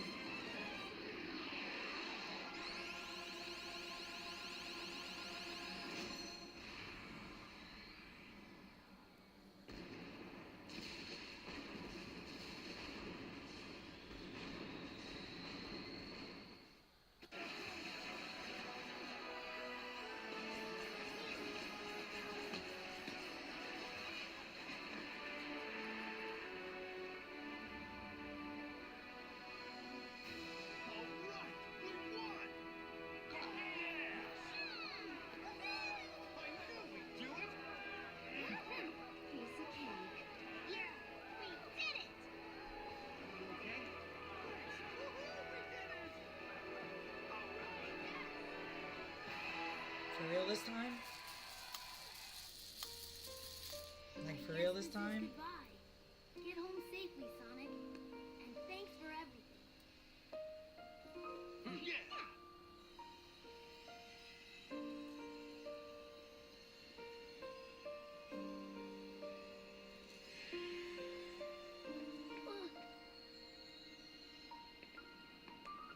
Cheer up, Tails. Tails is I'm such sure a we'll run into bestie, I him love again. Alright, guys. It's time we cleaned up the mess that Eggman left this world in. And I'm not talking about those illusions he dreamed up for us. We need to fix the real world we all live in. True that. Come on. Let's go! I'll just say true dat. Yeah!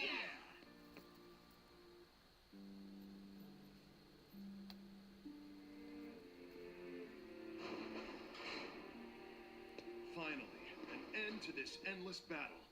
Everyone can go back home and relax. There's no need for the resistance. Hold on.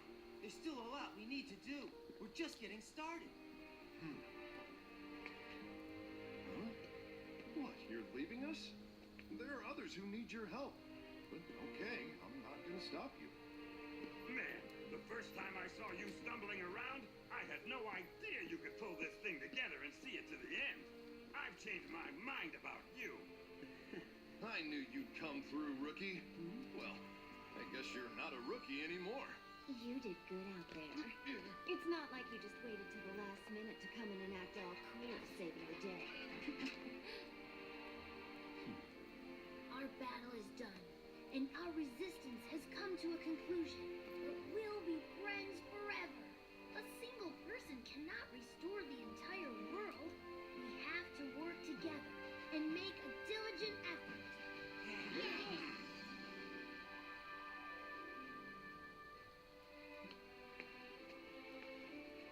Hey, you're taking off too? I was thinking the same thing. You gonna keep moving forward? No matter what, yeah? Meh. You and I aren't so different. See you later, buddy.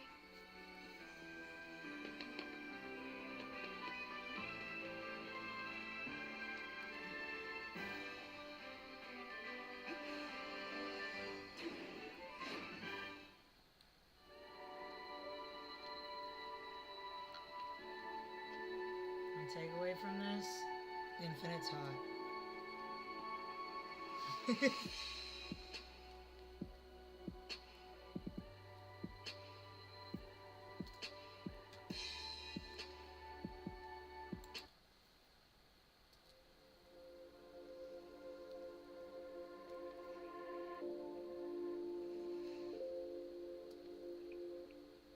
I need to report to the group chat that I finished forces.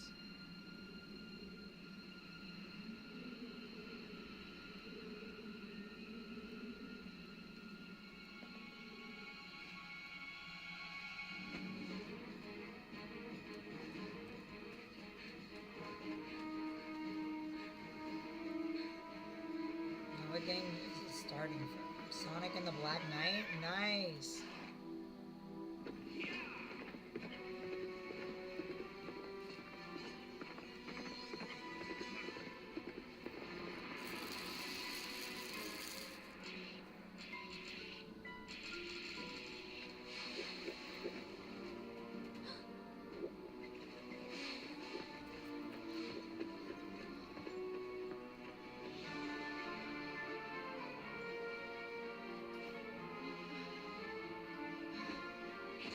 Oh shit.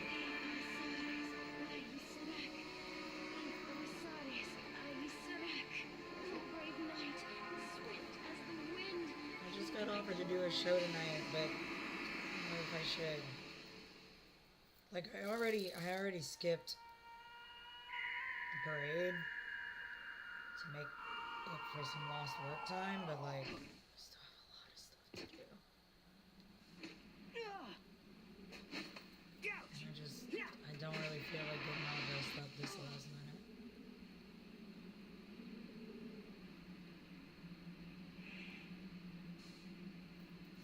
Hey, where am I? Being from a distant world. Forgive my abrupt summons.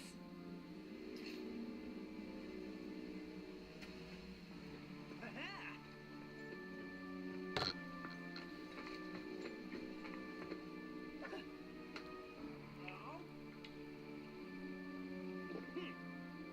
You're gonna give that medieval girl a heart attack. Oh, I get it.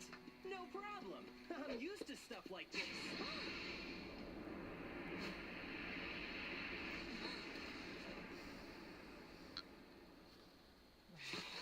My hand in the damn glove.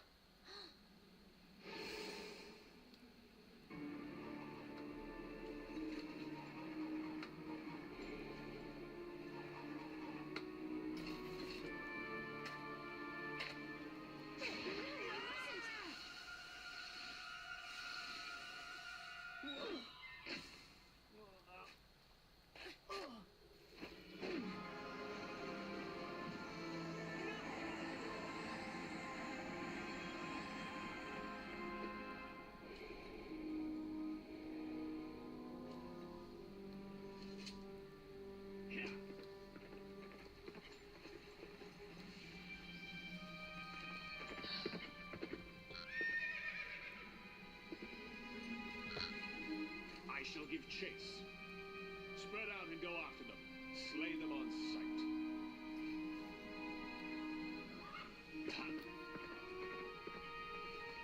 Let's go. Must we? She is the royal wizard, after all. The king's orders are absolute. Yes, but Without loyalty to the king, we are nothing.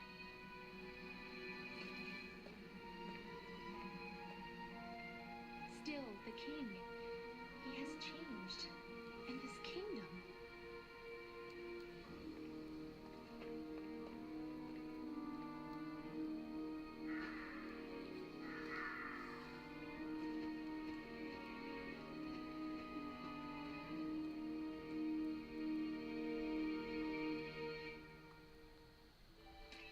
Why'd you stop me? I could have taken him down, no problem. You do not understand. He cannot be wounded. How can that be? He bears the scabbard of Excalibur. Hey, wait a second. I think I've heard that name before. Let me see. Excalibur is King Arthur's sword. Oh, yeah, right! So that means... This is the land ruled by King Arthur. Whoa! But was that really the king himself? I mean, he seemed way different in the stories. Let us go. We can talk along the way. Let me introduce myself. I am Merlina the Wizard. I'm Sonic. Sonic the Hedgehog. He was once a wise and just ruler. He was blessed with noble knights and praised by all. However... He got a little sidetracked? Yes. Nemu, the Lady of the Lake, gave him Excalibur. He was bewitched by the power of immortality its scabbard bestowed. He became immortal, summoning legions from the underworld. He is plunging his kingdom into a world of horror and chaos. You mean like a big old haunted house? Haha, this'll be cool! It'll be like Halloween all year long! Maybe so, but I fear there will be nobody left to enjoy it. We must act now. You mean take out King Arthur? What about the immortal thing? Beyond this misty lake sleeps a sacred sword. With that sword... Yeah, I'll go get it. Be back in a flash. Wait, Sonic!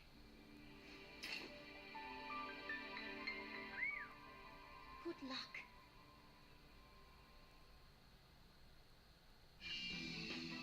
The fate of our kingdom rests in your hands. Do not fail us. You can count on me. I mean, stuff like this happens to me all the time.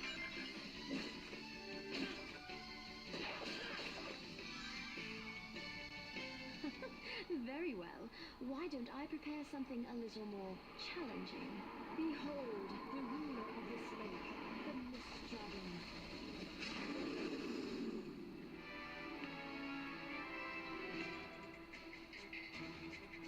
Now, Sonic, swing your sword.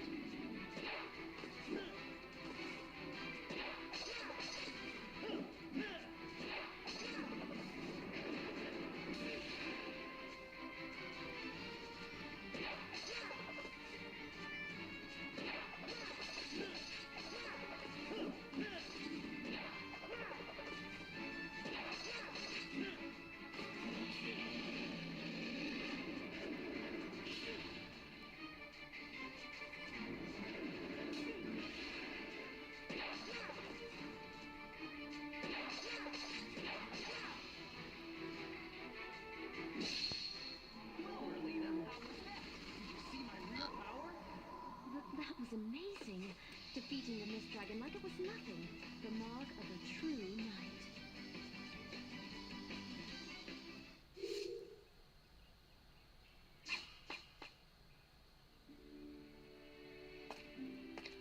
This must be it. Are you ready? Ready for what? If you remove that sword and defeat King Arthur with it, you shall forever be the worst of knights, slayer of kings. Guess I can't be the hero every time.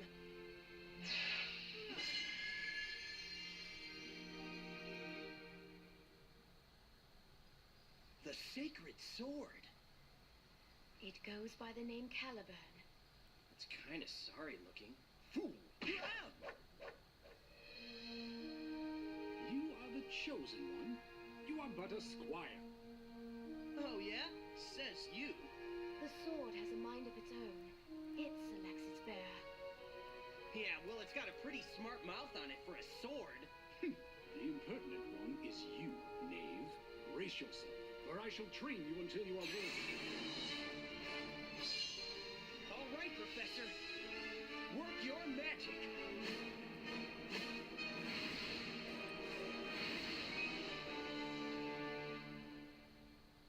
Now, let us see the power of your so-called sacred sword. After him.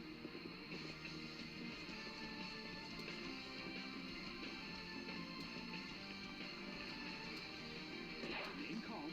Swing your sword at any time with your opponent's attack. Jump!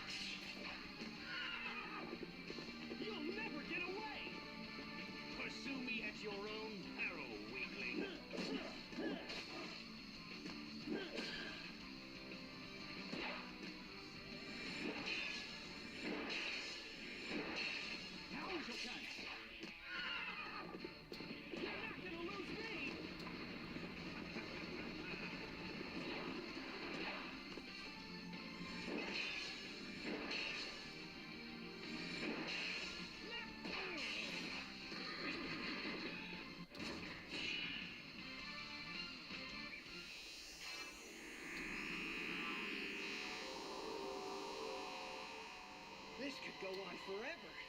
You sure you're a sacred sword? It is you, sir, who lacks the proper fighting skills. A fool of a knight, not even worth slaying. You see, he thinks so too. Well, it's your fault. You're a sad excuse for a teacher.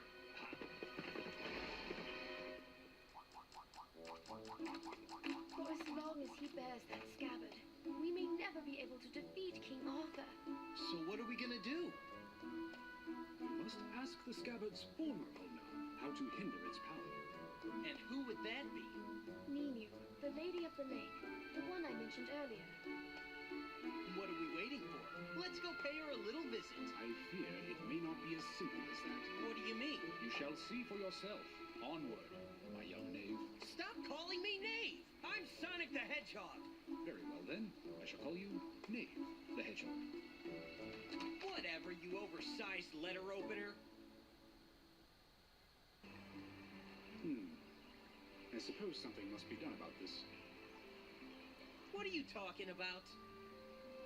My edge has grown blunt. Being in that rock for so long has taken its toll. Ha! Not the sharpest tool in the shed, huh? That's because a gentleman shouldn't have such an edge. Gentlemen? Who are you calling gentlemen?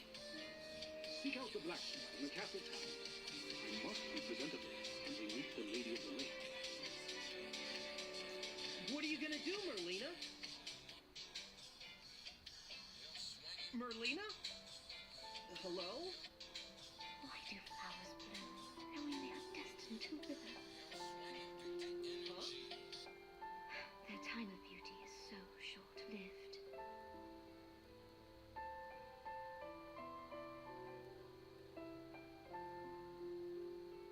Forgive me, Sonic, but I would be recognized in town. I shall remain behind in hiding. All right, then I guess it's so long for now. Yes, may your journey be safe. All right, time to find a blacksmith. Something is wrong here. Better be careful. Everyone's acting stupid. Let's see what I can do. Right.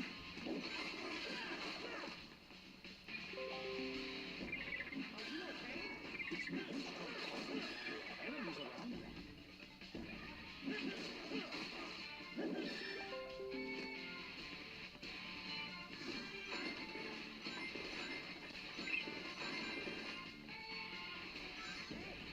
What's going on here?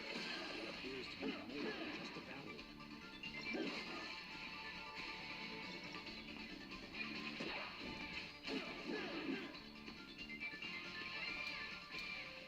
Hey, Tails!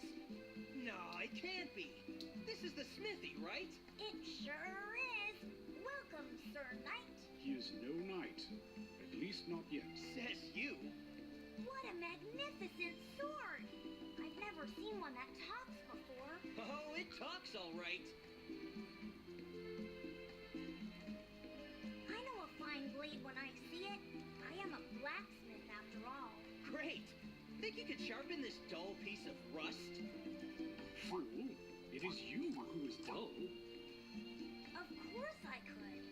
Now, what's the sword's name? Caliber. Caliber?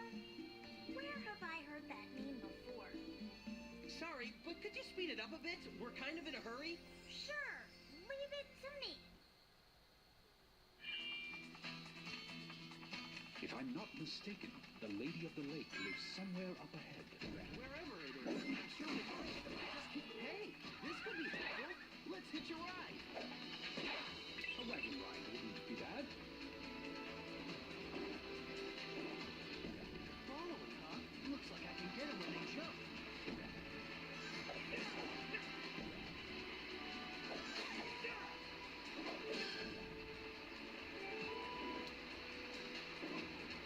Hey!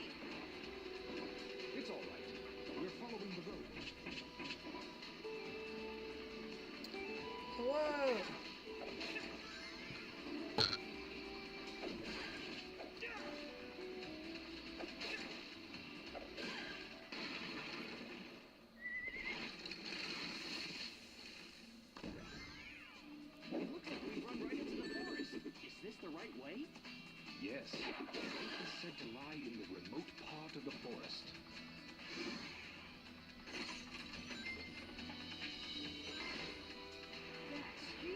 posting that I'm online and checking a couple messages.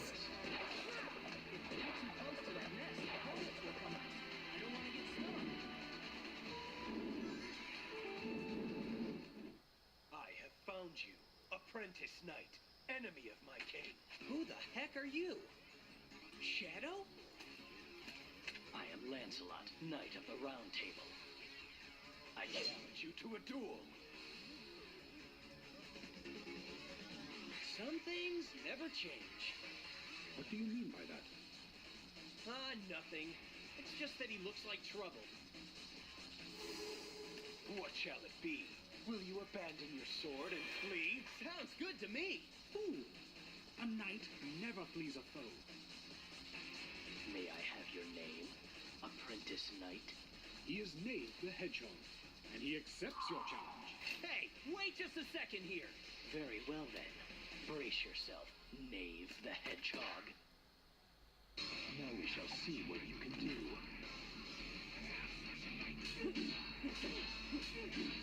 You're going to have to do better than that to defeat me.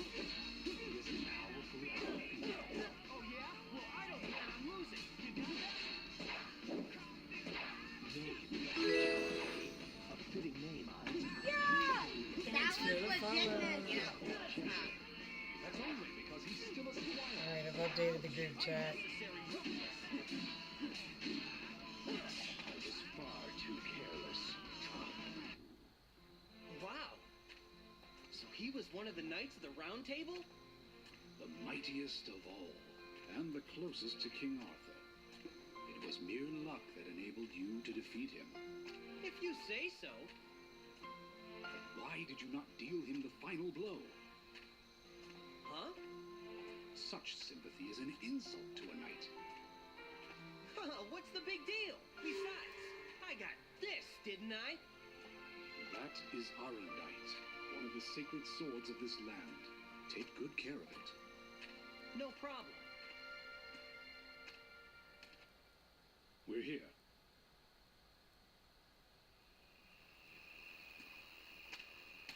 I've been waiting for you, knight from another world. Whoa! Fool, where are you going? But that's... You are being rude to the Lady of the Lake. Bow your head.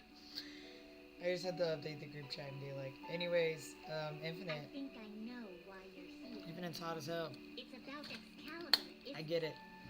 Yeah, that's right. You don't waste any time, lady. Show some respect.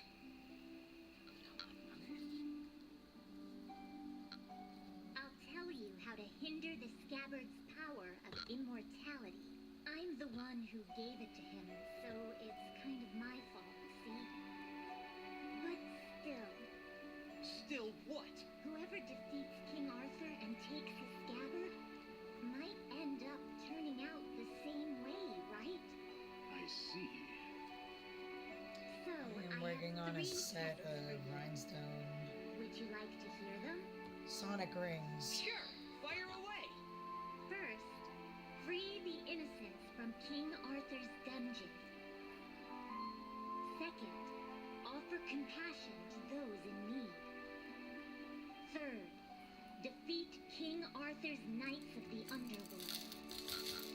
You have 3 days. Good luck. Good luck. I get it.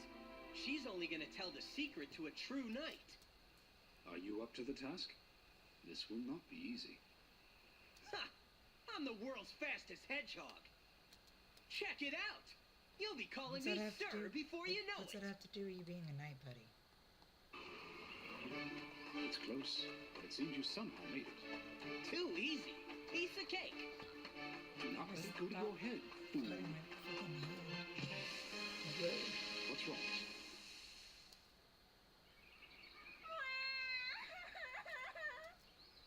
Hey, what's the matter? Are you lost or something? A great big dragon attacked my village. A dragon? It took my mommy and my daddy and everybody away.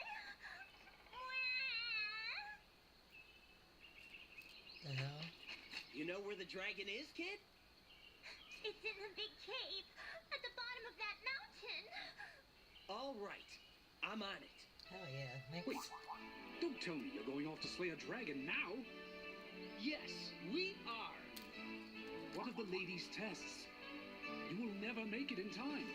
Yeah, maybe, but I play by my own rules. Remember that. Remember that. Hang in there, kiddo. I'll get your folks back. Probably still Shadow. I'm gonna go outside of Shadow.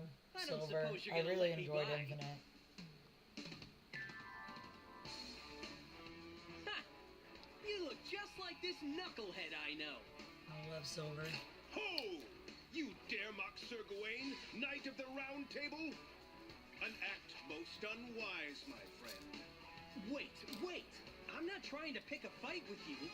I was heading to a cave to save some people from a dragon. Ah! You cannot fool me with your lies. No doubt you're after the dragon's treasure. Oh, man. You sound just like that knucklehead, too. You have defied King Arthur. This place shall be your grave. Say your prayers, you thieving brat.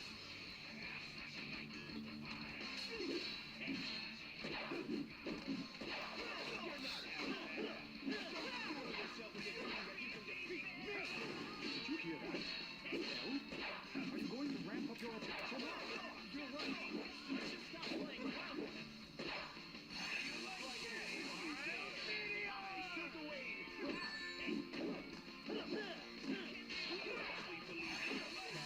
This little outside part is going by way faster.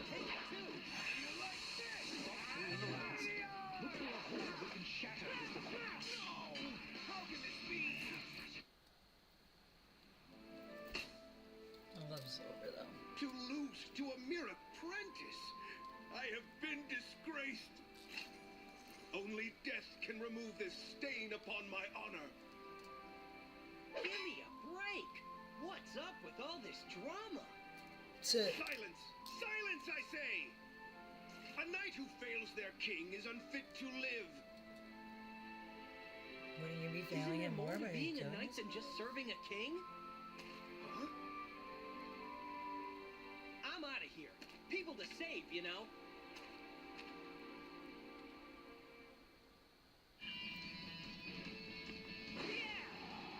Was that kid talking about the area up ahead? Yes, and it appears the dragon is powering the lights. What, are you scared or something?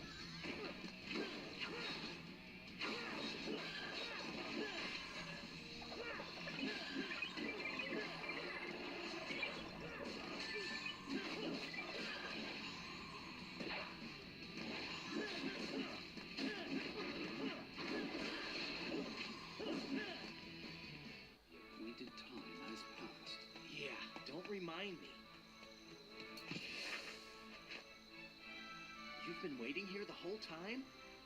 Sorry about that. Good news, everyone's safe. Thank you. And sorry about tricking you. Huh?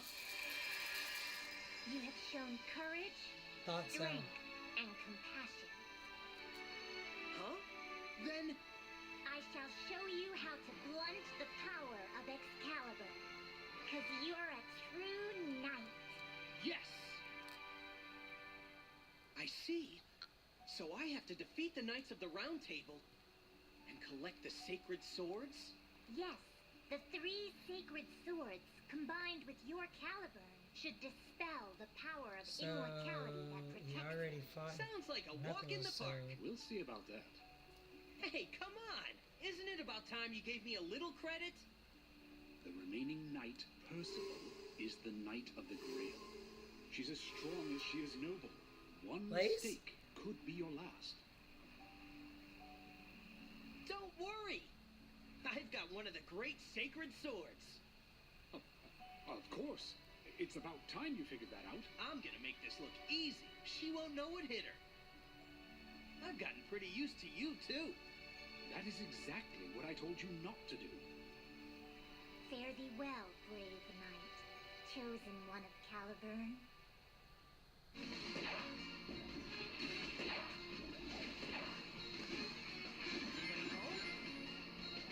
Try not to make a mess. Sure, whatever you say. Look out! Jump!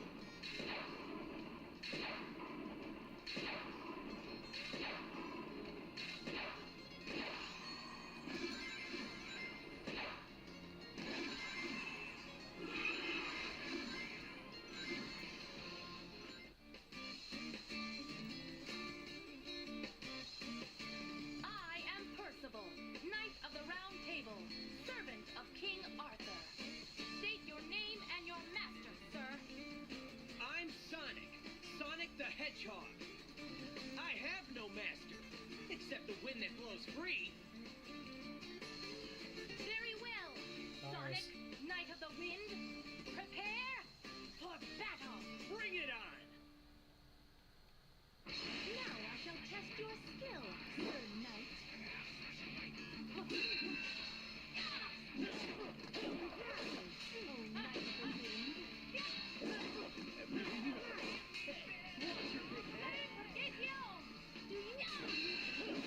My sword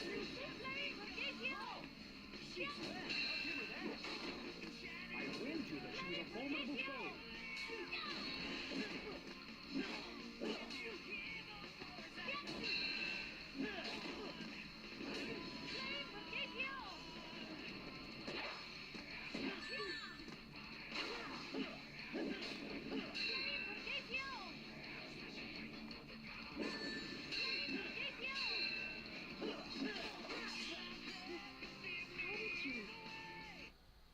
Well done, Sir Sonic.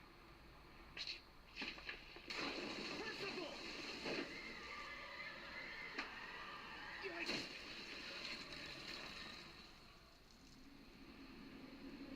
Whew! That was close. Why? Why did you... I guess you could say that Whim is my other master. Save the hugs and kisses for later. What? You jealous or something? For a knave such as you? Ridiculous. Enough of that knave stuff already. Actually, Yes?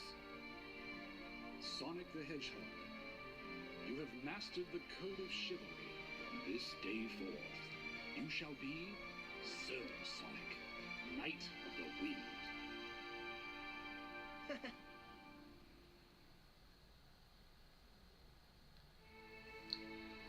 Okay, Merlina! I gotta do 3 more. I saw all that transpired in my reflecting pool. I have no words to thank you for all you have done. Yeah, but it's not over yet. Sir Sonic is right. We must still defeat King Arthur. The king is on an island known as Avalon.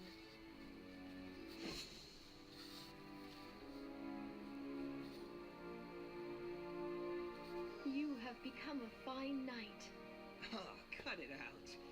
Anyway, I guess I'll go end this thing then. Good luck, Sir Sonic. I'll await you at Castle Camelot.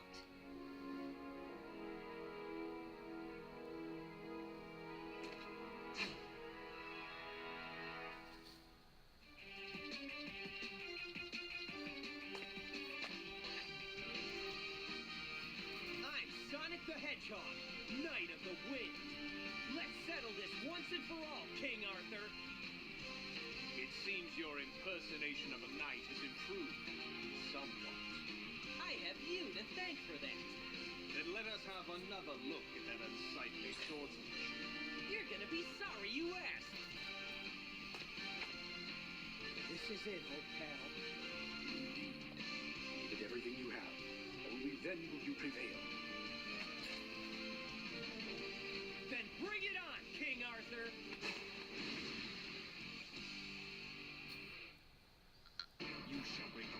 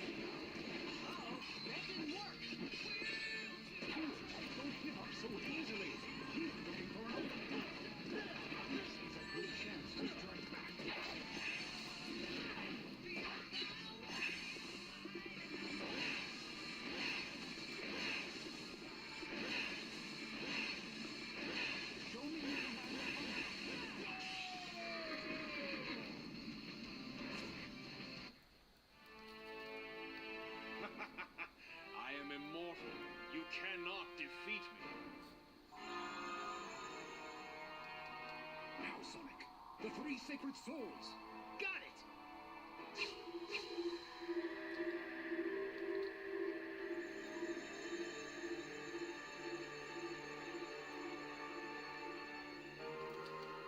How can this be?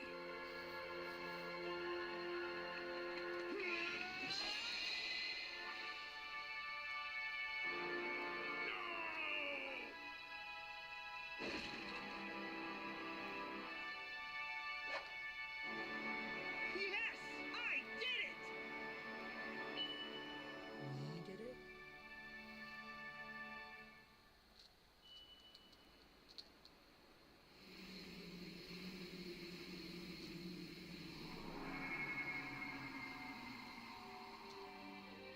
What the?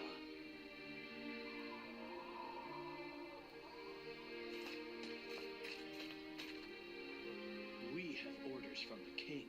Have you any last words? Your king was nothing more than an illusion my grandfather conjured up. You'd better start explaining, Marina.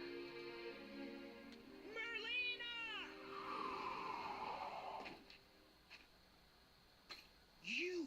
How did you come by that scabbard? Where is the king? Wait. This was all he left after he disappeared in a puff of smoke. Just like one of the knights of the underworld. There was never any King Arthur. Huh? Well done. And thank you, Sonic. With this Are you just scabbard, gonna leave that I can vague as erase hell? my grandfather's greatest mistake.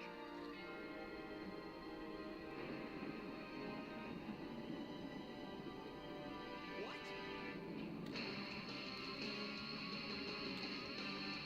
I shall make this kingdom Oh no! eternal. Oh no! That's bad, right? That's bad, right? Sonic, get back!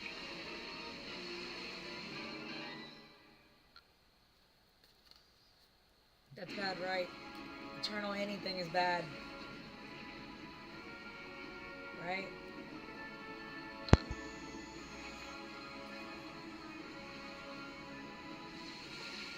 I'm gonna assume by the music.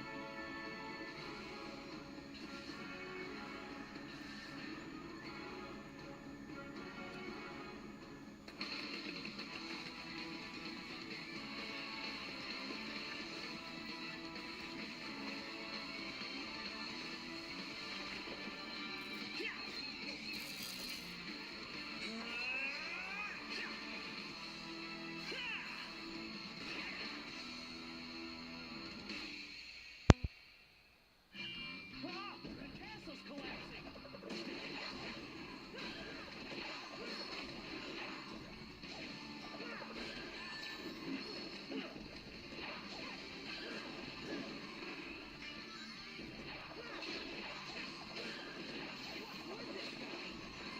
That was the castle, right? What happened? This is the effect of Marina's high ancient magic.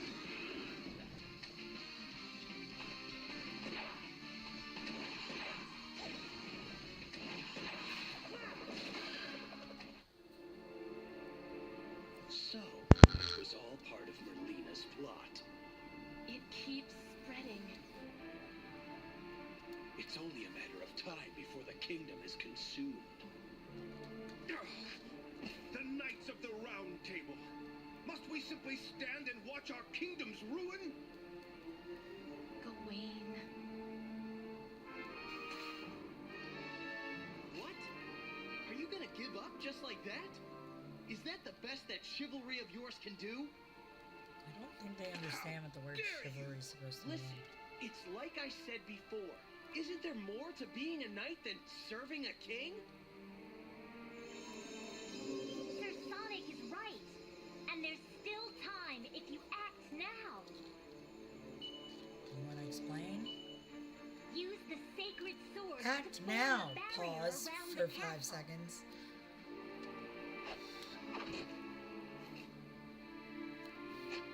For the kingdom and its people,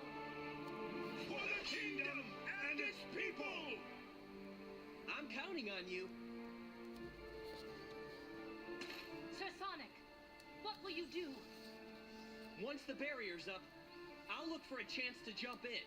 Surely you jest. Nah, it's just how I roll. Fare thee well. We too shall fulfill our appointed task. It's always crazy how, like, they almost, like, anytime Sonic and Blaze have an interaction, they kind of, like, seem like doomed lovers. Like, they seem like they really like each other, but then it's like, well, goodbye forever. Here it is. Like, there's always, like, a weird little tint to it or something. Like, in, When the sacred sword when pierces Blaze stone, basically so shall sacrifices return the herself. power. What of Excalibur? There's a Greatest whole of all scene in sacred Sonic. swords. The king wore its scabbard, but I never saw the sword itself. The barrier stone must be up ahead. Yes, you must be prepared for a strong attack by the Knights of the Underworld. Whoa! What is this? It's a mist from the Underworld.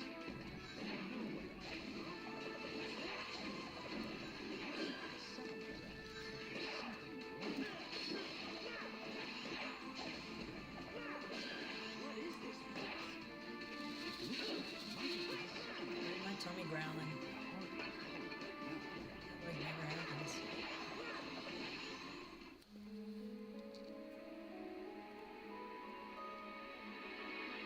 This must be a barrier stone.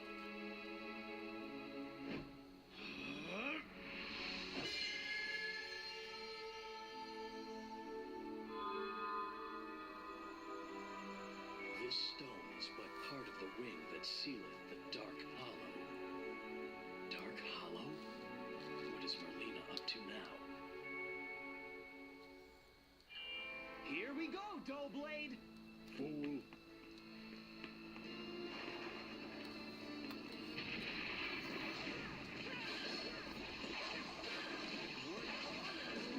Don't let your guard down.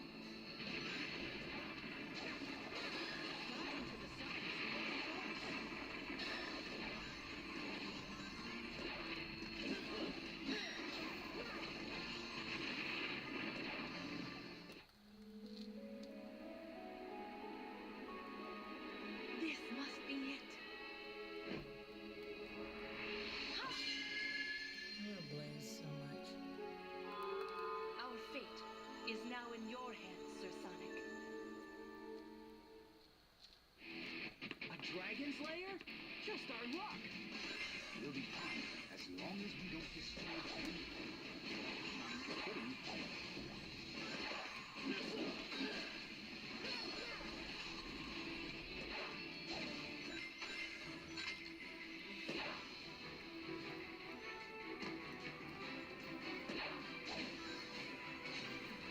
I'm gonna take a break soon. Like, probably like now. I just want to fill in where I have this like thick glue.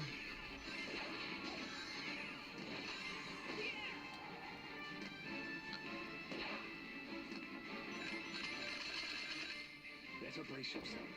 This one's unlike any enemy we've faced before. This brings back memories. Except last time I was with Shadow. We cannot withstand such a blast. Evade the beast's attack by weaving from side to side.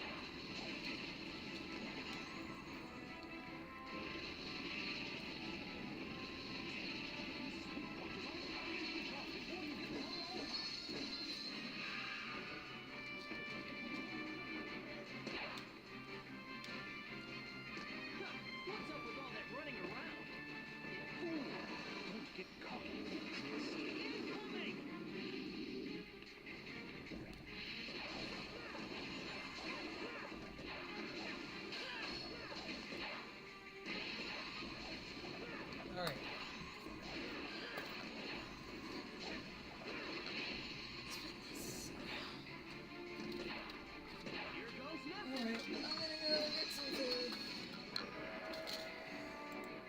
break.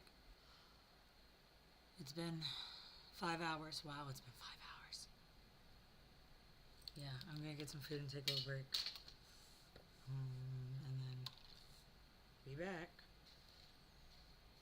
Hope my cat doesn't come up here while I am away and fuck anything up too badly.